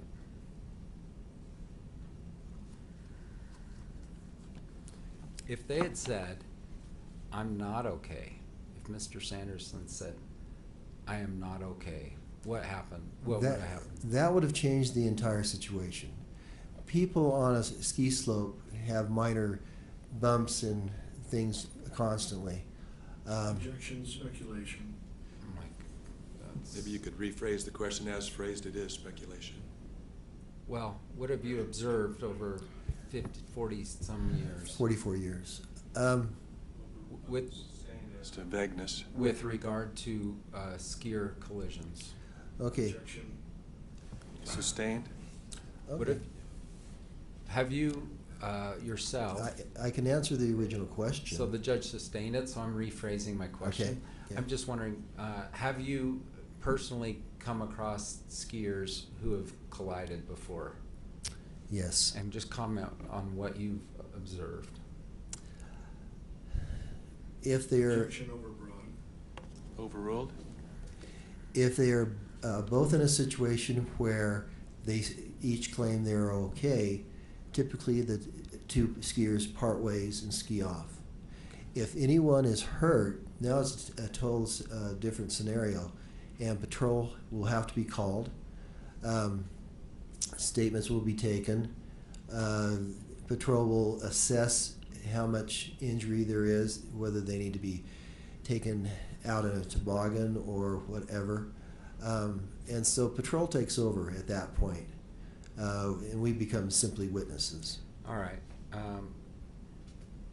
Was this important to you to know the answer to that question, whether the skier from his own mouth felt he was okay? Well, of course, because if either skier had said, "Oh, I'm hurt, I need assistance," that would have changed everything. Okay. That would have, made it so we would have all stayed on the scene. And if Mr. Ramon and Mr. Sanderson had said to the ski patrol person, "We need assistance," would Mhm. that have changed anything? I would have been there the whole time. Yes. Okay.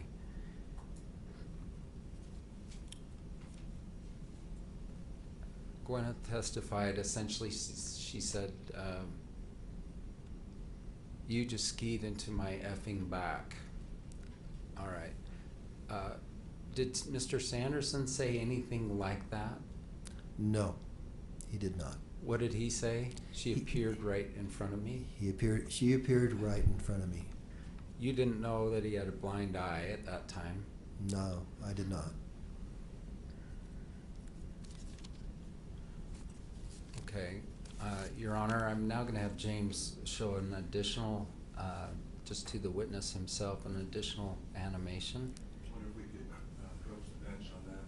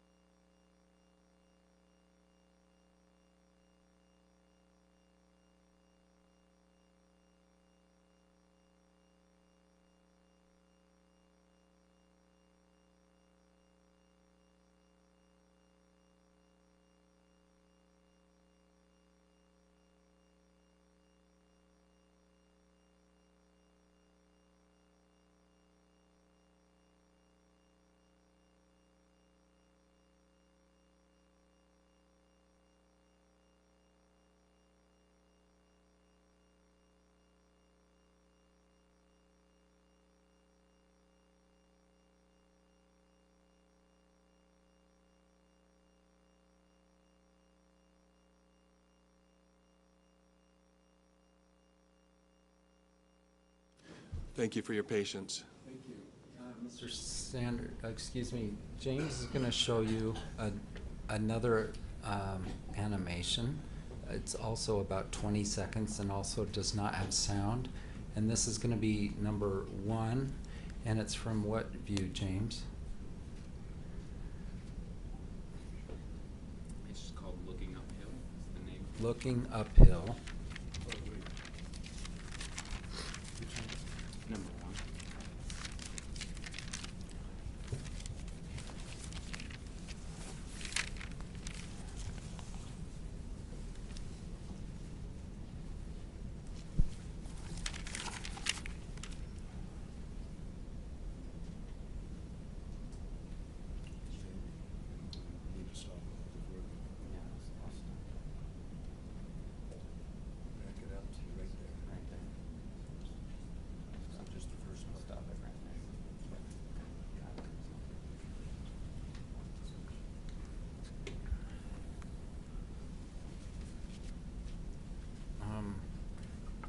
By the way, I wanted to introduce the fact that Deer Valley's lawyer is here. Is that true?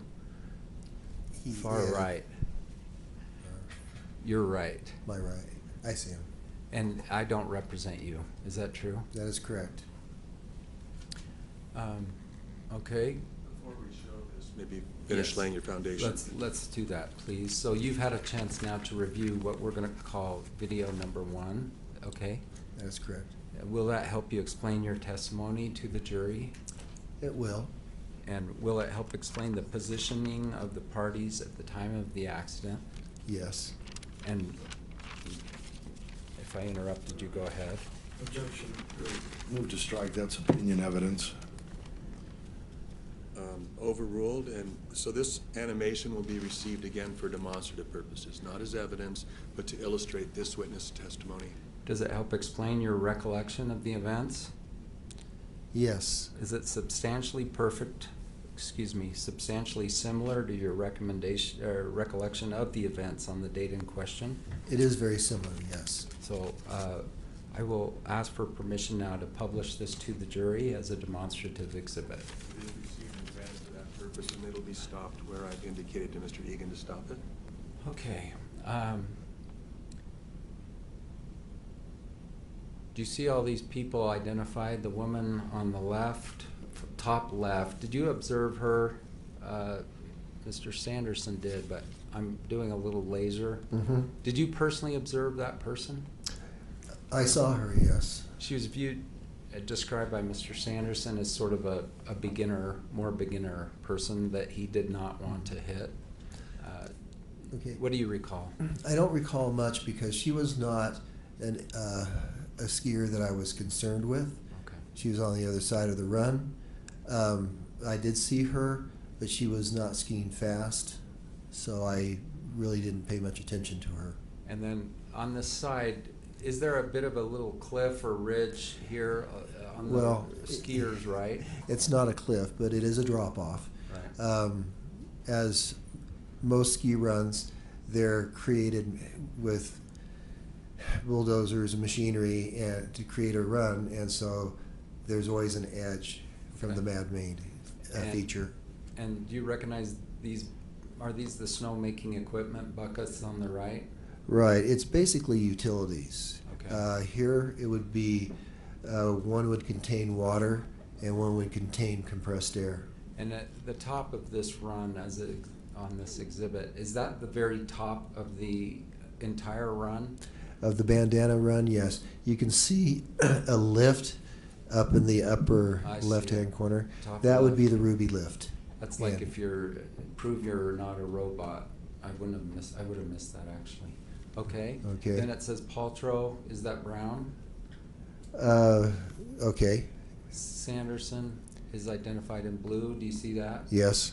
Christensen, is that you kind of represented? Okay. Yes. Moses is in orange under this. You with me? Yes. Carrie Oakes, is she the instructor for Apple?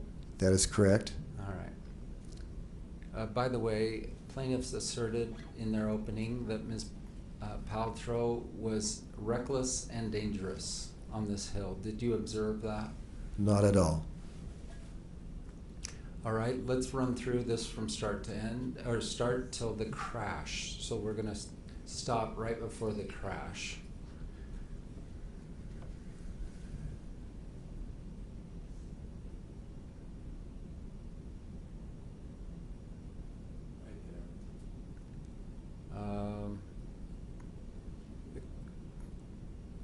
Okay.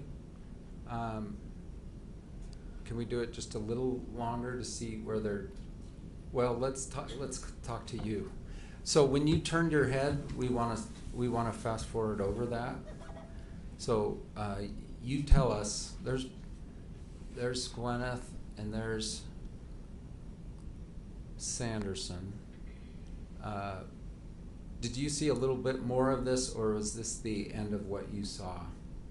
I saw a little bit more of this, and can we go slow motion until he says, I want you to say stop. Okay. The judge is the governing person here, but can you say stop when you no longer observe something? Is that okay, Your Honor? Thank you. Okay. Once he was below us, okay, so now he's heading back. I would say right in there. Okay, you turned away, and then at some point you came over, and so James, if there's a way to, were they at a complete stop when you came over? Yes, they were. And so is there a way, James, to move this to when they're at a complete stop? Turn it off.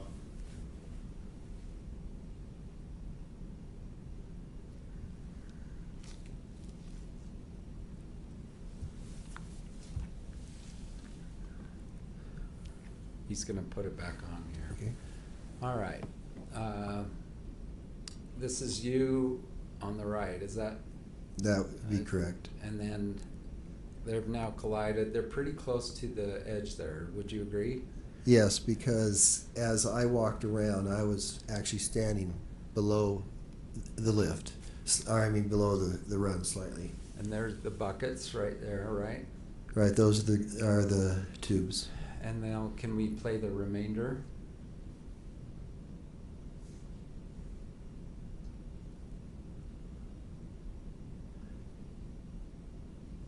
Thank you. And Moses is going to say he essentially followed you over. Do you have any and heard something? I'm just wondering. Okay. So all Your Honor should rule. Sustained. Okay. Okay. Okay. Okay. Did you observe Gwyneth upset? Yes, she was upset. Comment on that, would you? When you're skiing, you don't expect to be taken out because that happens very fast. We cannot look behind you. Now, I'm in the habit of always looking uphill because quite often Non-responsive. Sustained. Okay, just let's be a little more precise on the question. Was Gwyneth upset? Gwyneth was upset. And yes. what did you observe? As I came across, she was speaking to Mr. Sanderson. Once again, the first things I did was ask if everyone was okay. Did she yell at him?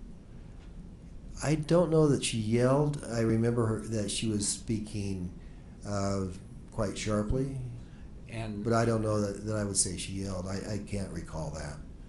In your experience, is it the person who hit who hits the other that says, I'm sorry? Objection, overbroad. Overruled? Go ahead. Who apologizes typically?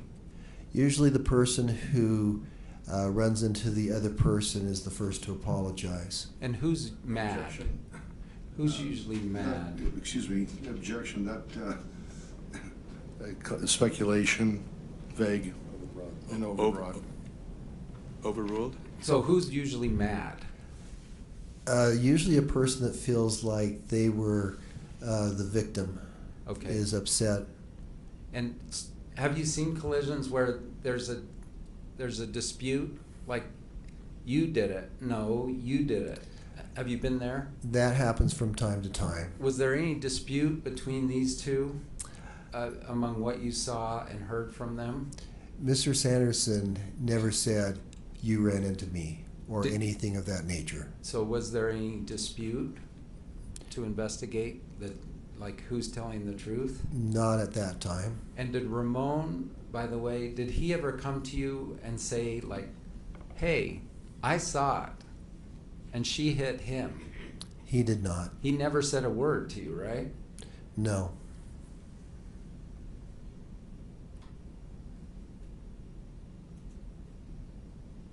All right. Let's go to the next. James is going to come show you another one. So I moved to admit this one, I believe, and it was received. We reserve our objections, Your Honor.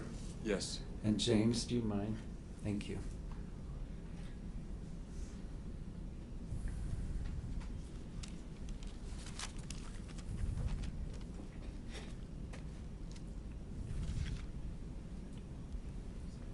Counsel, would you just approach before you do that?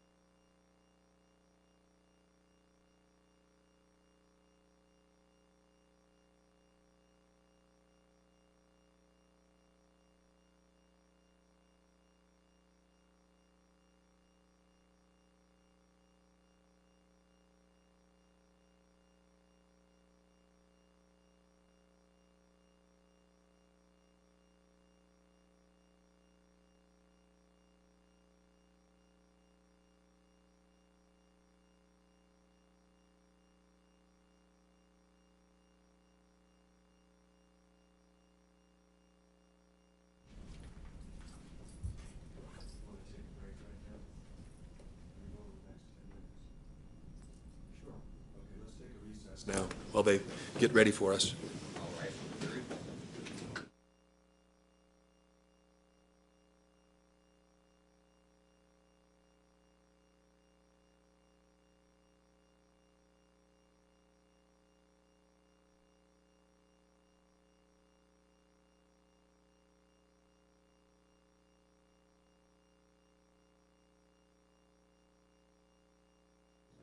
Thank you. We'll take 5 minutes. 5 minutes?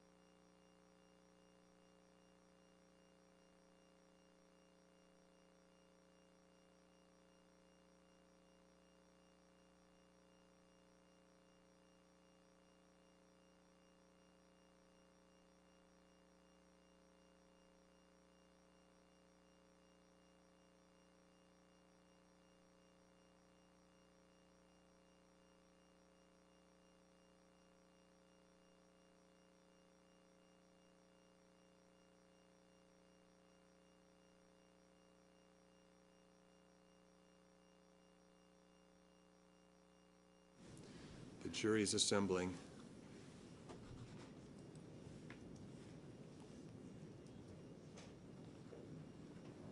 May I make one brief statement? Sure. So there are a total of 7 animations. We wanted to get in 6 through him. Your Honor has mentioned concerns with repetition, and we'll show one, has asked that we show just one more. I will represent that he will establish foundation for all of them for the portions he saw. What I wouldn't want is, because we have to hurry, we only do the 3, and then they us getting in the other 3 to 4. So I'm all for not repeating myself, but there are different views. So I kind of moved to publish all of them. Okay. And I think I've made my ruling that at least, each one of these, any animation is a demonstrative exhibit, and it's illustrative of a witness's testimony, not of a case. And right now we've had 2 come in for this witness. Well, it looks like we may get one more, or a portion of it anyway. And all I can do is say that I'll take the other animations as they come, as demonstrative of a witness's testimony, if they are. Okay. I think we could move very quickly through them if they'll just agree that he'll say the exact same thing for each one of them, but which I don't think would be repetitive. But may I ask him that you've reviewed all of them and they all fit these 5 points, but we're only going to address one? I mean, it's repetitious with this witness, so. Right. We're only going to show one, but can I establish the foundation for each of, like, the other 4 in mass? If there's an agreement to that effect, otherwise you'll have to go through the normal process.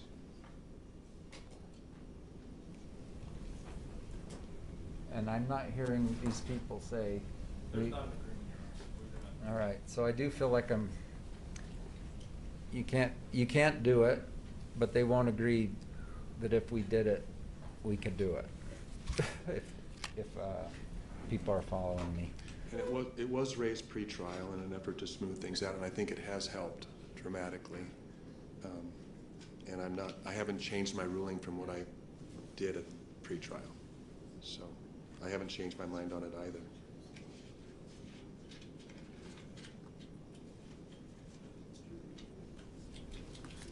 Okay, we're ready for the jury.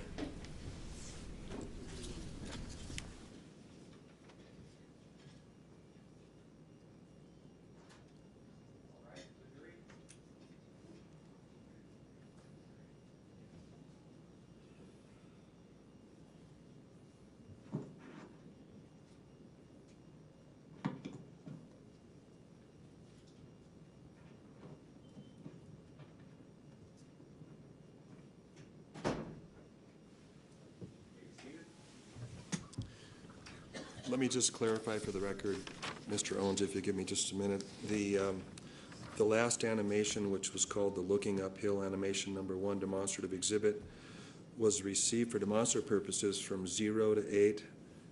I believe that's 8 seconds, and then from 17 to 22.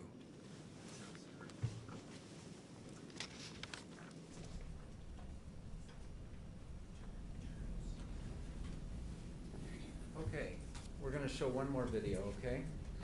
By the way, have you reviewed all 7 videos? I have, yes. And we're only going to look at one, but do they all help explain your testimony to the jury? Objection overbroad, Lex Foundation. You're on right, or Mr. Owens already ruled on that. Okay. We're only going to talk now about the overview view. Okay. Overhead, thank you. Can Mr. Egan show the witness that? Yes, please. Animation, thank you.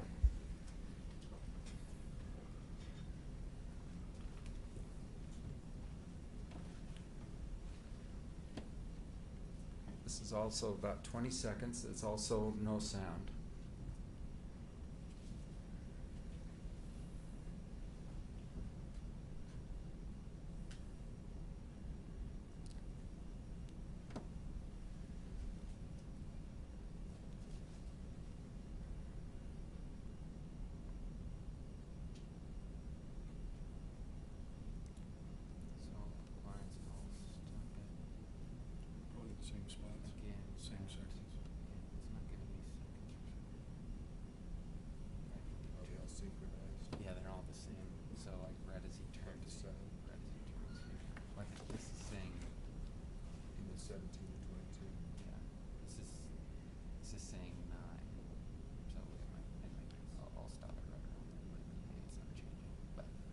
Same spot. Keep track of the seconds. Have you had an opportunity to review the animation from the overhead viewpoint? Yes, I have. And just so you know, since you did not see the accident itself, the moment of impact, we're gonna skip over that part. Okay. And so, like you did with the other one, we want you to tell us when to stop, when you stopped viewing something. The video, I should say the animation you just saw, will it help you explain your testimony to the jury? It should, yes. Overruled? Yes, it will. Will it help explain the position of the parties at the time of the accident? That is probably the most important part, yes. Does it help explain your recollection of the events? Yes, it does. Is it substantially similar to your recollection of the events on the date in question? It is. So move to publish this to the jury as a demonstrative exhibit. Your Honor, same objections. Also, it lacks foundation because he can't possibly know what the view from whatever 50 feet above is. It's received for demonstrative purposes only, not as evidence, but as illustrative. Your Honor, once again, what number is this, please? Number 2. Thank you for the overhead. Thank you. Do you see the buckets in the top right? The Yes. snowmaking buckets? Does that help you in providing a landmark for where we are? It does. Now, you weren't flying over this in a helicopter looking down, right? That is correct. And the animation isn't perfect. Do you agree? It's not as good as if we had had a drone looking down on the site. Yes, the animation shows everything almost in slow motion, and the events were much more dynamic. Okay, fair enough. But as far as positioning, it's very good. All right, let's show the video, and James is going to jump over. Will you tell us when to stop? Okay, let's stop for a minute and just orient everyone. Okay, at the top in yellow is Miss Oakes, the ski instructor. Is that true? Correct. Then apple and purple, that's Gwyneth's daughter. True? Correct. Moses, Gwyneth's son, right? Correct. Then you're just out of the screen. I'm Christensen. on the screen here. Yeah, our screen's just a tab Those lower. smaller, You're about to okay. come in. Okay. And then woman is what's been viewed to as a kind of a more beginner skier. And you observed her? I observed her but didn't pay a lot of attention to her. Okay. And Mr. Sanderson will talk about her, and then Ms. Paltrow. Okay, let's proceed.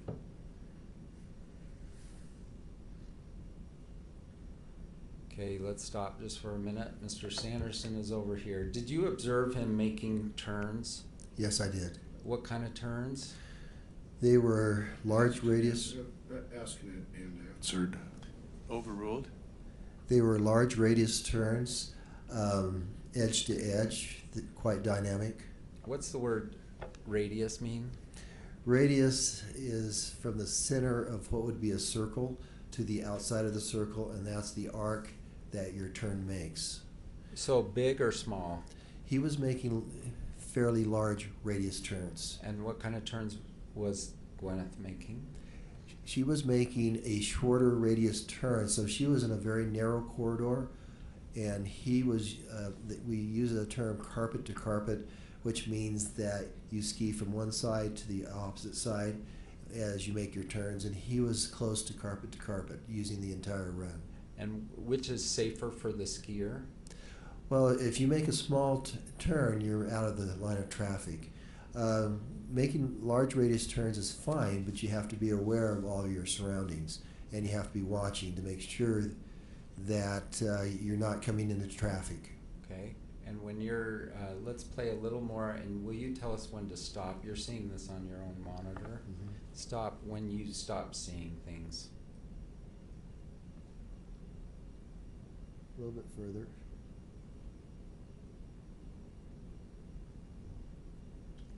A little bit further. Right. Just okay. He's now below me. Right there. And so that's when I turned away from him. And how many seconds is that on the, just for the record? It's showing 5, but I know it's not 5. Okay. So, were Gwyneth's skis headed downhill when you last looked? Well, on a short radius turn, your skis are going back and forth, and she was making her turns very rhythmically. She was in a pattern, you know, and a rhythm, I mean. And so, I mean, her body was facing down the hill. Okay. And have you known her to be a reckless skier? Never. Or to ski out of control? No. Okay, and when you stopped us here, and I just want to be clear, was Mr. Sanderson's skis then moving toward her? That is correct. Now, is it possible Mr. Sanderson moved ahead of her and then slowed down? I can't say for sure, but the amount of time that elapsed from the time that I looked away to the time of the collision, there was not much slowing. Objection, speculation, lacks foundation, move to strike. Overruled? Okay. Go ahead. From the time that I looked away until I heard the scream was a very short period of time. By the way, no one said that, for instance, Mr. Sanderson pulled in front of her and then came to a stop and then was hit, right? No one has ever made that claim. All right, and now we're going to jump ahead to when they came to a stop. So we're taking this off the screen.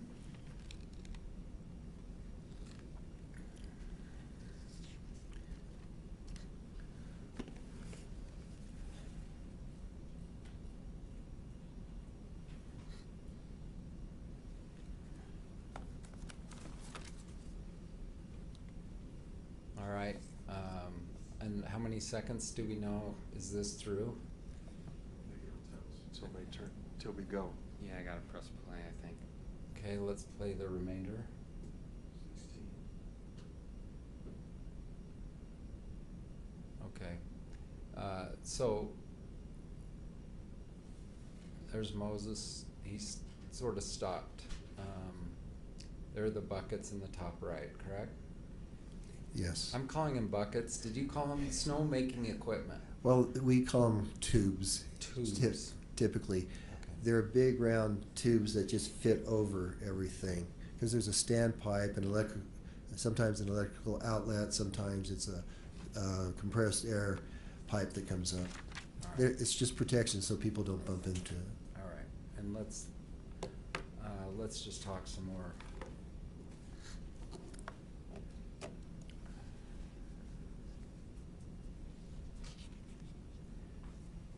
Are there risks associated with skiing? There certainly are. On the back side of every ski pass you've ever seen, are those risks identified? They are. And what do they include?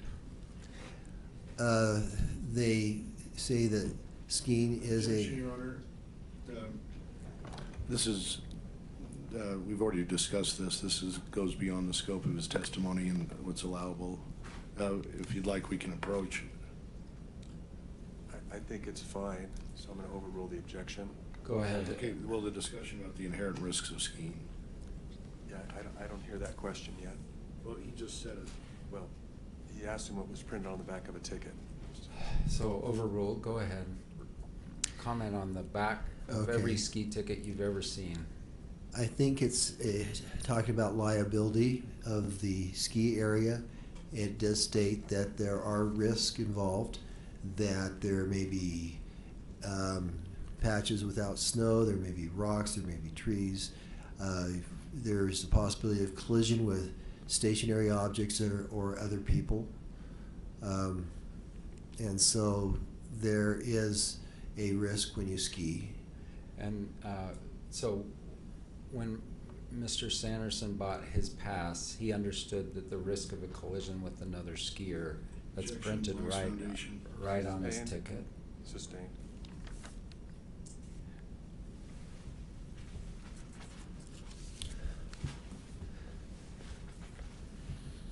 Are you aware it references the risk of collision with another skier as an inherent risk of skiing?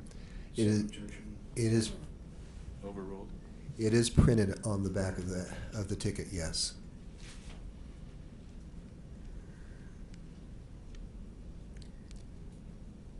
And the pass holder accepts full responsibility for all risks associated with the activities. As we approach. Yes.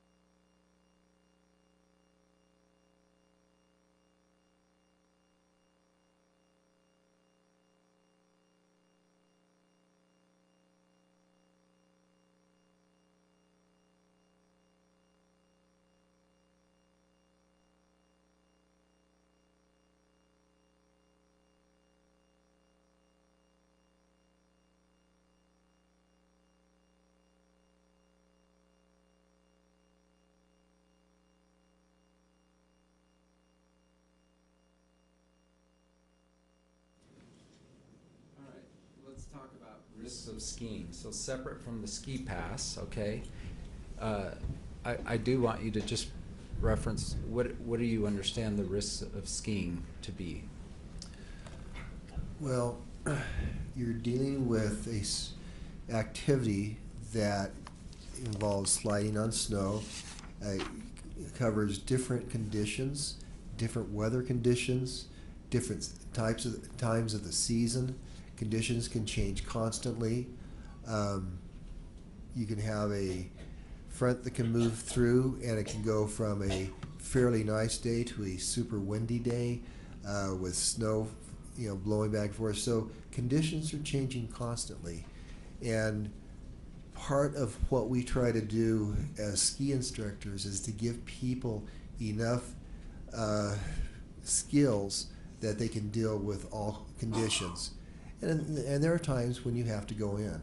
I mean, there's times where it's just too nasty outside and it's not comfortable and you will go in. But we want to help people be safe at all times. And but sometimes even though skiers are being careful, collisions do occur. Objections. Calls for opinion evidence. Sustained. Comment on terrain. Terrain varies as well. Terrain varies very much. You would never want to take a low level skier. Same objection, Your Honor. Overruled. You would never want to take a low level skier on something that is over their head, where they would be frightened, unable to move, and make mistakes. We try to keep our terrain that we ski people on within their ability levels. And of course, if you're trying to teach, it's much easier to teach if they're comfortable on their terrain. If they're only thinking about surviving that terrain, it makes a very unteachable time. Is a skier expected to ski within their own abilities? They are. Does that include physical abilities such as ability to see and hear? I would say that covers it. If you have certain disabilities, you want to make sure that you compensated that by the way that you were skiing, the speed you were skiing, how you were looking around, etc. From what you observed in your investigation after the accident, do you believe Ms. Paltrow was skiing within her ability at the time of the collision? Objection, foundation. Calls for expert opinion. Sustained. Okay. Did you try to put together whose fault this was? What happened was Answer that question. Objection. Pardon? Yes or no? Oh. Did you try to figure out what had Yes, happened? yes. And what did you do to do that? I observed how they were on the ground. Objection, expert opinion. Overruled? And Okay. Your Honor, we're gonna bring up his report right now, which has been pre-admitted, but go ahead, what was your Okay. investigation? The first thing I did was observe how they were on the ground. And what did you observe? That Mr. Sanderson his head was uphill, skis downhill. That Miss Paltrow, Your Honor, this is getting obstructionist. Okay. Come on up.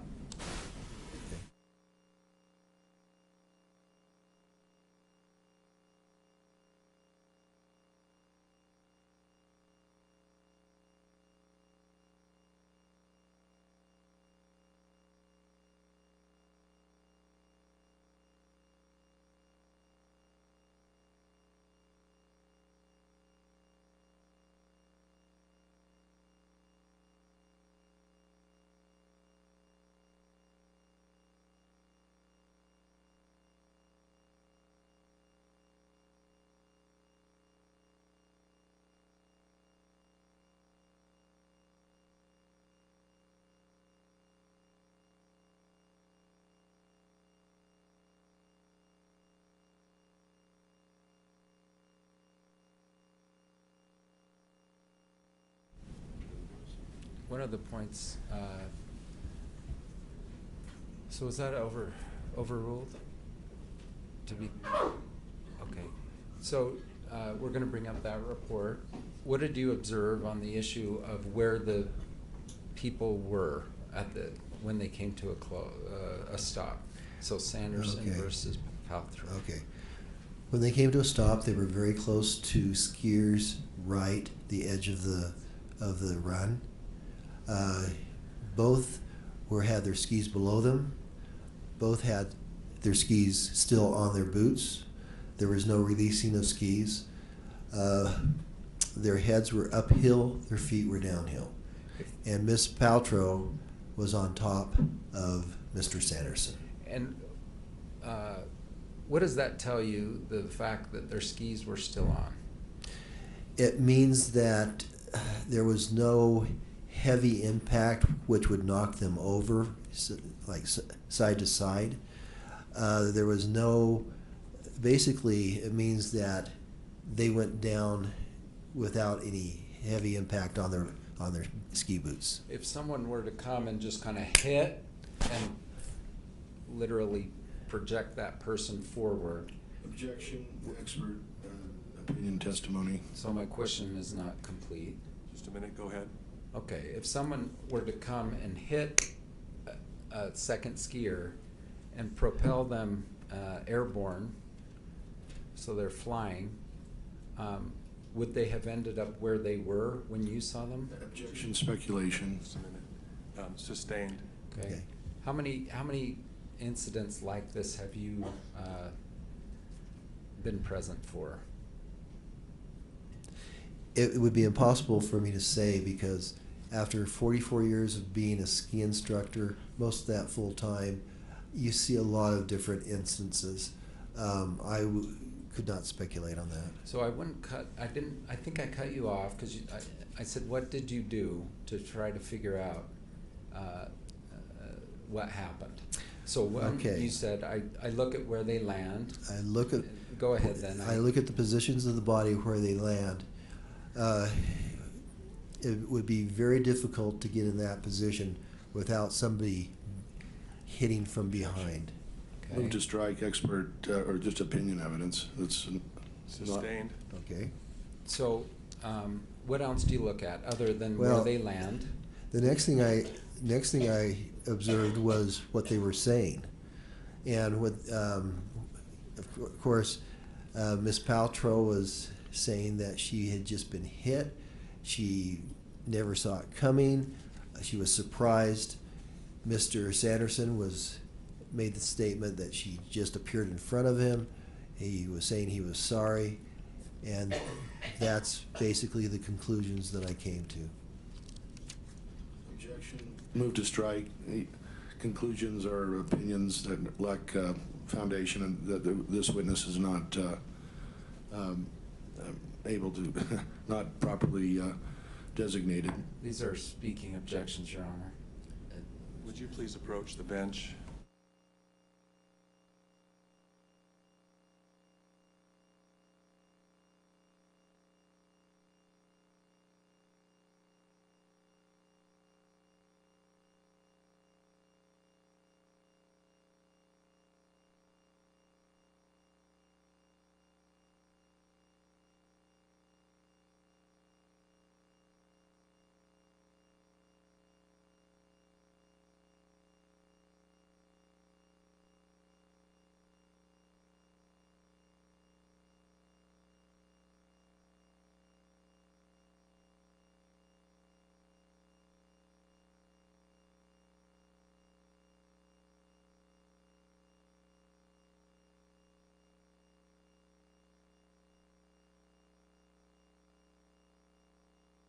Let's go to your report. So this is called D25A. Do you see this?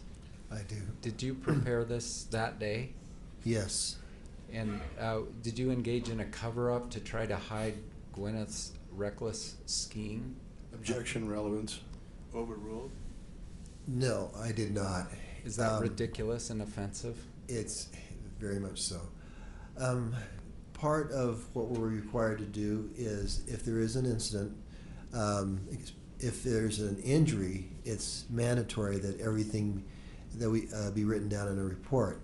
And on instances where there's a bump or something like that, where there are no injuries, it's up to us to decide whether it is prudent to fill out the report. And I decided it was prudent that day. Okay. And exact location of incident, you wrote what? I wrote skiers right, bandana, slight pitch before the flat on top. Okay. Is that an accurate statement? It is. Number of students, you said there was what?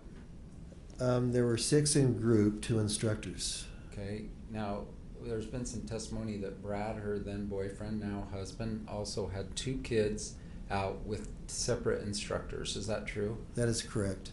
But they weren't in that group of 6 that was coming down bandana. Is that right? That is correct. All right. Students' ability. Now, was Gwyneth the student here, or is Moses? Well, Moses was my student that I was skiing with, but Gwyneth was the person in the incident, so I wrote her name on the top. There's some suggestion that immediately before this incident, somehow Moses was going, "Hey, Mommy, look at me, look at me." Did you observe that? That did not happen. And how do you know that? Because I was next to him. Okay.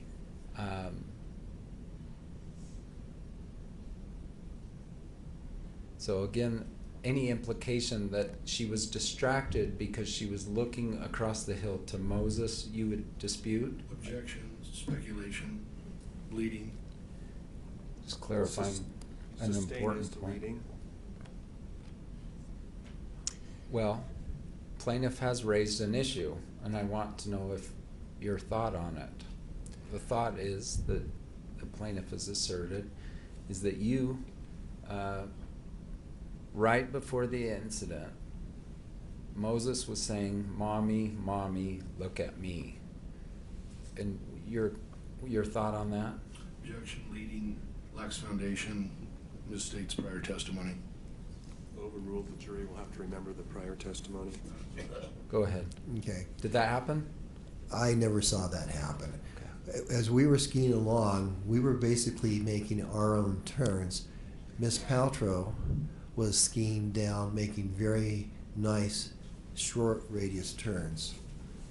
And we were separated by the width of the bandana run. I was skiing with 9-year-old son. Group was skiing down, bandana to lunch. Is that all true? That is correct. What was the student doing at the time of the incident? Go ahead. Short turns down the fall line on skier's right. By the way, had Gwyneth skied with you all morning with Moses? I think we took one initial run together and then we split up with the intention of meeting at the top of Flagstaff Hill at a certain time to go to lunch. All right. And had you and Moses already been on some ski runs without Gwyneth? Yes. And how many about? Probably in that time span, about 4 or 5. Short turns down, fall line. Is that what that says, fall line? Yes, fall line. What does that mean again? The fall line is if you were to take a round object like a ball, set it down, it's the path that it would follow down the hill. So it's basically the most correct downhill line. On skier's right, so that references where on the run? Correct. Next. Skier's right would be, as you're facing down the hill, would be here. Skier's left, of course, over here. Next portion. Chief complaint, would you read your answer? Male skier took her out from behind. I didn't see it, but heard her scream as she went down. I skied directly to her. The man was behind her. Both were in discomfort. During lunch, she talked of being stiff and sore. All right, let's just talk about that. Male skier took her out from behind. Why did you say that? Because of the positioning of their bodies on the ground, but also I clearly observed him as the uphill skier. Now you can't, right on the skier responsibility code, it says that the uphill skier has the responsibility to avoid the downhill skier, because as we're skiing, our vision cannot see behind us, and that's the reason for the responsibility code. And since I observed him moving very rapidly down the hill and only missed a few moments before the contact, I can clearly say that he was the uphill skier. Did you determine one of them violated the skier responsibility code? That would be my observation. Way beyond the scope of this witness's. Witnesses. He's not an expert witness. Overruled. And who did you believe violated the responsibility code and who complied with it? I would say that the As to that question. Okay. What did you find at the time with regard to the skier responsibility code? Sustained. Okay.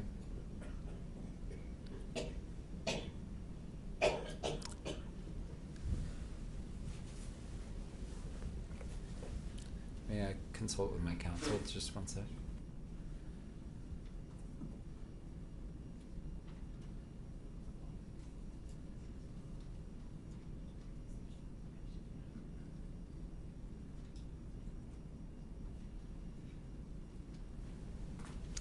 All right, next statement here.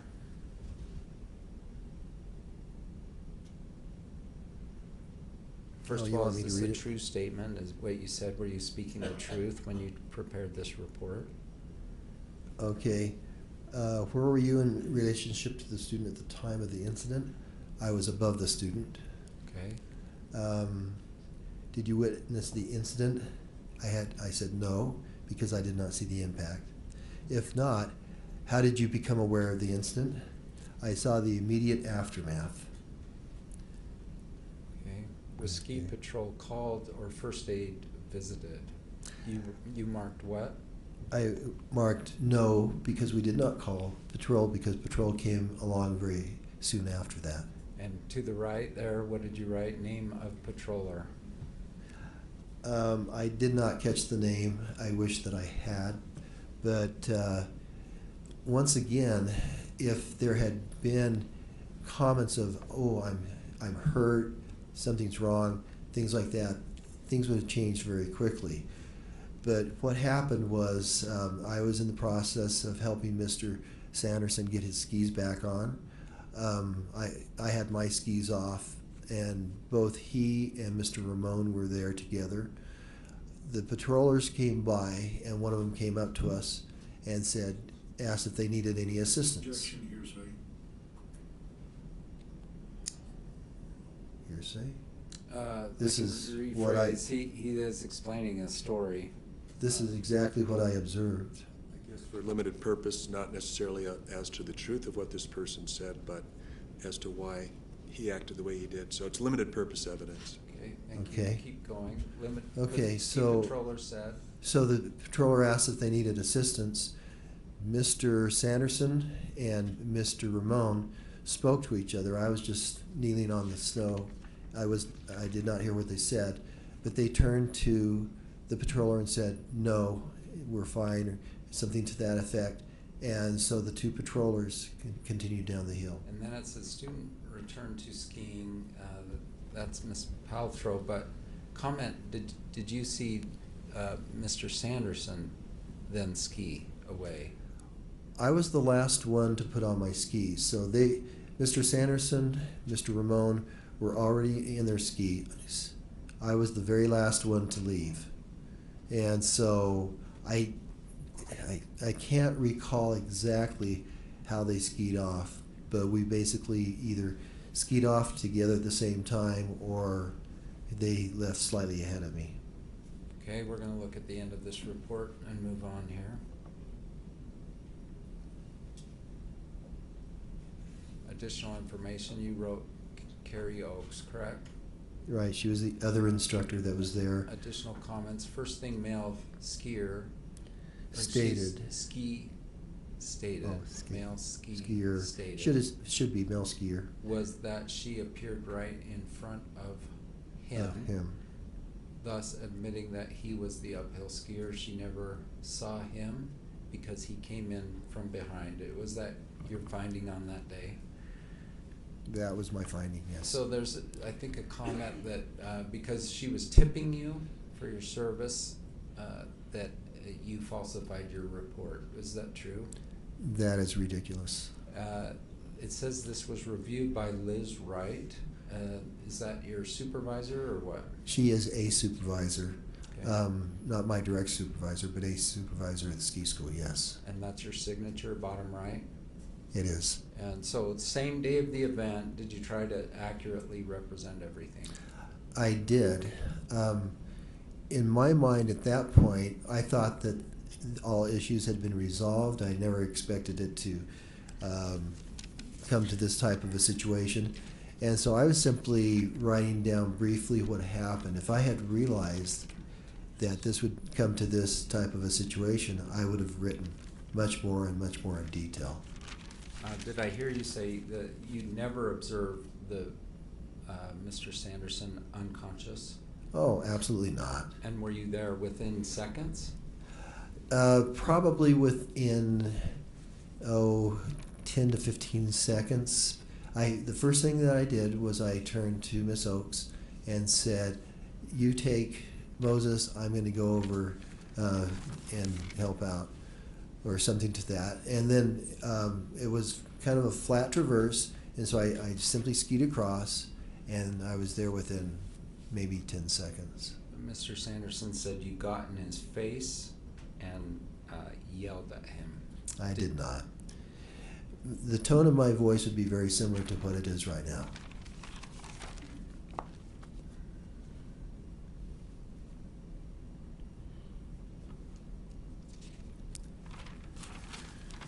I think they're about to get up and suggest that you were sort of in Gwyneth's agent in making a cover-up. Objection. Do you- Legal opinion.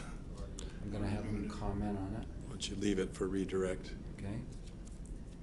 That is my cue to sit down. Okay, Thank you for your time. certainly.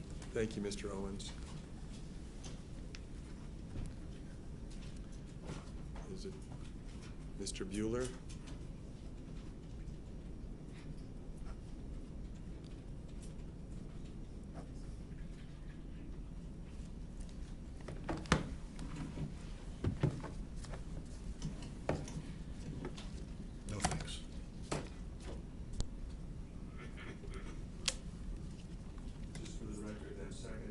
third animation went from 0 to 8 and then from 16 to 22.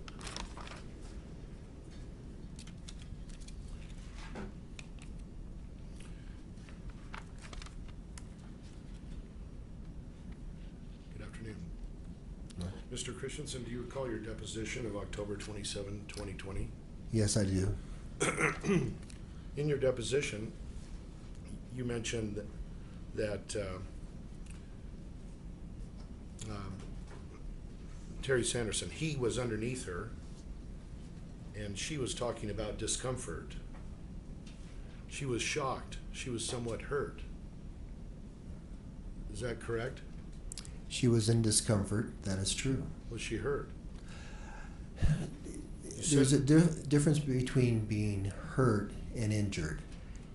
And so anytime that you have some type of a incident, you're going to be hurt to some degree, but that doesn't mean that you're injured.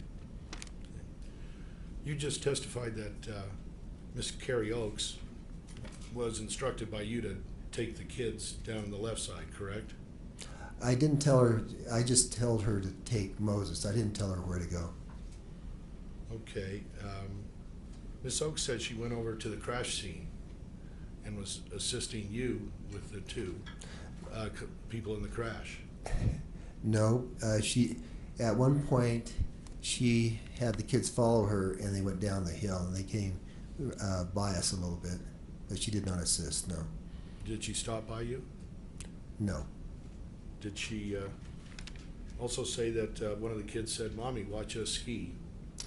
That would have happened at the very top of the hill, not at the time of the incident. Yeah, but before, just before. No, it didn't happen while it was just before the incident. It would have Let's happened say at the top. within 10 seconds. No. Well, how long would it take to go from, when you say the top of the hill, do you mean when you get off the chairlift? Yeah, as you get off the chairlift, you have to push yourself a little bit to the top of the bandana run, and it would have been in that area. So it would have been, a minute or so ahead. So the viewpoint of those animations, those demonstrative, like a cartoon, it was was that where Miss Oakes would have heard one of the children say, "Mommy, watch us ski"? It would have been before we started to get to that point. Well, how do you know that? You testified that didn't happen. What I'm saying is it didn't happen during that time. Okay, so you agree then that one of the children said, "Mommy, watch us ski"?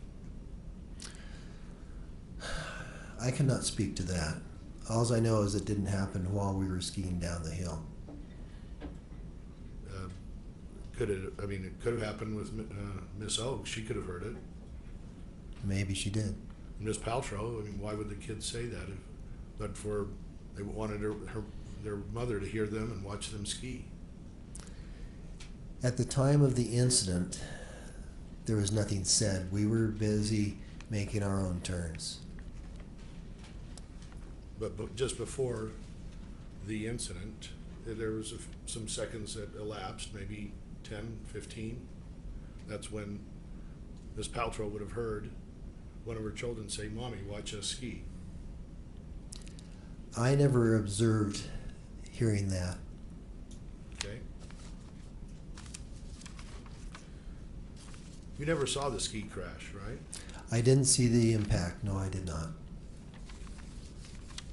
You said she screamed before the crash, right? Well, I heard her scream, which would possibly be when the contact was made. Could the scream have occurred before the contact? No. You have no basis of knowing that because you didn't see it. Miss Paltrow doesn't go down the hill screaming.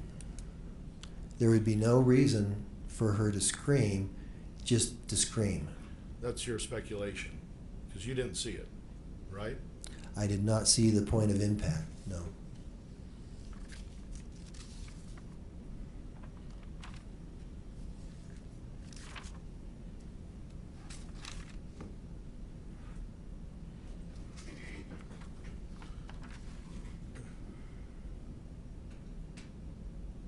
You've heard of photographic memory, right? I've heard of eidetic memory, yes. I don't know if this is a word, but it sounds like you have a videographic memory. You've got a view of everything in front of you and to the side and behind, and it lasts for several minutes. Mr. Bueller, when an incident like this occurs, it is very much in your mind, and you remember the things very clearly. Now, this was about your third time instructing for Miss Paltrow's family on her third vacation for her. Isn't that true? That is correct. And isn't it true that you got so close to the family, maybe not close friends, but close enough that you sent Moses, her son, some handmade pottery that you made? I didn't send them. I gave them to them on their last day. On this trip? Not on this trip, but I'm not sure, to be honest with you. The trip before? I think 2 trips I gave them some things. Did you give out candy to the kids? No.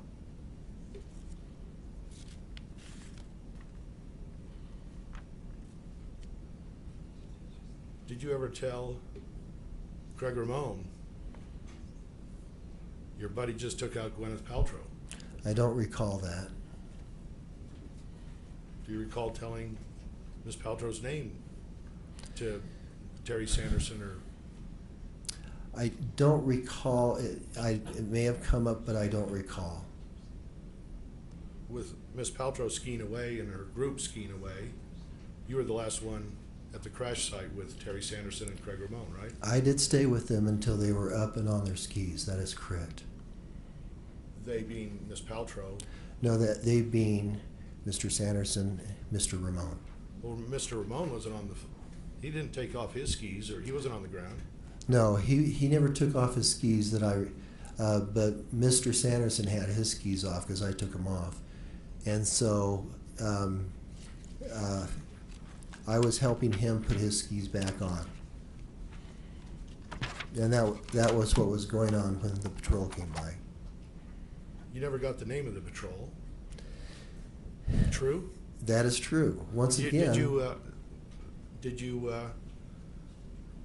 report this to the ski patrol at any time?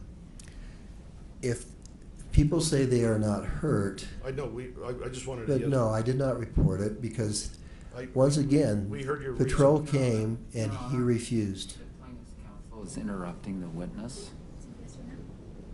Okay. Point well taken, counsel. Did you finish your response? My response is that they were offered help from patrol and they refused.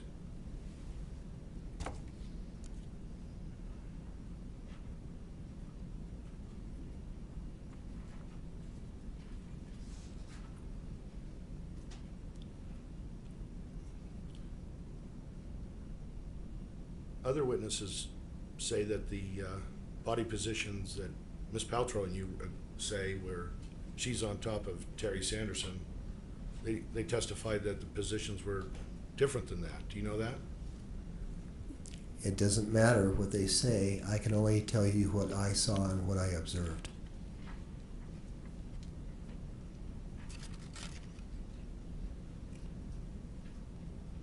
You've talked about the importance of filling out an incident report accurately, right? Yes. You mentioned that Miss Paltrow said she was, or looked like she was sore, may have been hurt, or was hurt, according to your deposition, right? That's what she told me during lunch, yes. Okay. And you filled out your report later? At the end of the day, yes. But in your report, you never got the names of Terry Sanderson, right? I did not. You never got the name of the only eyewitness we know of, Craig Ramon, right? I did not, because once again, when people say, I'm fine, I'm sorry, and when I ask them if they're hurt and they say no, they went their way, we went our way.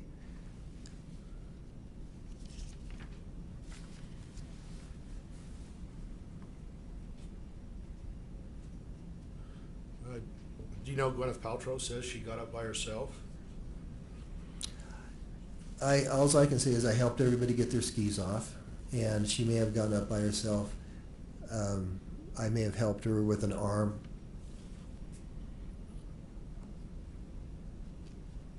She said her skis weren't off, I believe. You know that? And they never came off. Well, no, they never came off during the incident. I removed them so that they could get untangled.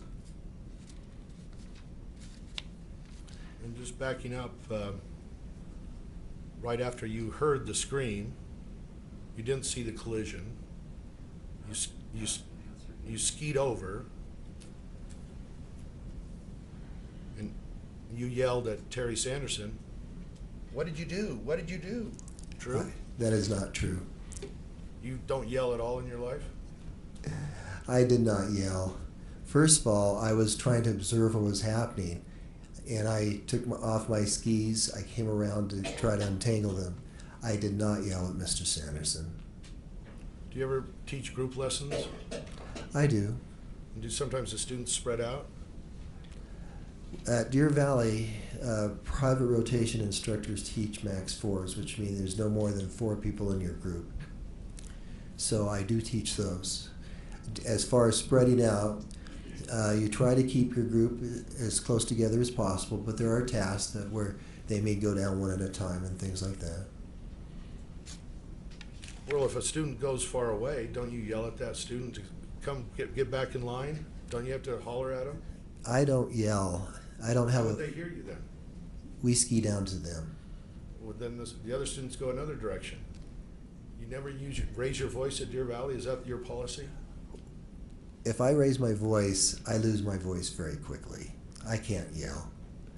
You know, as far as talking to students, you try to maintain a class situation where we will stop at certain places. We'll gather together. We try to always gather at the edge of the run so we're out of the line of traffic. But no, I don't go around yelling all over the resort. I didn't say that. I just said, do you ever yell once at a student who might be too far away from your group and you want them to come back? No, they can't come back. If they're below you, you have to go to them. They're not going to come up the hill. You can't say, hey, come back over here, Bill. Oh, I might. If they're just across the run, I will say things like that, but I'm not yelling. You're whispering? Or No, I'm talking in a normal voice. But if there's a lift machinery or there's noise or something, you never raise your voice at all while you're ski instructing?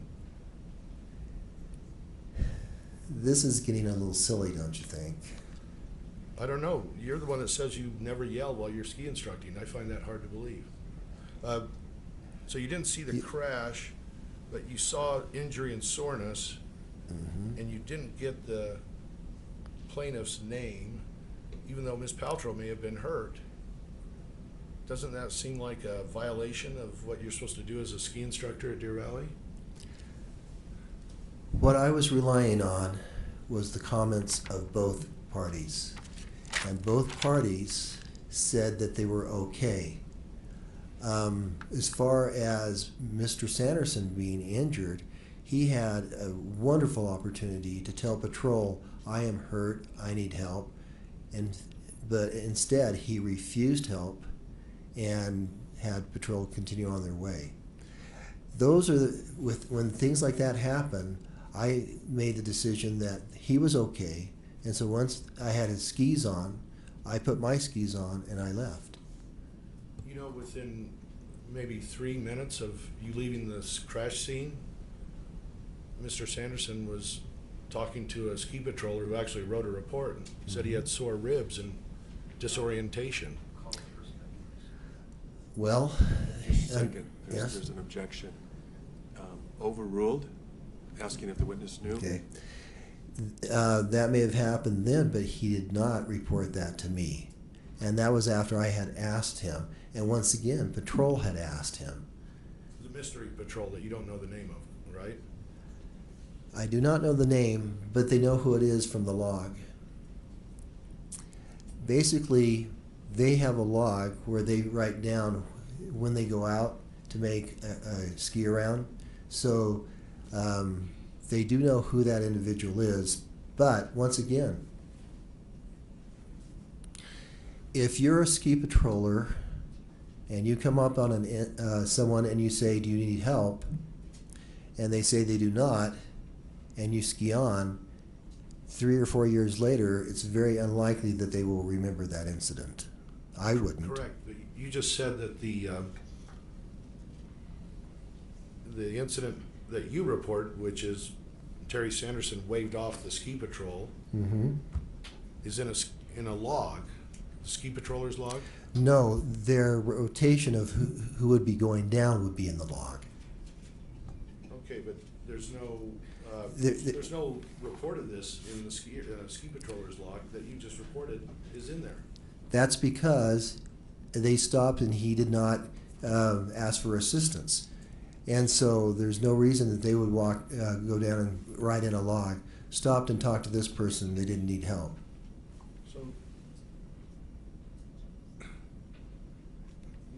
So you're saying then your testimony from about 1 minute ago is incorrect, that it's there should be a log report of Terry Sanderson waving off? No, that's not what I said. That's what I thought you said. That may be what you thought I said.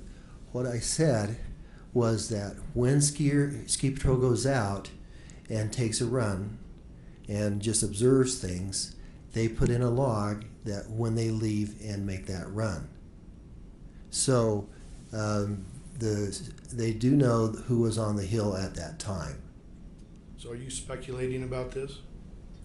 This skier's log? That it No. should show this? This this? You can talk to Steve Graf when he testifies, because he's the one that told us that they pretty well know who it is. But once again, if somebody stops and talks to somebody for just a few moments and then skis off, they're not going to remember that 4 or 5 years later because it was such a minor incident. They stop and talk to people constantly, and unless there's an incident where they have to respond, it's not going to be something that they keep in their memory. Right, but the 4 broken ribs, severely broken ribs, my client Terry Sanderson had, they're the kind that make it hard to breathe, let alone talk. And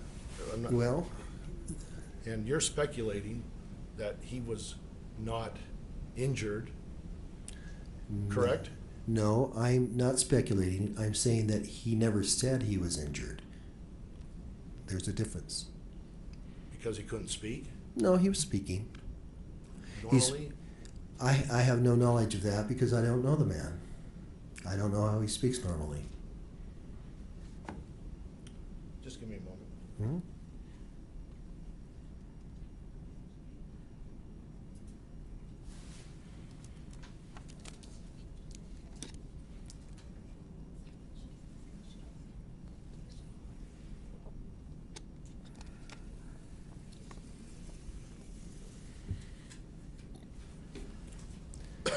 Excuse me.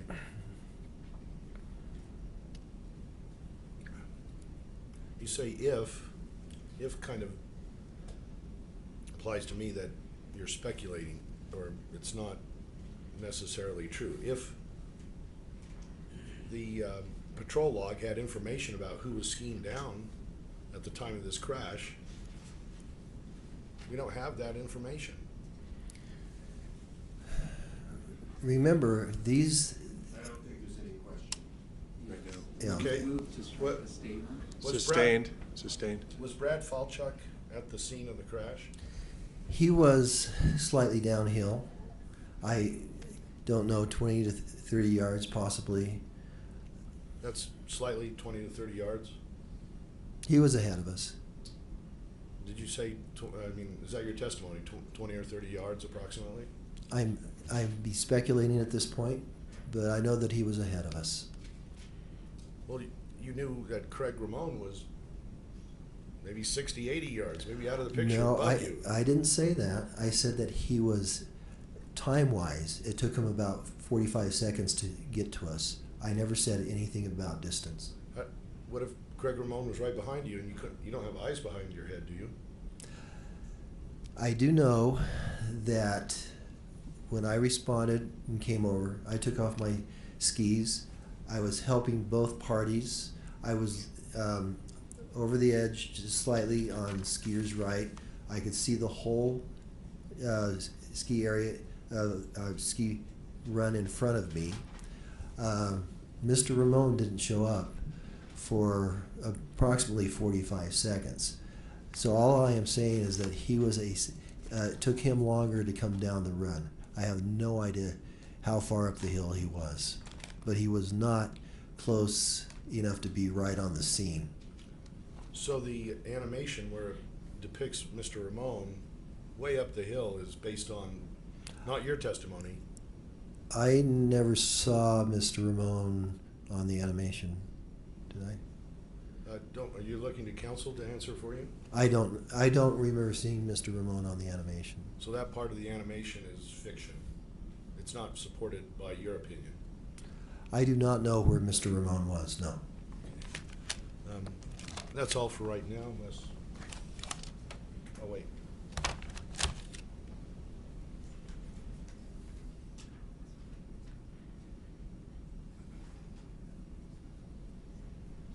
If Brad Falchuk said he was first on the scene, is that true?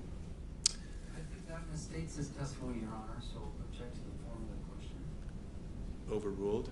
Okay. I would say that I was the first one on the scene.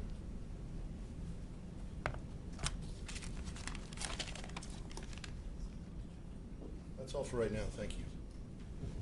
Thank you, Mr. Bueller. Mr. Owens? Your Honor, defense 110 is a better copy of the prior defense 110, and I'd like to approach. I think we already discussed this. Yes. Yes. Okay. As long as the other side has seen it. Oh, you're giving, are these my copies? Yes, for Okay. your binder, and may I put this, give Sure. this to the witness? Yes. And James, could you bring this up?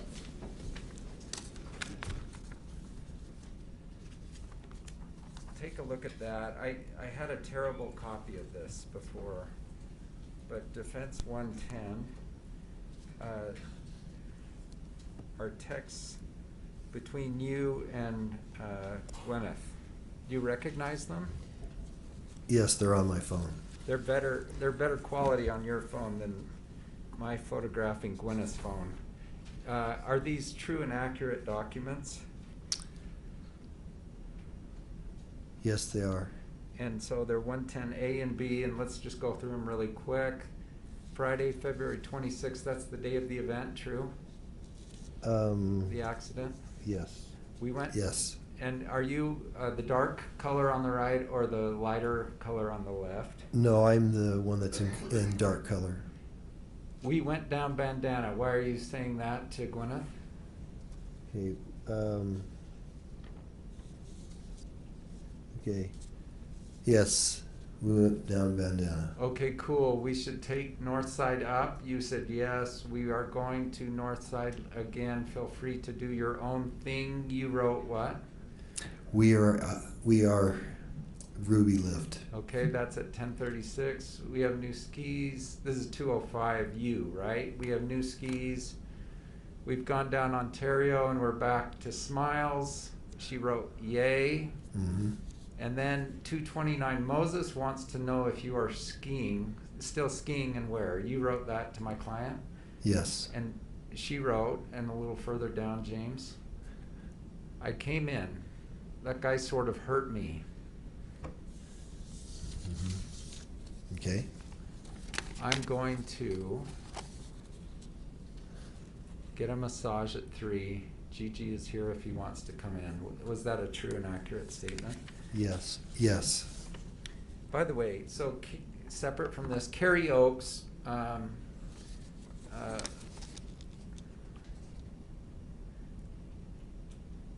she has some memories. Would you defer to her on what she remembers? I know that she could testify about Mr. Sanderson's turns because we both observed him making fast wide turns down the hill. And Brad Falchuk has some memories, and he's gonna, would you defer to his memories? I don't really know Brad at all, so, and I've never talked to him really, so I can't say anything to that. Yeah, I'm just saying, But, yeah. like, were you focused on what Carrie was doing and what Brad Falchuk was doing, or were you focused on the two people who had a collision? I was actually focused on Moses, but part of focusing on Moses is being aware of everything around me. Okay. Those are all my questions, thank you. Okay. Thank you, Mr. Owens.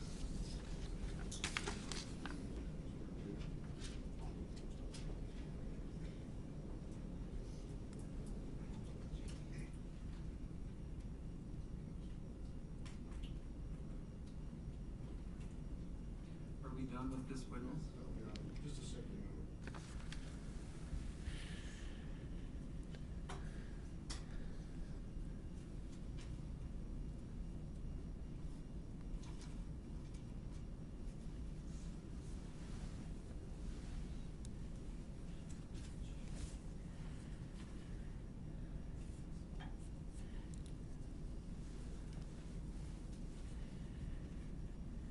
Just no time for a short break. We can defer a little bit. Sure, let's take a short break now.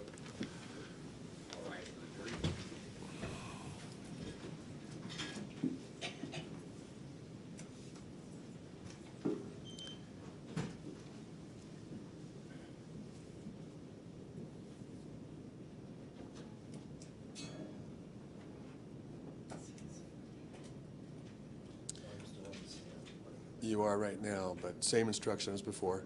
You're welcome to step down. Just for courtesy of the witness and for our witness who's about to come, can we just get a sense for how many minutes left? 5 or less. So I had a very narrow redirect, but proceed we will. Okay. Thank you.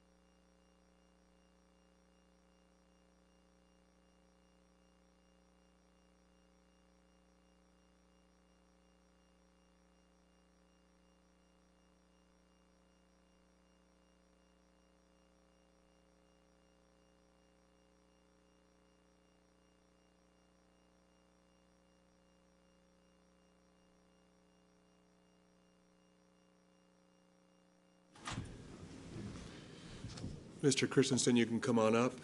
Jury's on their way in. Could you verify that they are? Your Honor, I'm sorry, no more questions for Harry Christensen. Okay. He doesn't have to stay up there. Did you have any redirect? No, I mean, there'd be a small possibility we'd call him later in the week if something new comes up. But Okay. I'll just excuse you in front of the jury then. Okay. Next witness in the courtroom? Yeah, go ahead. We didn't know. Right.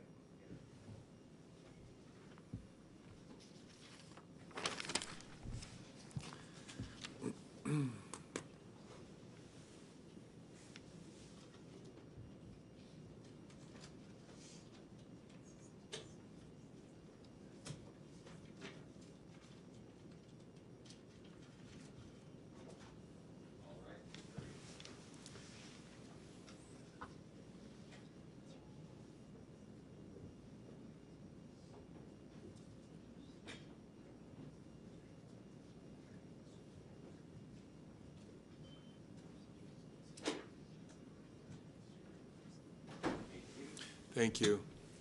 So, Mr. Christensen, there are no more questions for you from the lawyers, so you're excused for today, but you may be called back. Thank you. Thank you. Do you swear that the testimony you are about to give in the case now before the court will be the truth, the whole truth, and nothing but the truth, so help you God? I do. Thank you. You can have a seat. Good afternoon. Yes. And maybe once you get up to the microphone, if you could state your full name and spell it. Thank you.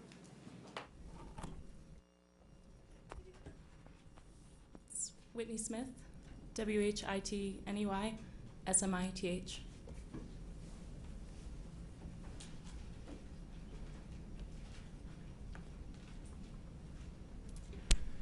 Whitney, thank you for being here, and we will try to get through you quickly. We're at the end of the day, and we want to make sure that we're respectful of your time here. We, again, appreciate you coming. Let's begin by asking you where you're from. I'm from Michigan. And have you ever met Gwyneth Paltrow? No, Have you ever met Terry Sanderson? I have. How did you meet him? I met him at Deer Valley, I believe it was in 2016. And what was the nature of that interaction? I responded to an incident on the bandana run where he was injured. Okay, and do you have memories of that day and those events? I do. Okay, and as I understand it, you also created a report about that? Yes. Okay, and we'll look at that report. But you were in, I think, the capacity of a ski patrol person when you came upon him, or when you were called to the scene, is that correct? Correct. And can you give the jury just a sense of your experience and training that got you to that point that you could be a ski patrol person? Sure. At that point I had my EMT basic, which is our level, and I think that was my second year patrolling. So we had some medical training, and we set up ropes, pads, boundaries, everything around the mountain, and respond to incidents. Do you have any EMT training? I do, yes. I'm an emergency medical technician. Okay. And can you give the jury just a sense of what that means? Sure. It's sort of basic first aid that we're able to render there on the slopes, deal with any kind of life threats, and then our main deal with ski patrol is stabilize the patient and remove them from a cold environment down to somewhere where we can reassess. Okay. And did you have that training at the time of the accident? I did. Okay. How many years had you been an EMT before then, do you recall? I think it was about 2 years at that point. So you had seen other accidents like that, or you had come upon other accidents with that EMT training to respond? I had responded to more than several incidents at that point. Okay. Do you have any rough estimate as to how many? No, I don't, sorry. No, that's fine. Let's go with your memories first, then we'll go to your report real briefly. What do you recall caused you to go to that scene where Mr. Sanderson had called you? Sure. I don't have a specific recollection of the radio call, but I know that Flagstaff Mountain, which was where Bandana is, was called and notified that there was potentially an incident on Bandana, and then I was sent to respond to that. And what was your understanding at the time of what the incident was that needed a response? I wasn't sure at that point what it was. It just came in as probably, we call it a possible 1050, a possible incident, and the location. Got it. And then what do you remember seeing when you got to that point? Sure. When I came up, I saw Mr. Sanderson standing on the side of the run. You know, there's a mountain host present who I believe was the one who made the radio call, and a friend was there. And then I skied up and began talking with them. Okay. And what's your role? What are the things that you typically do when you respond to an incident like this? Sure. So as I come into a scene, I'm already doing a bit of a scene size up. Sometimes there's clues, right? If there had been like skis up the run and someone's way down, you can tell something happened. So a size up to maybe get a feel for what's going on, and then I go in and I usually introduce myself, ask them their name, and just sort of, hey, what's happened, what's going on today, and then from there, do you have any pain or anything like that? And was it your understanding that there had been a collision? Not offhand, but once I had gotten there, when I asked what had happened, they said there was a collision. And who reported that to you? Mr. Sanderson. And what did he tell you?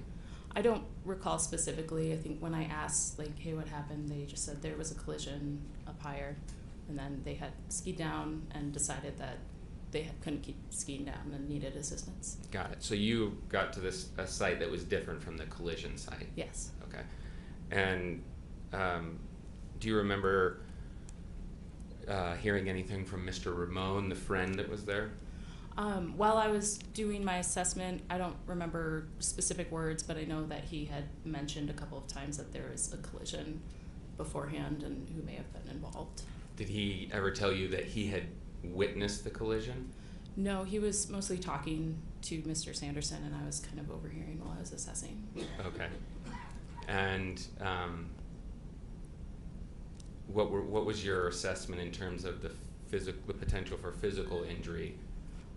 So as I was talking with him, I was asking him if he had pain. I do recall he was talking about some right-sided rib pain, so we went through and made sure breathing and whatnot was okay. And then he said he was able to answer all my questions appropriately, but did seem a bit rattled. Okay. Do you remember him complaining about anything related to his brain or his head? I don't recall. Did you observe him to have any cognitive disability or limitations? Per my assessment, he was alert and oriented by 4, which is part of our assessment there, which means he's 4 out of 4. Okay, and explain that to the jury, the 4x4 idea. Yeah, so it's to see if you're oriented to person, place, time, and event. So I'll ask, do they know who they are? Do they know what day it is? Event, do they know what happened? And then person, place. And I usually give them sort of a general, like, politics question, like who's the president? If they can answer that, then they're usually doing that. Got it. So you're just trying to test that they're cognitively aware and able to speak to you, communicate with you. Yes. And you do that every time as a matter of course, just any time you are on a scene and assessing a person? Yeah, you can typically just kind of throw those in for conversation and get a feel of how someone is cognitive. So you feel confident that you did that? I did do that. Did you do anything to assess the rib pain at that point? I don't recall specifically doing that. I can tell you how I would do that, so I can tell with confidence if that's what I wrote in my report, that is what I did. Okay. And speaking of the report, what's the reason that you actually wrote out a report in this case? When we go on an incident with someone who has an injury, we just fill out paperwork for everyone's liability and future needs. Okay. Just trying to get down what the facts that were reported to you and that you observed. Sure. Yeah. Okay, so you assessed Mr. Sanderson on the hill, and at that point, did he know who hit him? No, he never said who hit him. He just was like, yes, I was in a collision. Did he know what had happened? He, aside from saying, I believe, according to my paperwork, he said he was hit from behind. So that was what he told me in a collision, but beyond that, he didn't have much in the way of specifics. Okay. And then what about Mr. Ramon? Did he report to you any details about what he had seen? He mentioned a couple times that the skier involved had been Ms. Paltrow, but beyond that, there were no specifics of like how it happened. And do you know how he knew it was Ms. Paltrow? I do not. I hazarded a guess that he had seen, but I don't know for sure. Was it a little surprising that a name that you knew, like a celebrity name, had come up? Sure. I mean, it wasn't what I expected for the day. Right, right. And was Mr. Ramon believable to you? He wasn't. I wasn't talking a whole ton directly to him because I was busy. I wanted to assess my patient and make sure that he was in a good way and didn't need anything super immediate. So I do recall when it had been brought up that there was a collision that I had asked if the other party was okay because I wanted to make sure there wasn't another injured person floating around somewhere. I see. But you didn't have your own conversation with Mr. Ramon about what he had seen? No.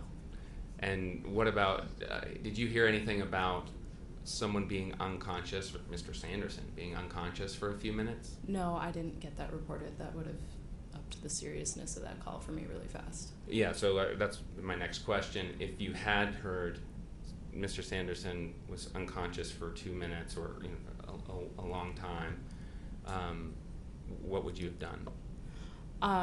That would have been, if you're reporting a loss of consciousness, typically you get to leave the resort in an ambulance. That's kind of where that goes. Even if you're mentating correctly for me there, if I hear you were out cold on the snow for 2 minutes, I'm going to call an ambulance and let you refuse them directly.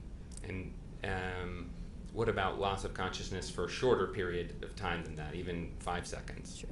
It's kind of any loss of consciousness. If someone said, hey, this person was out, I'm going to start looking at that. Okay, and you feel confident that you did not hear about anything like that? I don't recall ever hearing that, no. And I think I asked you this, but just to make sure, did Mr. Ramon tell you how he believed that, what led him to believe that Ms. Paltrow had been the other person in the collision? No, aside from saying the name, he didn't expound. Okay, so then once you've done that assessment, have we covered that assessment, I should ask, that on the Hill?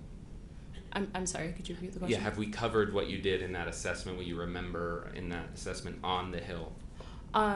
Yes, I mean, there's a bit more to it probably. Okay, then than please tell the jury. over. Yes, I don't want to cut you off. Sure, there's, it's a head to toe, right? It's not just, if you tell me your ribs hurt, I'm absolutely gonna look at that, but they can distract from other things. So it's a head to toe assessment to make sure that there's nothing sneaky happening elsewhere. And then I would have palpated the ribs, have him breathe in, make sure that's all going properly. Got it, okay. And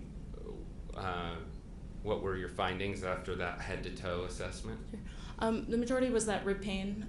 He wasn't having trouble breathing, so I was comfortable with that.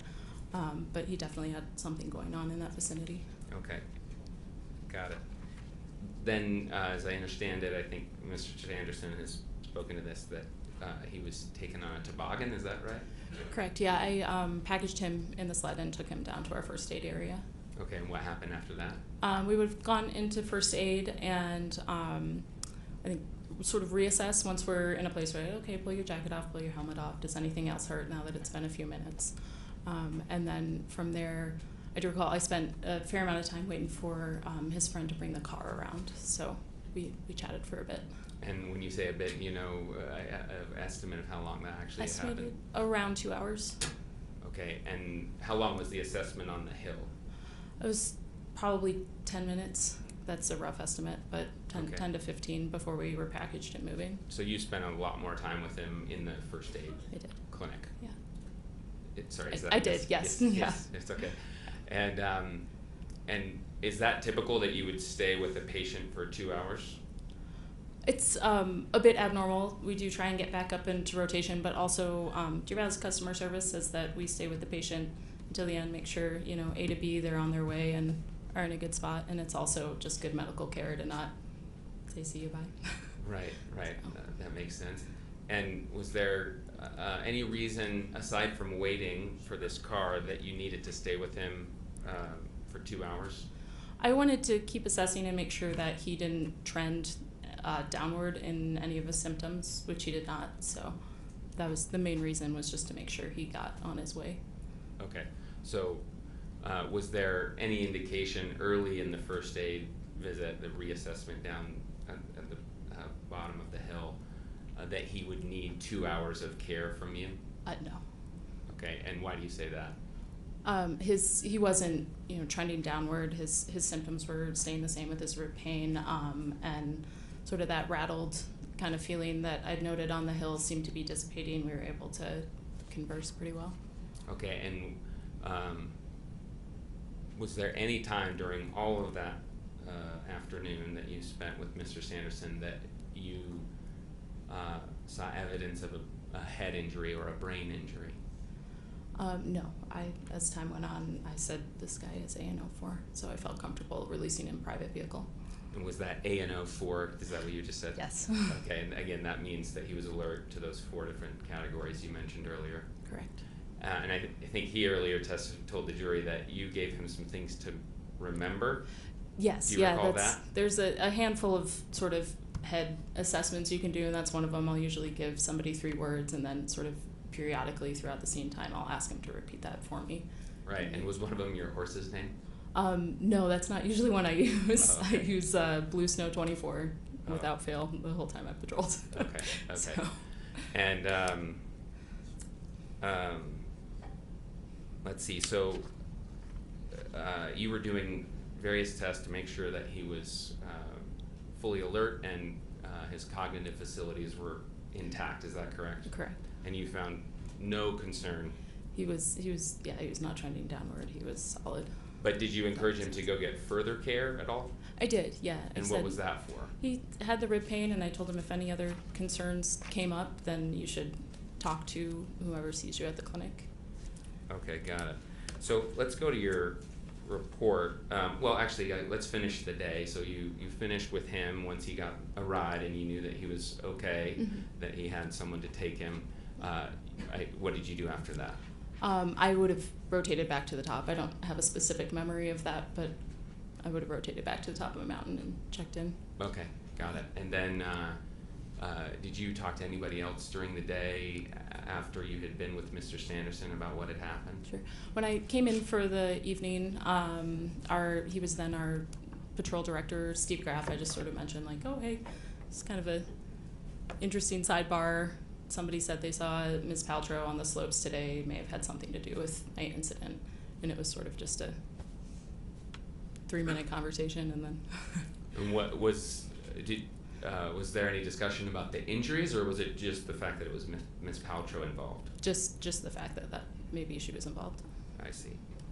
And you obviously were not there. I think you've made it clear you weren't there at the actual collision and you didn't see what happened, correct? Correct. And you never saw Ms. Paltrow that day? I did not. You didn't talk to her? No. Okay, I'm gonna put your report on the screen here. It will also come up on that screen. Okay. I believe it has already been published to the jury. This is Defense 24A. Is that correct? Yes, and it's also Plaintiff's Exhibit 1. Okay, thank you. Okay, so let's see, this is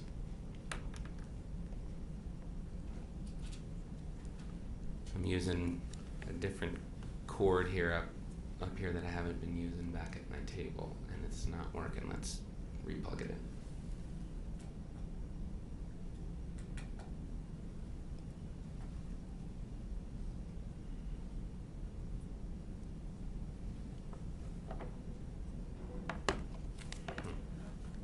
Sorry for that. Let's wait. It had been working. If you need a drink, let me know.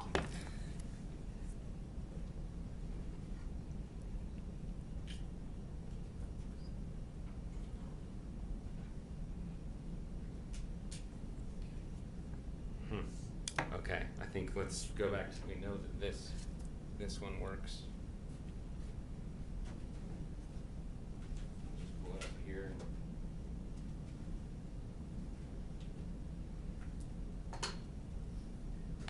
Should be good.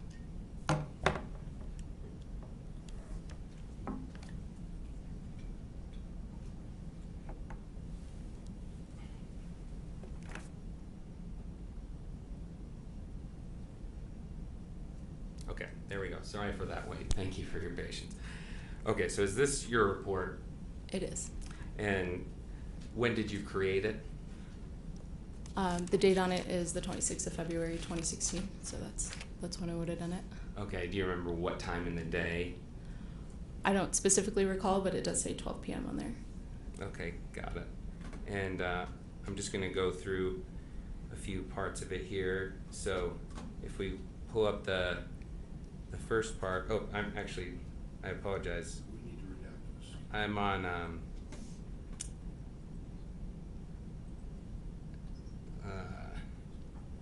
yeah, should I redact that first part? I apologize. I had it redacted on here and it just deleted.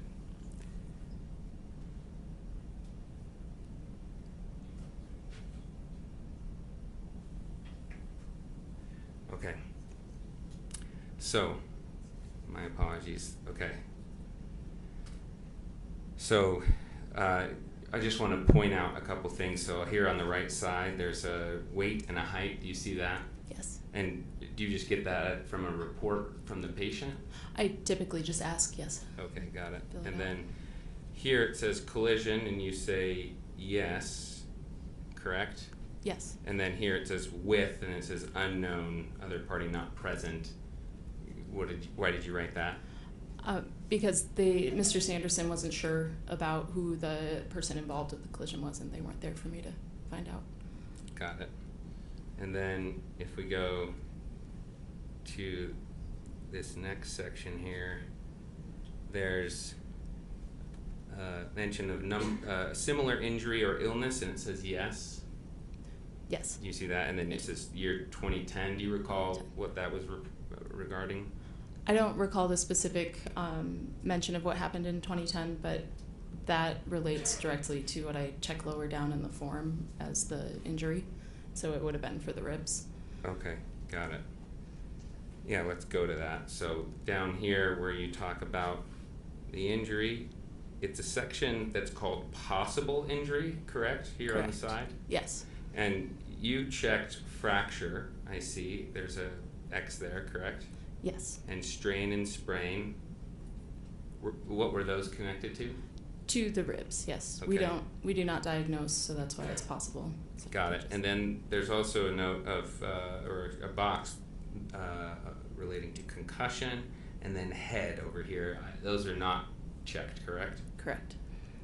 And would you have checked those if you were concerned about possible concussion? I would have. And then a head injury as well? Correct. And then this section over here, it says other, and then if I'm reading your handwriting correctly, it says ribs? Yes. Okay, got it. And then it says right over here, and is that related to the ribs? The right side, yes. Okay, so this document is an accurate representation of the injuries that you thought he possibly sustained on that day? Correct. Okay. And this also mentions that first aid was rendered both at injury site, you had an assessment, correct? Yes. And then also in the aid area, you reassessed. Correct. And you've already explained those two assessments, right? Yes. Okay. There's one part that I redacted that I want to pull up, so give me a second.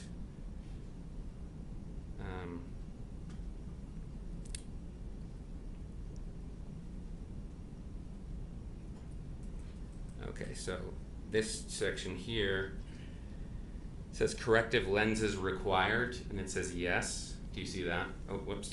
It's gone, sorry. Yep, sorry. Yeah, there it Go is. ahead, go ahead. Corrective lenses required. Yes. Yes. And then it says worn, and you check no, correct? Correct. And why would you have done that? I'll ask them the corrective lenses question if they do need them. If they tell me yes and I don't visibly see glasses, I'll ask if they have contacts in. And if they tell me no, then I'll check no. Okay, got it. The second page of your report is Defendant's Exhibit 24B, and I think we've already published this, correct? No objections? No, we have Plaintiff's Exhibit 1, which is the exact same document. Similar, right, okay, thanks. And then here I just wanted to point out, there's various places where you get to kind of describe a little more detail, correct? Yes. And here's a section where you get to talk about what you did. And it says assessment, do you see that? Yes. And then mild disorientation. What did you mean by that? So I put assessment, and then those would be my findings on that assessment. His mild disorientation when I was there was the lack of specificity for what had happened during the collision. He was able to tell me that there was a collision and not much beyond that, or who was involved, and then the rib pain that we found. Okay, so that mild disorientation, and when you wrote it, you didn't mean that to indicate any cognitive problems or concern for concussion, anything like that? I think it did originally spike my concern for a head injury because he wasn't able to tell me how he fell. But then as time went on, I became less concerned about that, as I noted later. Right, and are you referring to the reassessment that says disorientation lessened? Yes. Got it, okay. I also note on this page that there's a section down here that says witness, and there's contact information, identifying information you could have put here, but you didn't put anything. Is that correct? Correct. And why didn't you put anything? No one seemed to be a direct witness to what happened. Okay. If Mr. Ramon had told you, I saw this and here's what happened, you would have put his name here? Yes. Okay. And at the bottom, you can't see it that well with what I called out, but is that your signature at the bottom? Yes. Whoops. So sorry about that. If you go here, right at the bottom, it says, I carefully read the above statement and it is true and accurate. Yes. And then that's your signature That's after my that? signature, correct. Okay, and you stand by that signature? I do. Okay. Let's go back to 24A real quickly because there's one part I want to hit that I missed. Actually, I need more than that. There's this section that says injured's description of incident. And it says was hit from behind, correct? Correct. And am I reading this correctly that this was Mr. Sanderson who Mr. Sanderson's description because he was the injured? Yes. Okay. Yeah. Typically, I ask the injured party what happened, and then I'll write down exactly what they tell me. Got it. Okay. There's also an addendum to your report, right? There is. And can you tell the jury why you made an addendum to your report? Sure. And I forget who exactly made the request, but it was just requested that I fill out an extra form with anything else I might have remembered. Okay, and this is Defendant's Exhibit 25B, and I think it has been published. No objection, correct? No objection. It's also part of Plaintiff's Exhibit 1. Great. Okay, so is this the additional comments that you made? It is. Okay, and there's a date down at the bottom I note that's 3/18/2016, which is obviously after the accident, correct? Correct. And so, again, why did you do this a few weeks later? Sure. To my knowledge, it had come to note that maybe Ms. Paltrow had been present on the mountain, and with all the different information coming to the office, I wasn't privileged to that. They thought that maybe they would want some more information for that, so they asked me to write it down. Okay, so was there a question in your mind initially about whether Ms. Paltrow actually was involved? No, it wasn't something I was really thinking about. Okay, so you weren't sure whether what Mr. Ramon said was true? Yes, I was just focused on patient care at that point. Okay. And if we go to the actual comments here, let's do your first paragraph. Do you mind reading it for us? Sure. I recall that upon arriving on scene on Bandana at the bridge, I found the patient, Terry, standing on the right side of the run in his skis. The mountain host that had radioed patrol was above doing traffic control. A friend of Terry's was also present, a large man, blue jacket, black pants, dark hair, hereby referred to as large male friend. Terry said that he was uncertain what had happened. LMF told Terry that a woman had struck him from behind, knocking him down. LMF stated he had believed that the woman had been Gwyneth Paltrow. Okay, so there's this note, I think you've already described this, but I want to make sure I understand. Terry said that he was uncertain what had happened. He actually told you that? Correct. Okay. And then LMF, who you understand is Craig Ramon, is that right? Yes. And told Terry that a woman had struck him from behind, knocking him down. So that was something you heard Ramon tell Terry? Yes. He didn't tell you that? No. Okay. Let's go to the next section here. Do you mind reading it for us? I asked if anyone had spoken to the woman. Can I call him Craig in this? Is that all right? Sure, I mean, you know who it is that Craig you met. said he had asked her if she was all right. He said she had told him she was fine and skied away. During assessment, transport, and time in first aid, Craig continued to say that the woman involved in the collision was Gwyneth Paltrow. So you remember that he kept bringing up this point of Miss Paltrow's involvement? I do. And you don't know how he knew it was her? No, I don't. Okay. And then I think the last section, which I guess is a couple paragraphs, sorry, I cut that off. So at Empire First Aid, we were met by 3 others from Terry's skiing group. Do you remember that? I do. And who were those? According to this, it was a blonde woman, a man, and Debbie. Okay, and you didn't have any interaction with them, or did you? I don't specifically recall it. I do know they came into first aid to check on their friend, but that's the extent of my recollection there. Okay, and did they stay with Terry the whole time he was there? No, after, and I don't know how long, everybody went back out skiing and one went to go get the car. Okay, and left Terry with you alone? Correct. Okay. And then there's another sentence here that seems like the similar things you said before. I recall LMF or Craig reiterating to the group his identification of the woman to have been Gwyneth Paltrow. Do you see that? I do. And when you write his identification of the woman, does that mean that it was your understanding that he personally identified the person as Miss Paltrow? That was, yes. I guess I probably made the assumption that it was a sight thing, and that's what he had come up with. Okay.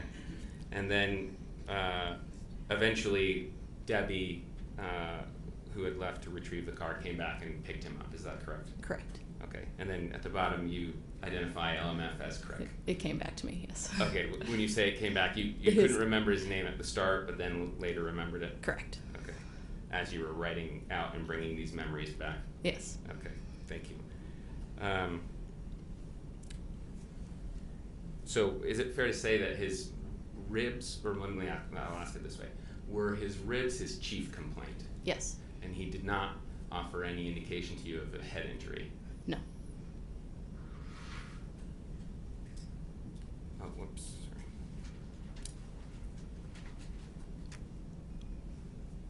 I have just one last thing I want to look at, and then I think we're done. So dizziness, loss of balance, did you observe anything like that? No, I was monitoring for those things and didn't see them. Blurred vision? No. Ringing in the ears? No. Sensitivity to light? No. Sensitivity to sound? No. Mood changes? Not that I observed. Was he dazed or confused? No.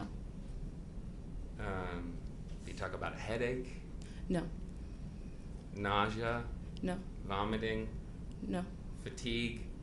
I don't know if I asked him about that one. Okay. So not that I recall there. Okay, got it. Any speech problems? Not that I noticed. And the jury has seen a picture of you before. Okay. Sorry to inform you. We have been talking about you already. Okay. And do you remember Mr. Sanderson taking a picture? I do. Of you? Yes. During that first aid? Yes, while we were at Empire First Aid. Yeah, and did you note at any time, was he on his phone and making a post about that picture? I'm not sure. I don't recall. Did you help him put together a post at all? No. Okay. Did you check his eyes carefully? I did, yes. We assess for basically pupil reactivity when you shine a light, if they're constricting and then dilating back out again. Okay, and you remember doing that? His were equal and reactive.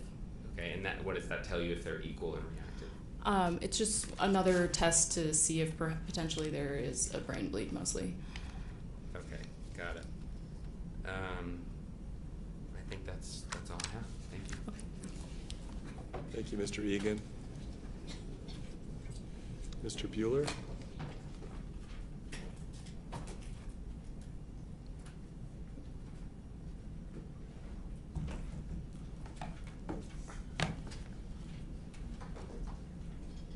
I think the plaintiff's or defendant's exhibit of your report is a little bit clearer. The one we have is a little less clear on page 3.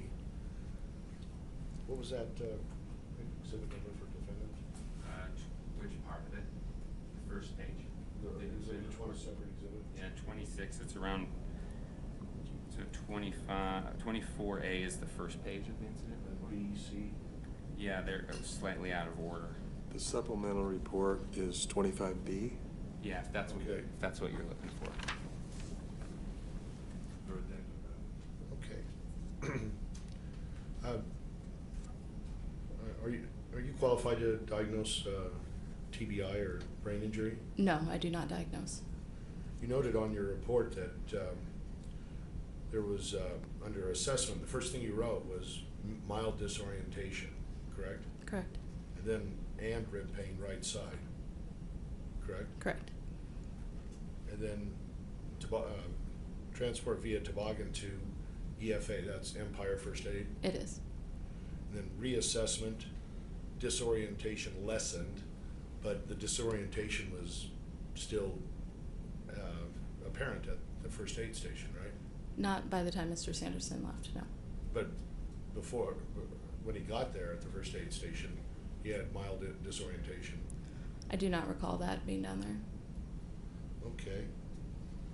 And you did not believe Craig Ramon, the large male friend, LMF, when he told you, or told in your presence, that it was Gwyneth Paltrow who had hit Terry from behind? It seemed like sort of an unbelievable statement at the time. Kind of like Batman appeared on the scene, that strange? Similar. Okay. And it was the supervisor that asked you to write that report that you hand wrote 3 weeks later, correct? Correct. Okay. Was Terry Sanderson very appreciative of your assistance that day? Yes, I remember him being very kind. Yeah, do you understand he still is very appreciative of what you did? I'm glad. Glad I could help him. Okay. You said he was rattled on the hill. Yes. What is rattle? Well, does rattled mean disorientation? That is my version of it, yes. That is how I would present that. So is rattled or disorientation, is that a possible sign of a concussion? Not in the way that I was presenting it, but I can see how it could come off that way. Is it possible he could have had a concussion because he was rattled and disoriented? It's my tests, we were coming out with no, but again, I don't diagnose, so down the line, someone else could come up with something different. Someone who's qualified to diagnose a concussion? Correct. Okay, and you're not qualified to diagnose a concussion? I do not diagnose. Okay. You encouraged Terry Sanderson to go to the clinic, correct? I did.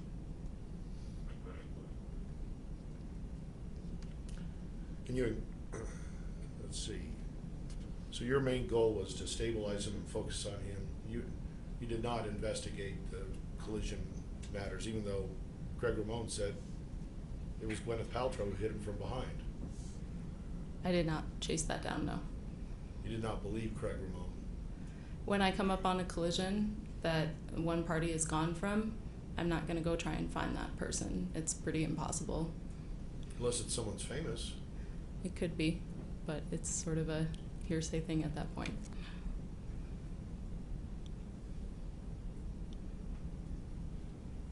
Just give me a moment, please.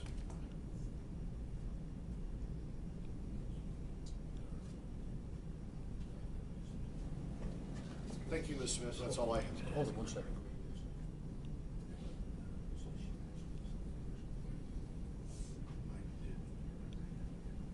Thank you. I just have one more, Your Honor. Sure.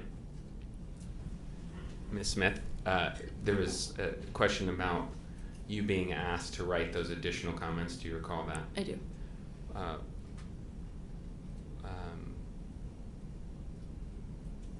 Did you write those with any intention of covering up anything that you knew about this accident? No. Or covering for Ms. Paltrow because she's a celebrity? No. Okay, thanks. Mr. Bueller?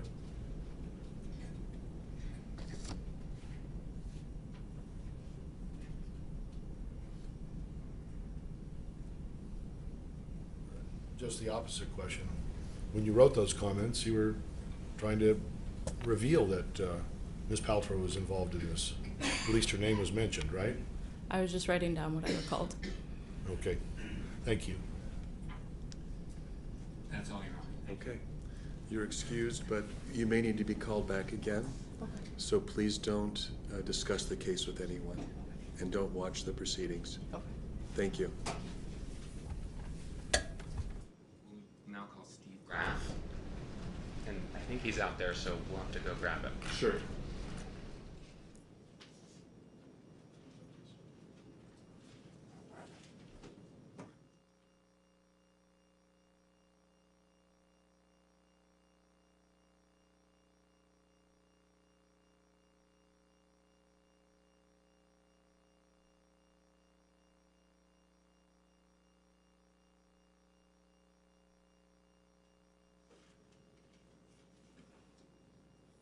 Good afternoon, Mr. Graf. If you could walk right up here and be sworn in as a witness. Do you swear that the testimony you are about to give in the case now before the court will be the truth, the whole truth, and nothing but the truth, so help you God? Yes. Thank you. And then take a seat in the witness stand, and then begin by, I guess, positioning the microphone and then stating and spelling your name.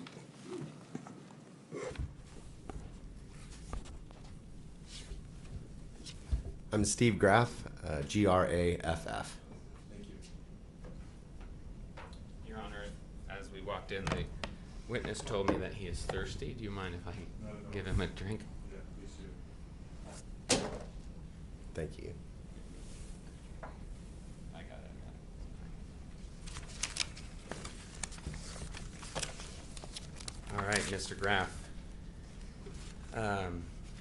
Thank you for being here. We don't have much time, so you'll be quick. I first want to ask you whether you know about a man named Mr. Sanderson, Terry Sanderson. I do. And how do you know about him? I know he was involved in a ski accident at Deer Valley in February of 16, and he has subsequently filed suit against originally Deer Valley and Gwyneth Paltrow. And how do you know about this? Well, I know about the accident beginning the day of the accident and have been involved in it off and on for the last 6 years. Okay, and in what capacity did you learn about this accident in terms of professional life? Well, my professional life, the day of the accident, I spoke with Whitney Smith about it at the end of the day, Okay. About the accident. And what did you learn from her? What was your understanding from your conversation with her? It was just end of the day work in the ski patrol room as the patrol comes in. I'm usually around that area, so if they have questions about scheduling, just talk about the day, any of those type of things. And she was in the Empire First Aid Room for an extra long period of time, so questioned about that. And she said, yeah, the crazy thing is there was somebody there that said that Gwyneth Paltrow was involved. Okay, anything else that you understood from your interactions with her? That was the end of any interactions with that for a number of days. Okay, with end of the interactions with Miss Smith? Yes. And what was your role, your job at Deer Valley at that time? At that time, I was the ski patrol manager for Deer Valley. Okay, so you managed all of Miss Smith and her colleagues, making sure that they're organized, running the various runs so that they can help people that may be in trouble. Is that a good sort of layperson's That's a pretty description? good description. There were 70 ski patrollers, managed staffing 6 different mountains, number of different ski patrol stations, first aid rooms, things of that nature on a daily basis. Okay. And so after that assessment, or sorry, I shouldn't say assessment. I was saying that a bunch with Miss Smith. That interaction with Miss Smith, did you have any other involvement in trying to determine what had happened in this collision? Not that day, no. It wasn't until maybe a week to 10 days later that I saw a instructor comment form come in from Mr. Christensen, and he had been with Gwyneth Paltrow that day, and he had listed that she was involved in a collision. And so I reached back out to Whitney and said, hey, there might be some validity to that. Do you mind giving us some more information on that? I see. Because at first it wasn't clear that the claim about Ms. Paltrow was in fact true. Is that correct? No, it was reported to me as just somebody in the background saying, you know, beautiful blonde woman at Deer Valley must be Gwyneth Paltrow. Okay, got it. And did you do anything further to try and figure out if anybody else on the mountain, Deer Valley employees knew anything about the collision? Not at that time, no. Okay. Did you do anything later? Yes. And when was that? Well, a lot of things happened. So chronologically, in the interest of time, I'll just kind of quickly go through how these things transpired as far as I'm aware. So I mentioned that, you know, week, 10 days after the accident, noticed that there was an instructor comment card, verified that Gwyneth was there, asked Whitney to follow up on that, maybe a few more statements about what happened that day to add to her incident form. And then nothing for maybe a month or so. Sometime, you know, March, April, I believe, John Gay, the director of skier services, received a letter from Mr. Sanderson. And in the letter, if I remember correctly, he was concerned that the skier responsibility code wasn't being applied evenly because of Ms. Paltrow's celebrity status. And he didn't mention in the letter to John, the director of skier services, that his employee yelled at him or anything like that in that particular letter. There was another follow-up letter, similar content, weeks after that one. And then there was a request for the contact information for Ms. Paltrow. And when we first got that request, we complied. How it typically goes, and it didn't go any differently in this case, is that we reached out to Ms. Paltrow and said, Mr. Sanderson has requested your information. We're giving it to him. We reached out to Mr. Sanderson, said, here's Gwyneth information. We're giving it to her, as we would with any other case. Got it. I see. And what about any attempts to find, well, I should back up and ask you some foundational questions. In learning about this incident, did you ever hear about any ski patrollers coming on the scene of the actual collision? Yeah, that was later that we started digging more into that. We supplied that information. It wasn't until 2019, I believe, when we were served and we really started digging into what had happened and getting statements from people and, you know, depositions and all of that. And through that process, we dug a lot deeper into, I believe it was Christensen that said a ski patroller came by the scene while they were still there and everybody was present, or mostly present. And so we looked into that, and there were two potential people that matched the description. I believe one of them was on Empire and one of them was on Flagstaff. Bandana Ski Run connects both of them. So we reached out to both of those. They didn't recollect skiing by and asking anybody if they needed help. But that's not unusual that, you know, on any given day, it's probably more unusual on a ski run that I don't ask somebody if they're okay. You know, it's just very common occurrence. You go, you see someone standing there, someone looking at a map, someone picking themselves up. It's very common to say, are you okay? And, yep, everything's okay, and then moving on. And there's no documentation of that. It's just routine business. I see. And were there patrol logs that were connected with this? I think the jury's heard some description of logs that are kept about who's on which run in terms of the patrol people. Is that right? Yes, that's true. There's logs on every mountain, and not every run is logged, but if a ski patroller goes down a run, they come back. They're like, yep, I did bandana at 11:24, and they would write that down and put their initials on that. Got it. I believe I have those logs, which are Defendants Exhibit 26A and through C, and I don't believe that we have published these, so I would ask for permission to publish these and admit them. And how have they been marked for identification? Defendants Exhibit 26A through C. Through C? Yes. Okay, any objection? Just a sec, Your Honor. Didn't need to find it.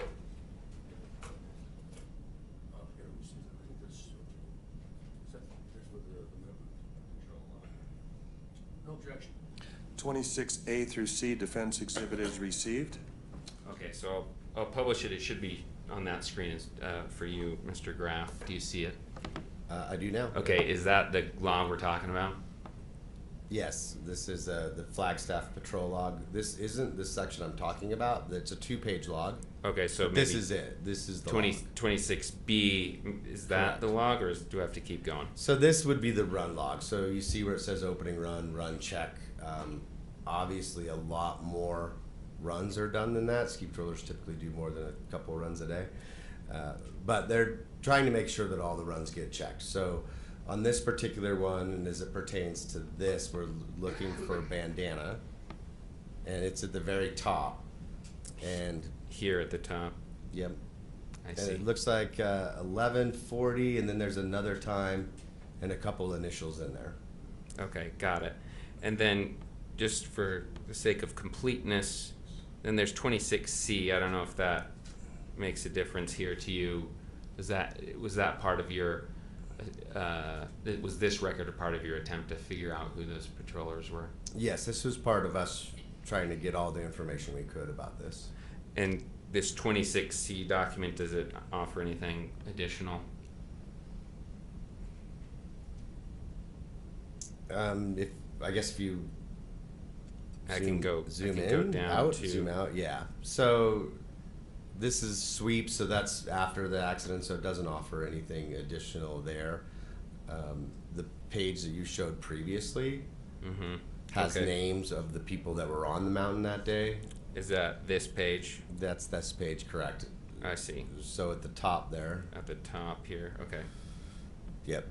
So Caleb, Jess, Whitney, and Tom were there.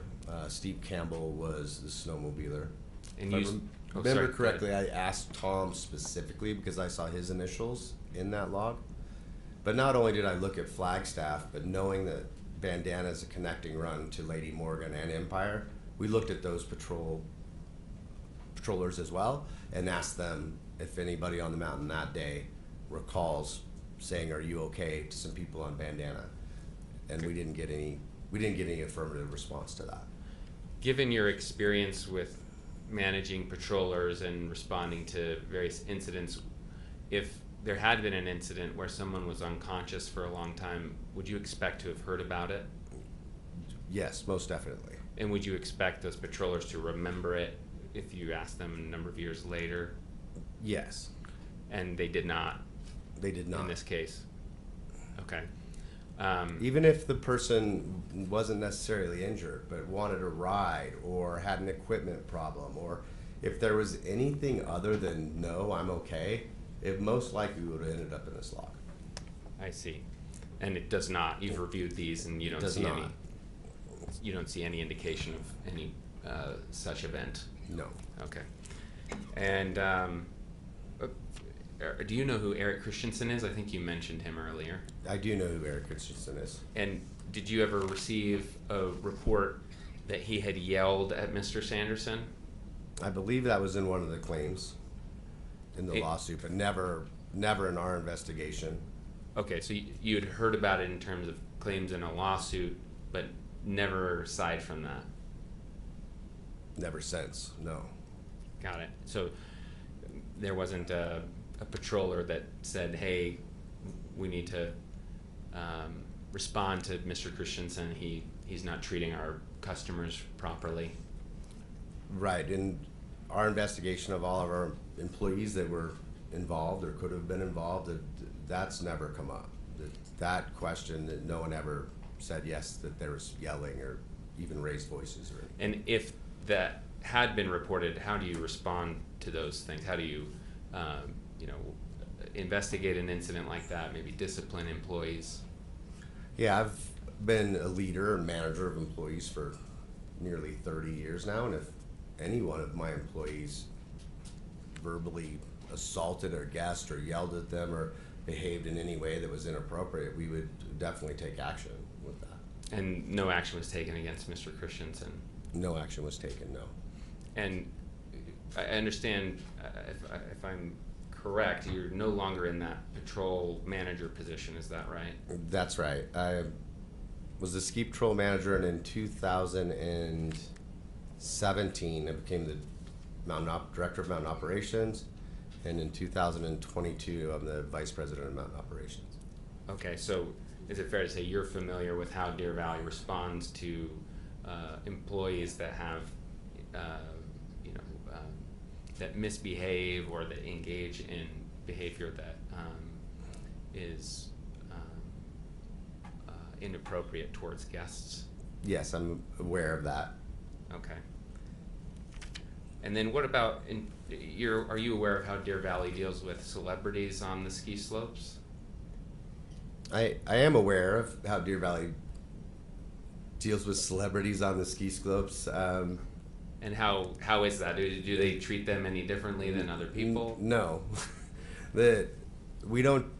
There's no reason for Deer Valley as a company and broadly tell our employees about when celebrities are at Deer Valley. The only time in my 29 years or so at Deer Valley that I've known about celebrities is when we think there might be some disruption to our business, right? Like paparazzi or things of that nature. I can only think of 2 instances in that time frame that there was a reason why we would want some of our employees to know about celebrities being on the mountain. If it was, heads of state or members of Congress or sitting presidents or past presidents, with security details, we're usually informed of those things, but not celebrities. To your knowledge, did Deer Valley employees, executives, anyone involved with Deer Valley do anything to cover up the facts of this case to protect Gwyneth Paltrow? Absolutely not. And were you even aware that Ms. Paltrow was on the slopes that day? I wasn't aware of it until I read the instructor comments that just happened to mention that my student was Gwyneth Paltrow and was involved in a collision. And I recalled that, hey, Whitney was on an accident a week or so ago, and there was somebody there that said the same thing. So that's when those 2 pieces came together for me. And does Deer Valley have any position on what occurred in terms of the collision, who hit who?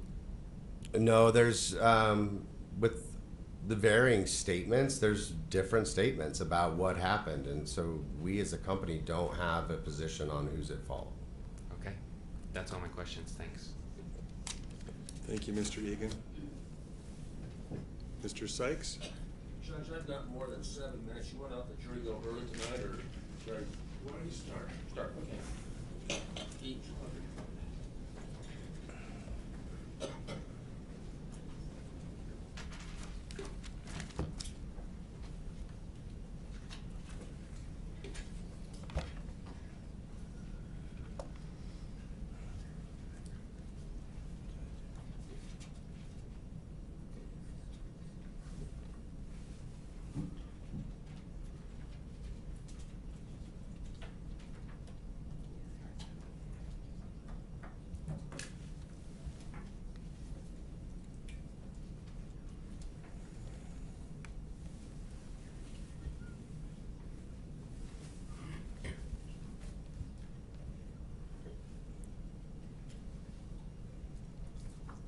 See you again.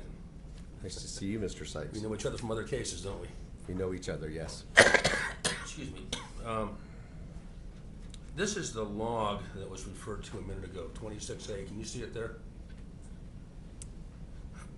I do.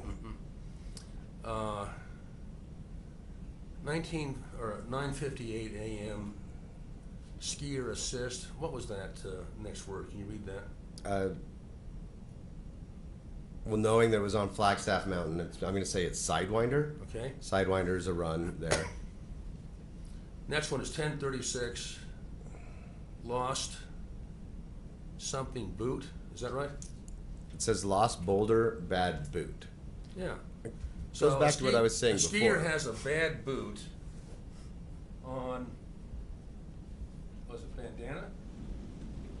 That would be lost boulder, bad boot. Okay, lost boulder, a bad boot, and that gets logged in, Correct. right? And a skier collision on bandana doesn't merit a login at, let's say, 11:55 a.m. A collision doesn't even mention get a mention.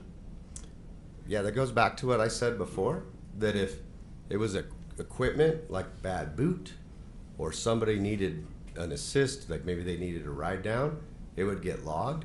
But if the people said, I'm okay, it wouldn't. Okay, at 12:02 p.m. now, Whitney Smith, it says Whitney there, is, and a possible 1050 is a collision, right? Possible 1050 is an accident. Accident, okay. And bandana, okay? And she notes skier collision, disorientation.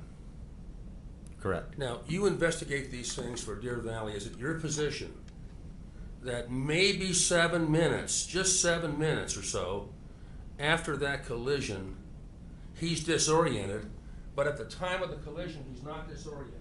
Is that your position?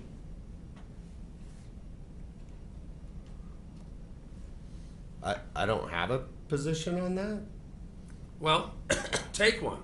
I mean, 5 to 7 minutes later, Whitney Smith, who has no skin in the game except she's employed by you, okay, notes disorientation on her report. And she noticed it later, by the way, as you noticed. Right. And you're trying to tell this jury that just 7 minutes before, this individual wasn't disoriented? Is there a question there? Yeah. What's the question? Are you trying to tell the jury that 7 minutes before, Terry Sanderson wasn't disoriented when the other two guys stopped by? Your Honor, may we... Who didn't log it? I wasn't trying to tell the Just jury anything. got a request, yes.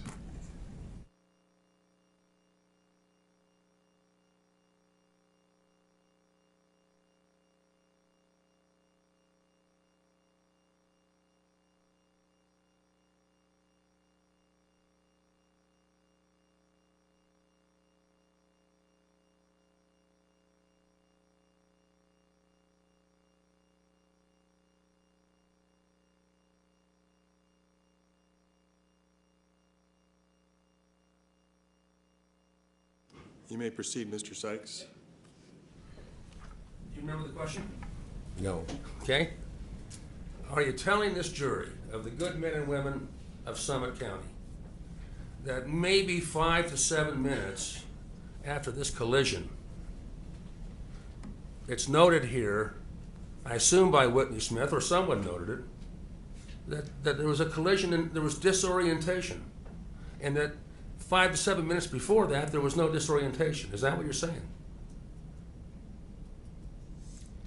I'm not saying that. On this form at 12:04, Whitney said there was a skier collision and the person presented with disorientation. I don't know where you're getting the 5 to 7 minutes earlier. What are you referring to? Well, the accident was logged, the crash was logged at 11:55. By who? Well, it's in one of the records. I think it was Eric Christensen. 11:55. You weren't aware of that? There's a time frame there. I know that at 12:02, Whitney was dispatched, and I don't see the screen anymore, but I believe it was 12:04. She was on scene. Well, okay. So Chris Jansen said he was on scene. Yeah, that was right. 11:55. 5 minutes before then, and he didn't notice disorientation. Yeah. All right. And you're no. Have you ever had a broken rib? Yes. It's pretty painful, isn't it? Incredibly. Very painful. Incredibly Yes. painful. Have you ever had 4 broken ribs? 4. No. Okay. Terry was diagnosed at the VA with 4 broken ribs the very next day. Okay? Now, is it reasonable, and you've had a long history in skiing and with Deer Valley, long illustrious history, right? Yes. Okay. Do you think that a man who just had 4 broken ribs, 4, okay, would tell a ski patrol guy who came by that he was okay? Is that reasonable to you? Yes, that's reasonable. 4 broken ribs. I've seen that happen over Okay. and over again. Over and over again, people with 4 broken ribs tell a ski patrol that they're okay. Maybe not with 4 broken ribs, but quite frequently people say they're okay. They want to be okay. Okay. Let me ask you,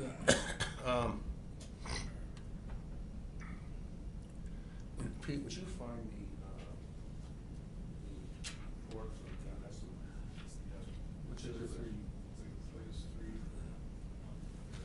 Okay, now, you didn't see the crash, did you? No, I did not. Okay. And you have no personal knowledge of how serious it was? No, I don't. You're aware that Terry Sanderson has a witness who's not even a close friend, just a meet-up buddy, that says that Gwyneth Paltrow hit him in the back. You aware of that? I'm aware of that. Okay. Does that count for anything in your opinion? It's part of all of this, part All of right. this investigation. Deer Valley, however, takes no position one way or the other on how the collision occurred. No, there's differing opinions or statements on what happened. But that Deer Valley takes no position. we don't take any position, no. And you don't give celebrities any advantage. No. in these kinds of- Okay, now, you aware that she paid almost $9,000 for 2 days of skiing? You aware of that? I believe I saw that somewhere in the records. I think it might be overly inflated, but somewhere in there. It doesn't Well, sound that's what she unreasonable. Okay. Now, that's a lot of money to pay for 2 days, isn't it? It's, All right. Deer Valley costs a lot of money.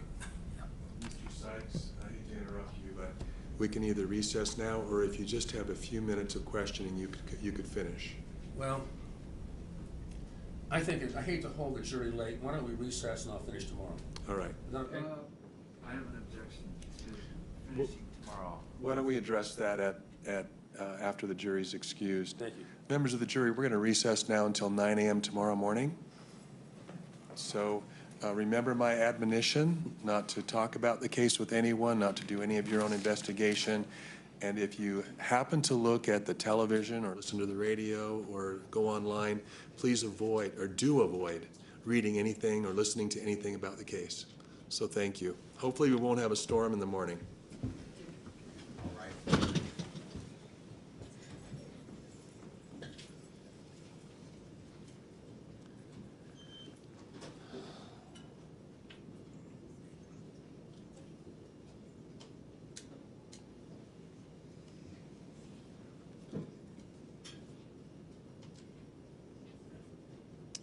Thank you. You can step down. Mr.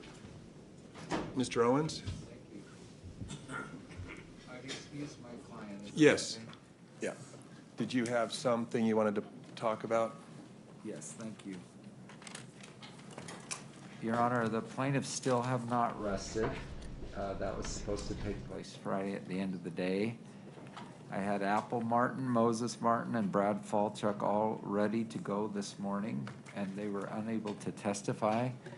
As I understand it, plaintiffs will not oppose Apple and Moses having their deposition transcripts read into the evidence. Can we confirm? Mr. Sykes? That's correct, as long as our additions are added, which I've given counsel. Thank you. And Brad Falchuk is still, we still haven't made a decision. We may need to read his transcript in too. We have 2 full days tomorrow. The court hasn't made a decision about what? Oh, sorry. Brad Falchuk is the husband. With me? And what decision do I need to make about that? I'm sorry. We You need to make a decision. Okay. Thank you.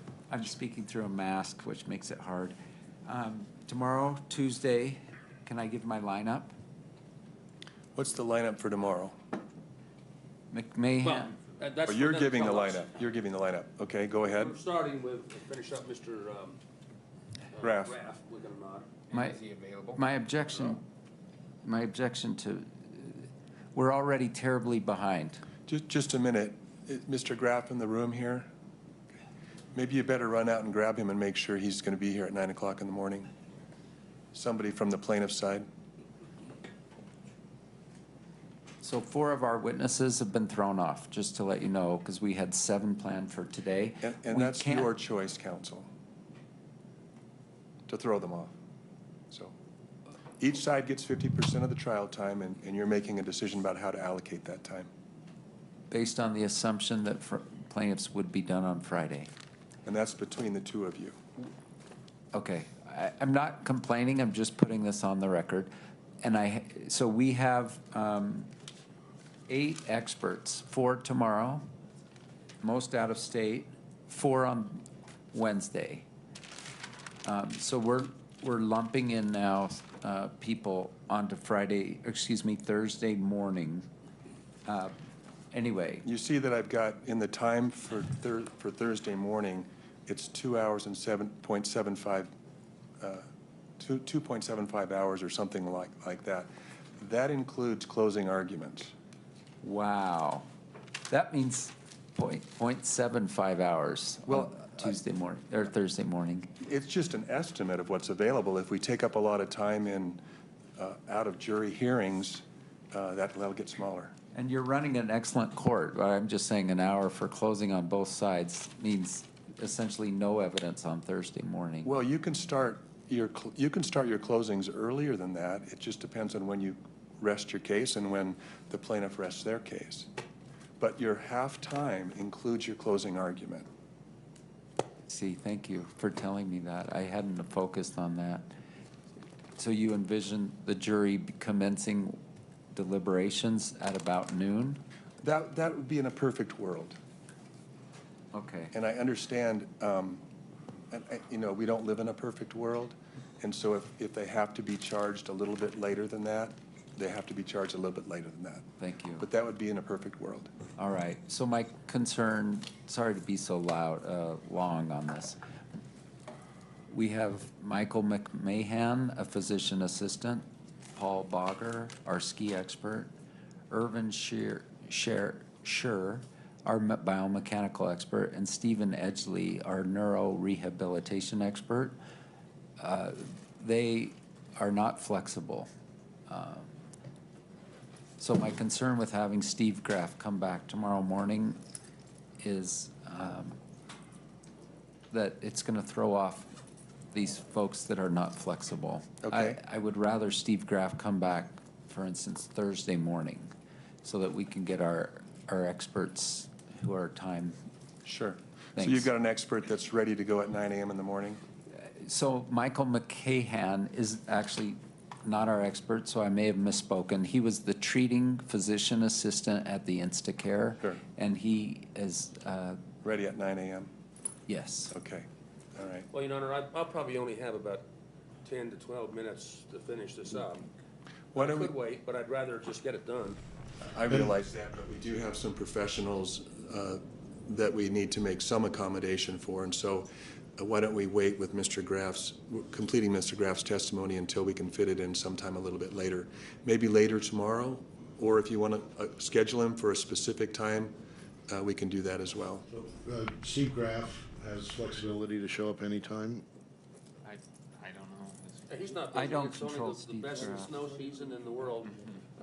This year of Salt Lake City, but And I would add that Michael McMahon doesn't remember the treating Terry Sanderson. It's just a record review, and there's very little he would have to offer because he has no recollection of ever seeing the plaintiff. I think he will be short. So why don't you speak with counsel for Deer Valley and find out when you can schedule Mr. Graf, when makes sense to schedule him. Can you give him some blocks of time when he could schedule that? Yes, I mean, so if we can hold him to 10 minutes, we can live with it. in the What we morning, can't- tomorrow morning? Yes. What we can't live with is it's 10 minutes and now it's 2 hours. Well, are you gonna do another 10 or 15 of redirect? James is on it. Probably not.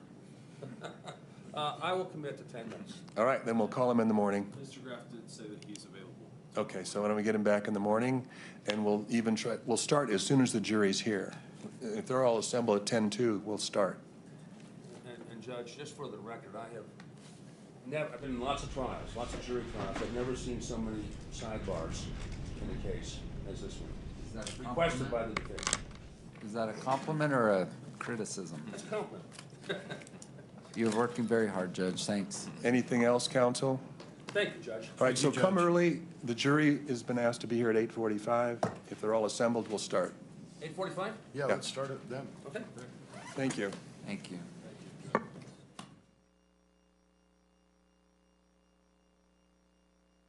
Give you your time remaining. Or I'll give the time that you've taken and my anticipated time remaining. Right, thank you, that'd be helpful.